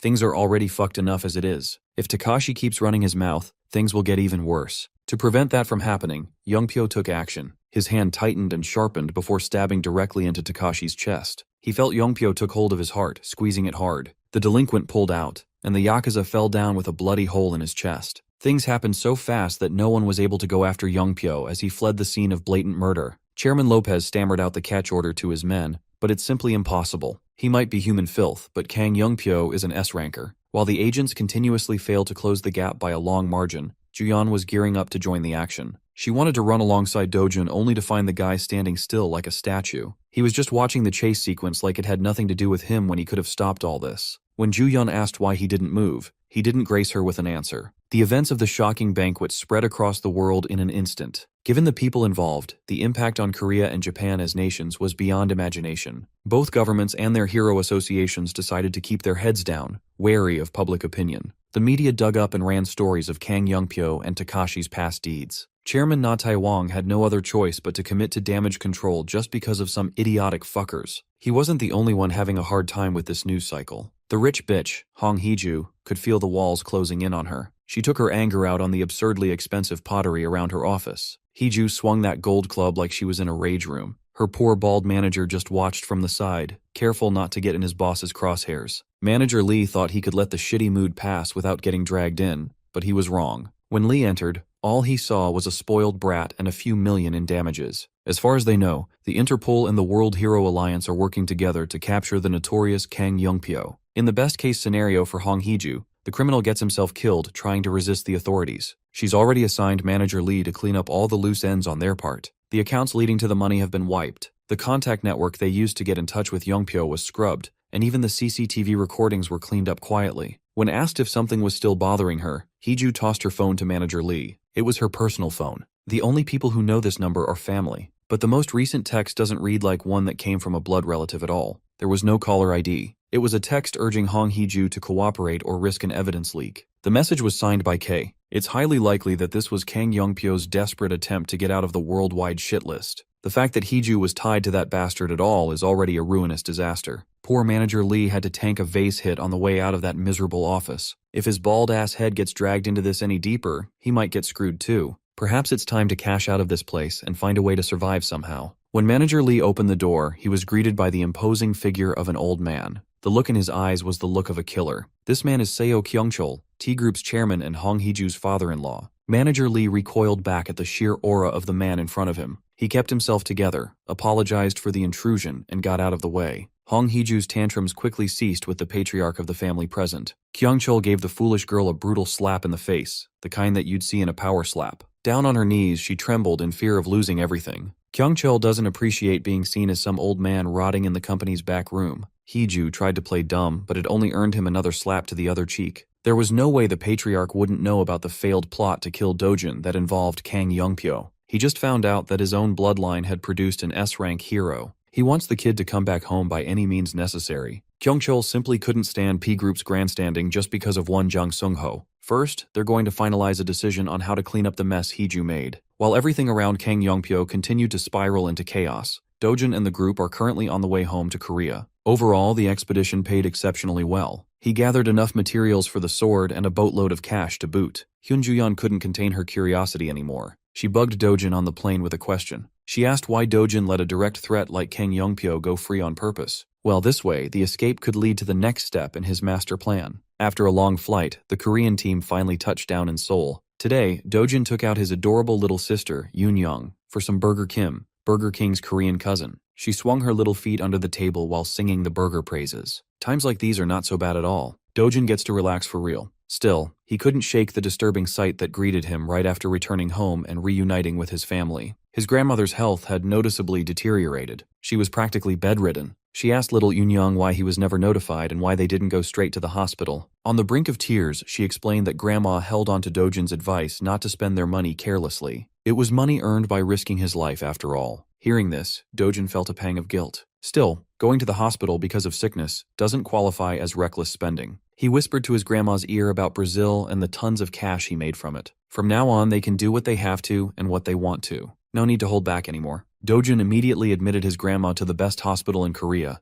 affording her the best care money can buy. He's been visiting her every day with little Eun-young, and they've been grabbing burgers afterward. This has become his new routine. Say what you want about Burger Kim, that juicy Korean meat is tasty. After getting his affairs settled, Seo Dojin swung by the Gasan Hero residential complex for one reason. He went straight to the forge he commissioned to make his sword. The owner and blacksmith of the establishment had never seen a blue croco heart in such perfect condition before, yet Dojin just handed it to him like nothing. Mr. Blacksmith is confident that he could forge an even better blade with this secret ingredient. The process will take about 3 weeks if he gets started immediately. Since the sword is taken care of, Dojin wanted to commission another thing from the willing old man. He slowly took out a Velcara silk and a venom sac pouch, 2 very rare materials. The old man reckoned that the kid wanted armor in his size. Imagine his surprise when Dojin explained that he wanted armor for his little sister to wear. Any equipment made from Velcara parts has absurdly high defense. Plenty of heroes would be lining up to buy the material from him. The blacksmith assumed that Dojin's sister must be a hero too. Nope,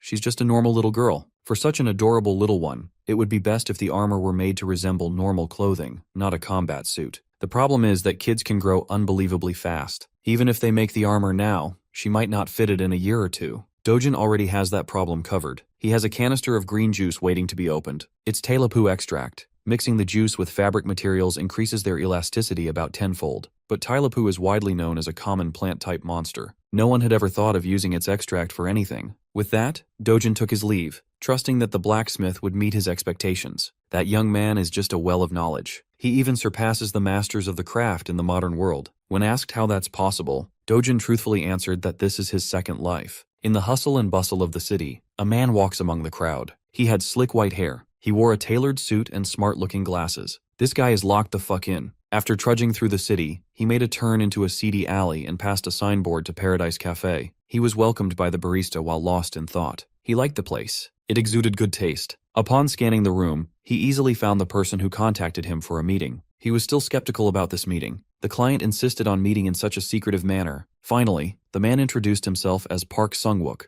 a former S-Group Chief of Staff Executive Secretariat, currently a freelancer. The client was none other than Seo Dojin. The young man has been all over the news lately. Sung-wook was curious about what he was being hired for. Well, Dojin got Sung-wook's name and contact details from Hyun Ju-yeon. She vouched for Sung-wook as the guy who helps when the ultra-rich or heroes need to do something low-key. As long as it doesn't cross the line into something legally dubious, he's the best guy for anything. Dojin's task is simple. He's looking to build a house. Since he's asking a shady fixer instead of a construction company to do the job, it's fair to assume that he's looking for something out of the ordinary. Dojin wants to build the safest house in the world. When the coffee arrived, the two discussed the finer details. Dojin would prefer the location to be in Seoul. As for the budget, he has set aside around 500 billion won for the project. Hearing such an absurd figure melted Park Sung-wook's professional mask. He spat his coffee all over the client. Even Dojin was weirded out. Sung-wook hurriedly grabbed some napkins and cleaned the coffee spit out of the S-ranker's face. The issue wasn't the budget. With how much cash is going into this, they're not building a house, but a castle. Dojin liked the sound of that. Maybe they'll go with the castle idea. In that case, he could stretch the budget up to 1 trillion won if necessary. Sung-wook thought he was going to get a normal contract today. Since Dojin is adamant about getting what he wants,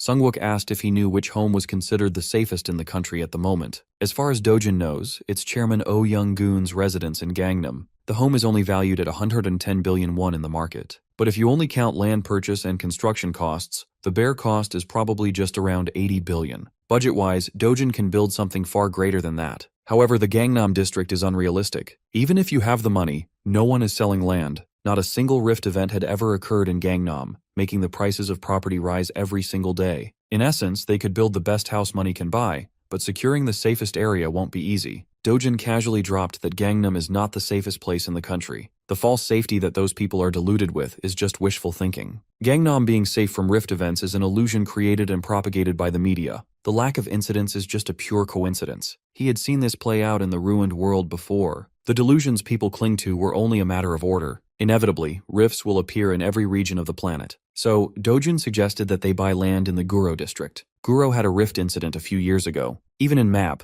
a district not that far away, there was a rift event recently. Dojin would know. He was there. Sung-wook curiously asked if there was some special reason to pick Guro as their site. Dojin's reasoning wasn't some 5D chess move. He chose Guro because it was close to their first house. After the meeting with Sung-wook, Dojin strapped up and got back to work. Today's target practice is gosh dang dinosaurs. The first prey sensed him coming too late. Poor Lizard was cut by a brand new sword. Dojin was extremely pleased with the old man's work. It turned out to be even better than he expected. He saw how hard the old blacksmith worked to complete this work of art. The old man even proclaimed it his masterpiece. When it came to payment, the old man refused to take a single cent for his work since the material was entirely provided by Dojin. It was too late. The young man had already scanned the QR code and sent the cash. The blacksmith stood his ground. His satisfaction can't be converted into a few bucks, unless those few bucks added up to 1 billion won for a single sword order. Dojin doesn't like being in debt. He's also generous to people who do him good. For 1 billion won and some material hunting, he was able to upgrade his combat capabilities by a ton. The poor dinosaurs of this rift were experiencing a second extinction event. With the way he was dicing them up, these lizards would probably prefer being wiped out by another asteroid. Having committed to building the house with Park Sung-wook, Dojin committed himself to crack hunting for the next several weeks. He just wanted a 10,000 pyong 33 square kilometers of land in the Guro district. It will cost at least 400 to 500 billion won to acquire everything. Sung-wook suggested reducing the purchasing area to be mindful of the budget. Why do that? Dojin can just raise the money by spilling blood. Another day, another rift was shattered out of existence. By evening, Dojin is back home to play and walk around with Yoon-young. Grandma's getting discharged in a few days. Things are looking up. Dojin has been so busy lately. His little sister just wanted Big Bro home. Knowing how hard he works, Yoon-young told him that he no longer needs to visit every day. She'll do it herself. Dojin felt an ache in his heart, stopping him in his tracks. At that moment, they were interrupted by a random luxury car driver waiting for Dojin in the streets. He claimed to have been sent by Chairman Seo Kyung-chol, Dojin's shitty grandfather. The driver was equally polite and pushy to get him in the car. Dojun put Yoon down to the safety of the curb for a moment. He also asked her to close her eyes for a moment while he walked toward the driver. Seo Dojun leaped into the air and landed a meteor kick on the luxury car's roof, wrecking the whole vehicle. Just to make sure that it wouldn't run again, he gave the sides a quick kick. Mr. Driver thought he could just waltz in here and pick up the passenger. He was sorely mistaken. Dojun warned the guy to fuck off and never come back. Something about his eyes says he's being 100% for real. The lanky driver ran off shakily, and Dojun didn't avert his eyes for a second. When that was taken care of, he told Yoon that Big Bro was just teaching someone a lesson for trying to interrupt their time together. Hell, Yoon wanted to get her turn teaching lessons to bad guys too. Lifting her back up his shoulders, Dojun assured the little lady that there's no need to worry. Anyone who even thinks of messing with his family will go to an early grave. Word about Dojun's land purchases in Guro had reached the ears of other people. Juyeon was the first to know since she knew Sungwook. Inju found out from her and took it as a massive opportunity for her best friend. Inju insisted that Juyeon's next mission should be moving in next door to become Dojun's warm and caring neighbor. She's been saving all her hero money and has nothing to use it for. This is the moment when she should open up that wallet. Dinner with the girls was very passionate and rowdy tonight. If she doesn't make a move, that seductress Gloria Tyler might get the last laugh. She might worm her blonde ass into his life, becoming closer to Dojun. That would be the worst-case scenario for Juyeon, and there's a real possibility of it happening. And that man is not just moving, he is building a new place. That means he's not just staying in Guro for a year or two. Kidding aside, Juyeon can't deny Dojun's magnetism. Inju could see and feel that too. Hell, now she's thinking of moving closer to Guro too. Inju likes seeing her best friend squirm, so she suggested that absurd idea to get a rise out of Juyeon. Well, she was partially serious about it, but not for dramatic reasons. Inju is eyeing Guro for a different end goal. After Brazil, she became sure that no matter where they go, Cleom Guild needs to be on the right side of history. It would be a lot easier to do that if they hitched their wagon to a sports car flying down the highway. You can't deny that Seo Dojun is moving like a sports car these days. Everyone who's seen him in action would understand that he's on a different level compared to other S ranks. There are levels to this shit. So, Inju is thinking of putting up a mixed-use building and running the guild office out of it. If she's going, then Juyeon has all the more reason to pull the trigger on a crazy stalker plan. They already toasted the idea. There's no going back. A few days later, Dojun paid an overdue visit to the Hero Association to talk with the chairman. In the past 2 weeks alone, the young man had cleared 9 rifts consecutively. The payout isn't small, so Na Taewang thought a face-to-face meeting and payment were necessary. He also wanted to hear the reason for the rift hunting spree straight from the culprit. The old man is worried that the kid is rushing in fear that Korea might become a hot zone like Brazil. Dojun was just focused on watching the cash hit his account. For some light work, he was paid 45.2 billion won. With this cash injection, he's fine for now. He should be able to slow down the clears. Still, the chairman wanted a straight answer to quell his anxieties. Dojun asserted that he's just doing what's in front of him. These days, he needs a lot of money, so he works for a lot of money. He shared his plan to build a house, and Na Taewang was dumbfounded. Since Dojun's here anyway, he also brought up something he'd like to ask the old man regarding the construction.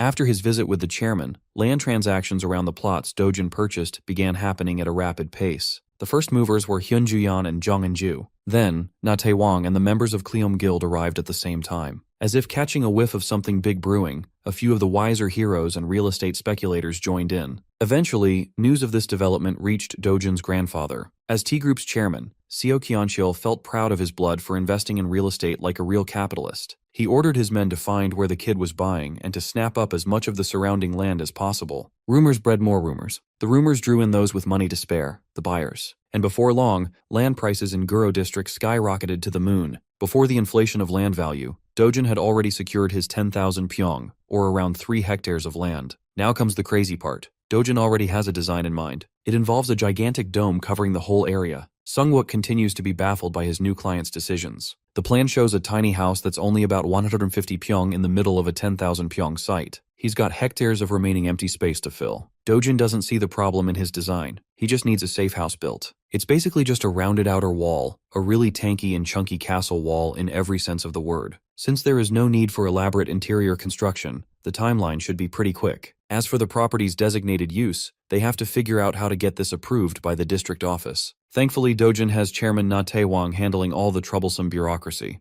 Having someone that powerful working for you certainly speeds things up. Sungwook would have never dared to imagine a property designation that would require the Hero Association's chairman to step in. Just because construction is ongoing doesn't mean hunting work must stop. Flushed with cash, he's just killing shit for the love of the game. Up in the association HQ, Na Taewang is still working on the Rising Star's bold request. A lot of people have seen Dojin slaughter monsters in droves, but his request to the chairman involves something crazier. He intends to tame monsters. The old man was shocked when he first heard such an absurd idea too. They're barely keeping up with subjugations. Taming had never been a possibility. Most people had long since dismissed the possibility of monster training. A successful attempt would be completely unprecedented. But coming from Seo Dojin, the concept doesn't sound too unrealistic at all. Speaking of the devil, he's already working on fulfilling his ridiculous claim. The chairman had to issue the young man permission to raise monsters on his own land. Somehow, that's not even the most shocking thing in this line of thinking. The monster Dojin plans to tame is none other than the S-rank hero nightmare, the Caesarian. Equipped with his new blade, Dojin felt excited to get a good workout but promised to take it easy today. As soon as the beast sensed the intruder barging into its nest, the Caesarian whipped its tail around to decimate the tiny human. When melee attacks didn't work, it opened its maw and unleashed some kind of nuclear blast. It roared and flew up, its centipede-like body supported by massive wings. 1 hour later, the sounds of combat had subsided in the volcanic mountains. The beast, trying its best to kill him just 60 minutes ago, is now behaving like a spoiled puppy. Caesarian looked exhausted and beaten,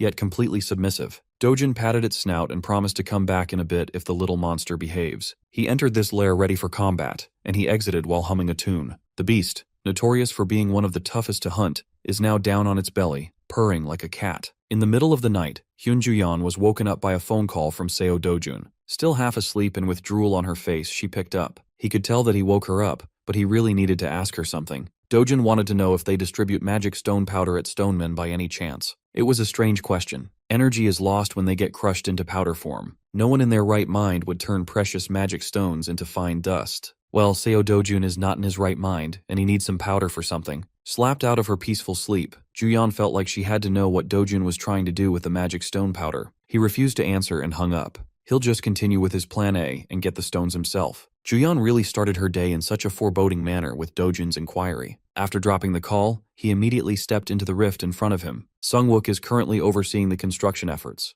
They established that the most basic thing to make a house safe is the outer wall. After that, they just need a sentinel to protect the house from inside that outer wall. The sentinel Dojin had in mind should be readily transported at the tail end of construction. Another component he's trying to get is a device made to suppress external shocks, such as earthquakes. In that vein, he had to visit a familiar enemy in the rift, the Cyclops. To make the shock suppressor, he needs the magic stone inside their one-eyed heads. Not wasting any time, Dojin switched into combat mode and got to work. One can never underestimate the agility of a giant Cyclops. Be off for just a few inches in your dodges, and you're toast. If you're too slow in your responses, that beast would beat your nuts into paste with their club. Thankfully, Seo Dojin doesn't have any of those problems. At this point, dealing with mobs at this level doesn't pose a lick of danger to him. So, he decided just to do this thing the most efficient way possible and opened his spatial storage. He grabbed onto the handle and drew his sword out. Armed with some crisp metal, Dojin's aura turned sharper and faster. It's time to showcase the swordsmanship of the Vandayan family. He readied his body and entered the third form, Spiral Vrex Catus. From up above, borrowing from the brightness of the sun, he rained down destruction upon the unfortunate Cyclops. Scorchingly sharp sword winds cluttered the area, homing in on the target. The hidden spiral destruction within the splendor.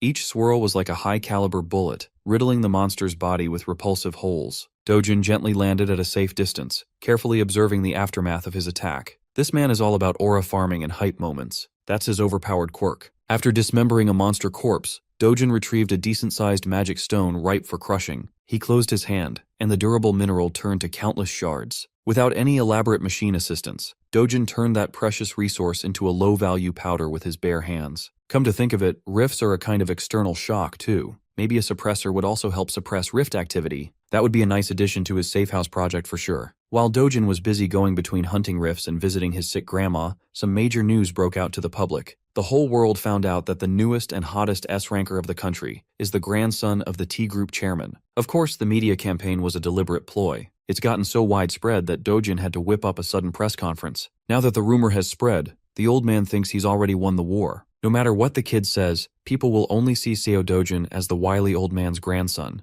Dojin got cleaned up and suited up for this press conference. Under the flashing lights of cameras, he faced the entire nation on a live broadcast. The populace immediately theorized that the T-Group must have poured tons of money into the young man to prop him up in the public eye as an S-rank. Hell, even the press con itself stinks of special treatment at the diamond spoon level. But everyone had the same question jumping into their minds. Why hold a press conference after years of being essentially invisible? Based on pure speculation, the majority of the populace has soured on the idea of someone like Seo Dojin. To remedy that growing headache, Dojin spilled his guts out on camera. He started off by introducing himself as an illegitimate child, abandoned at a young age. Everyone watching was completely caught off guard by the opening curveball. Afterwards, Dojin slowly talked about his life. No, the life that the original Seo Dojin has lived. In a brief, clear, and meaningful manner, the whole world listened and internalized his experiences. Even those who were skeptical of Dojin's words gradually developed some sympathy for the guy. Accounts from his school friends corroborated all his claims. Interviews with past employers where he worked a ton of part-time jobs were being broadcast on the air. Overnight, the perception about the mysterious S-ranker turned overwhelmingly positive. As a result, T Group's stock price, which had been steadily rising until the press conference, tanked and plummeted by 30% in no time. He gave his scumbag grandpa the only wound that would hurt, the financial kind.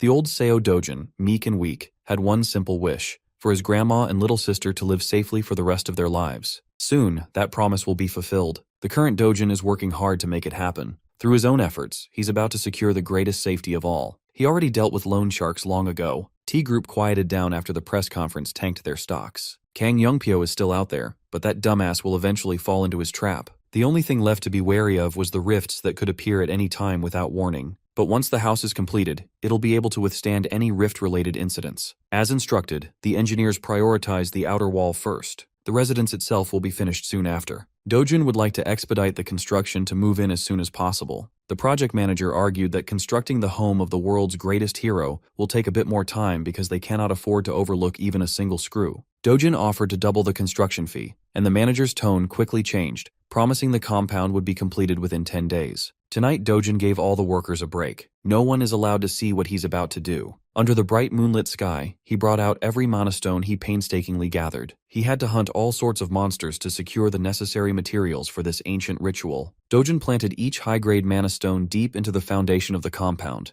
Once in their rightful place, they formed an intricate magic encompassing the massive plot of land. The setup came together perfectly. Just to be safe, Dojin added pure powdered mana stones to suppress any unforeseen variables as well. Once the bizarre ritual was completed and the stronghold was ready, he ran off into the night to fetch the guardian. Meanwhile, the rich bitch Hong Heju secretly met with Kang Youngpyo to demand the death of Seo Dojin once and for all. She paid exorbitant sums for his fake IDs, hotel fees, and background checks. Hong Heju was running out of patience. She wants Dojin's head served in a platter as soon as possible. Kang Youngpyo heard that the bitch was recently cast out by her family, so she's taking her frustrations out on him. He asserted that he's put all his businesses and paid hits all so he could focus on taking Seo Dojin down. Heju thought calling him a scaredy cat would spur Youngpyo into action, but she was sorely mistaken. He wanted to turn her into a fine mist of blood and guts right then and there. Usually the easiest way to deal with a fellow S-ranker was to grab some old geezer or brat as hostage for leverage. But Dojin never leaves his family's side these days. Youngpyo is barely holding himself together. Given the chance, he's ready to wipe out Dojin's entire bloodline if he has to. Yet this witch had the balls to call him a coward. S-rank Kang Youngpyo insisted that he's not scared of some little punk. He grabbed Hong Heju by the throat just because his ego got bruised. Youngpyo vowed that the moment Dojin slips, those he holds will become lambs to the slaughter. He threatened to include Hong Heju in the death toll if she didn't shut up and get out of his way. This is not even a job for him anymore. This is a vendetta. While his ops were crumbling, Seo Dojin was busy hunting. He visited a rift where only Death Knights spawn. There is no boss monster in this castle, only Death Knights. As soon as he entered, 3 Death Knights welcomed him with blades in hand. 3 should be manageable. Death Knights are far from easy to take down for several reasons. For starters, they have no true physical form and feel no pain. The only way to beat them is by precisely severing the core of their soul. They also retain the swordsmanship they learned and trained back when they were human. Each Death Knight sports their own distinct style, unleashing unique, dazzling flurries one after another. Against specters who were once respected knights, it would be discourteous to face them barehanded. With a sword in hand, Seo Dojin jumped straight into a 3 versus 1 action. For his opening attack, he decapitated the empty helmet of the nearest Death Knight. The next 2 aggressively charged at him in tandem. It's been a while since he had a proper sword fight.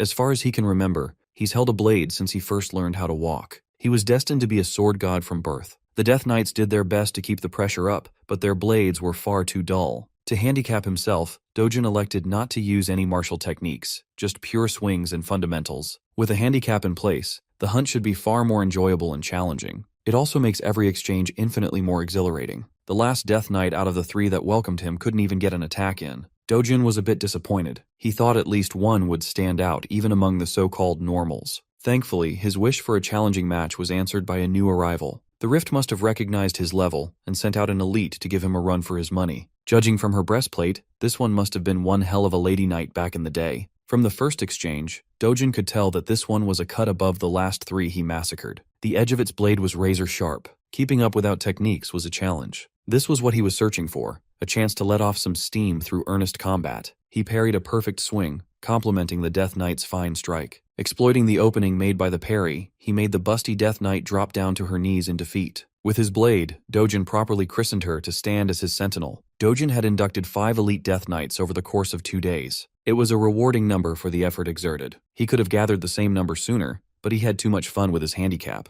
Conveniently enough, the Death Knights are bound to Shadow, making transport a breeze. The recruitment of guards is complete. A security team that doesn't need to eat or sleep and does its job at 100% uptime was locked in. Next on his shopping list is a guard dog. For that, he returned to a familiar rift, the Caesarian's nest. The ancient draconic beast did not welcome him with open arms at all. This particular Caesarian immediately recognized Seo Dojin as the human who wreaked havoc last time he came to the rift. Dojin asserted that he didn't come to play today, so the scaly bastard should just follow along like a good boy. The Caesarian's pride didn't allow for a peaceful surrender, calling Dojin nothing but a bug. But when faced with the threat of bloody murder, even the Caesarian's pride surrendered. The beast looked into his eyes and knew that this human was built different. Those weren't empty threats. For the sake of survival, the Caesarian followed his orders and let the human ride on its back. Dojin instructed the big baby to go outside the gate, and the monster tried to protest against leaving its home. He gave that overgrown chicken a death glare and muttered a single word, "Go." Scared of a painful death, the beast relented and flew out of its territory for the first time in its life. Dojin and his new pet flew over a nearby city, causing a commotion and striking fear in the hearts of civilians. Imagine walking around the city and seeing an ancient beast fly overhead.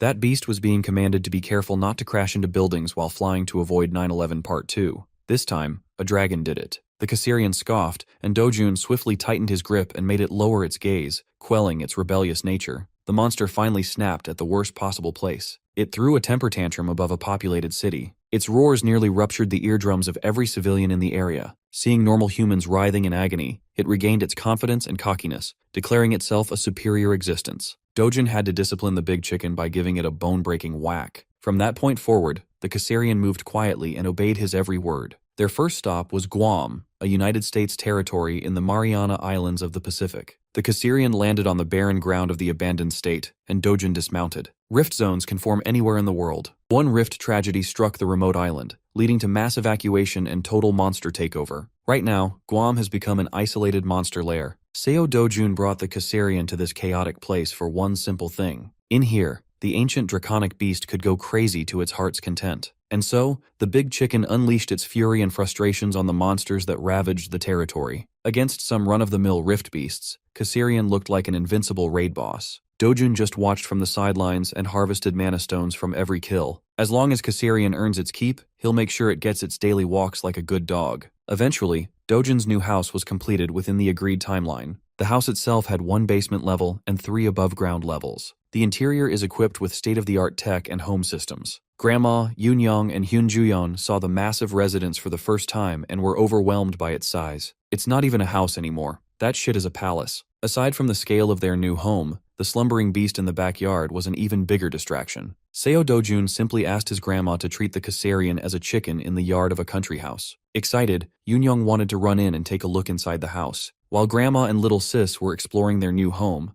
Dojun stayed outside with Juyeon. She waited for his family to leave before bringing up the eerie energy rising from the ground she had sensed since earlier. Besides the giant dragon in the backyard, there's something deadly hiding underneath. Dojun was impressed by how sharp Juyeon's instincts have become and assured her that it won't pose a danger to those he cares about. She must have picked up on the Death Knight squad's hidden presence. More importantly, Dojun wanted to thank her for always taking care of his family while he was gone. To return the favor, he invited Hyun-juyeon to have a meal together over the coming weekend. Just the two of them, no distractions. It would have been a romantic move if he hadn't forgotten that he had already promised to go to the amusement park with Yoon-young this weekend. Now he just looks like an ass. Dojun had been so absorbed in gate hunting lately that he momentarily forgot. It can't be helped. Little Yoon-young must take priority. To save him from the dilemma, Juyeon offered to go together. He can just take little sis and waifu to the amusement park together. She's the best girl for real. The days flew by and the weekend arrived. 2 of South Korea's most powerful S-rankers and a little girl went to the amusement park like a happy family. Given their high profiles, they cannot avoid the public eye. From afar, they looked like a match made in heaven couple, and the general public agreed. Dojin made Juyeon's ass hurt in bumper cars. The roller coaster barely had an effect on the S-rankers, but Yoonyoung was having the time of her life. By sundown, the little girl was knocked out cold, drooling on Big Bro's shoulder. On their way back home, Juyeon caught him stealing a glance at her. He remembered how fondly Yoonyoung talks about big sister Juyeon.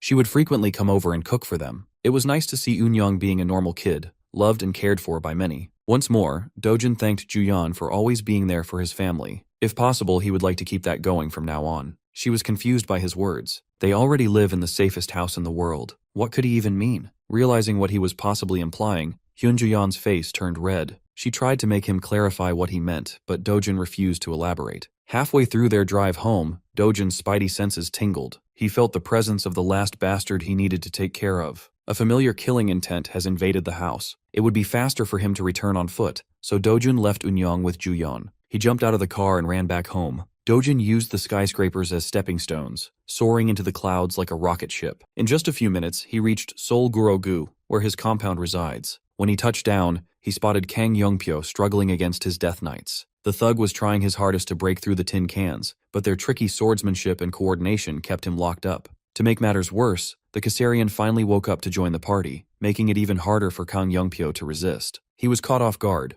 Who in their right mind would keep a dragon as a guard dog? Dojin expected this bastard to make his move when neither Juyeon nor he was around. If Kang Youngpyo had been a little less cowardly, he wouldn't have gotten caught in the trap. Having seen enough of his pathetic power, Dojin made his army of elite death knights stand down. He called out Kang Youngpyo for barging into his house, only to be pitifully chased away by his guards like a common criminal. Dojin doesn't want to hear any ear-splitting barking today. He wants all the smoke. The angry Kang Youngpyo loaded up an aggressive attack, but his wind-up was met with a fist to the skull. Dojin laughed. He just swung lightly, and this fraud couldn't even dodge a simple punch. While the thug was trying to recover, Dojin kicked him in the gut, rearranging his internal organs. Youngpyo threw up stomach bile while refusing to believe the reality. Sure, they were both S-ranks, but they are worlds apart when it comes to power. Dojin cocked his fist back and offered to be a little gentler on his next attack. It took every bit of Youngpyo's brain power to move his head to the side. A piece of his ear was deleted out of existence. Had he not moved his head, his brain would be blown to bits right now. Although it was humiliating, he finally brought out his final gambit in hopes of leveling the playing field in a head-on clash. Instead of trying to beat Dojin fair and square, he'll use his last resort to go after the kid's family instead. Dojin chuckled as he let the thirsty boy drink his special drink. Youngpyo's body twisted and transformed into something even more grotesque. His left arm turned gigantic, nearly bursting at the seams. He looked like he had just come out of a long goon session. This was the effect of the Okeanos potion, which grants the user the left arm of a titan. It's a valuable one-use item. This thug must have gone into debt just to buy one from the black market. Youngpyo pounded the ground with his titan arm, thinking that this maneuver would put Dojin's grandma in mortal danger. He pounded the ground with enough force to generate tectonic movement, but the house remained motionless. The overgooned thug was banking on the earthquake to distract Dojin with his grandma's peril, but nothing happened. He tried to use his head, but it was useless. The magic stone powder he sprinkled on the land absorbs all kinds of shock. Right now, Grandma Dojin is chilling like a villain in her luxury massage chair. Everything Youngpyo tried miserably failed. He was in despair. From now on, he'll be paying the price for targeting Dojin and his family. Grabbing Youngpyo by the hair, Dojin slammed the shitty gangster to the reinforced ground. He gave that man CTE, knocking him helplessly unconscious. For good measure, Dojin gave that empty skull a good kicking, launching the limp body into the skies. By the time Yoonyoung and Juyeon reached home, Kang Youngpyo was completely out of commission. Juyeon made sure to cover the little girl's eyes. Big Bro looked a little too menacing right now. Kang Youngpyo was barely alive when he was handed over to the Hero Association. That night, Seo Dojin was visited in his dreams by the previous owner of his body. It's been a long time since they first met. The old Dojin thanked him for making all those wishes come true. He has no more worries on his way to the other side. He's done more than what they agreed on at the start. Old Dojin didn't even know how he could repay the man who took over his life. New Dojin was just glad to be of service. These days he wakes up to Hyun Juyeon's beautiful smile every morning. Old Dojin already paid him back plenty. Thanks to him, the sword god finally found his happiness.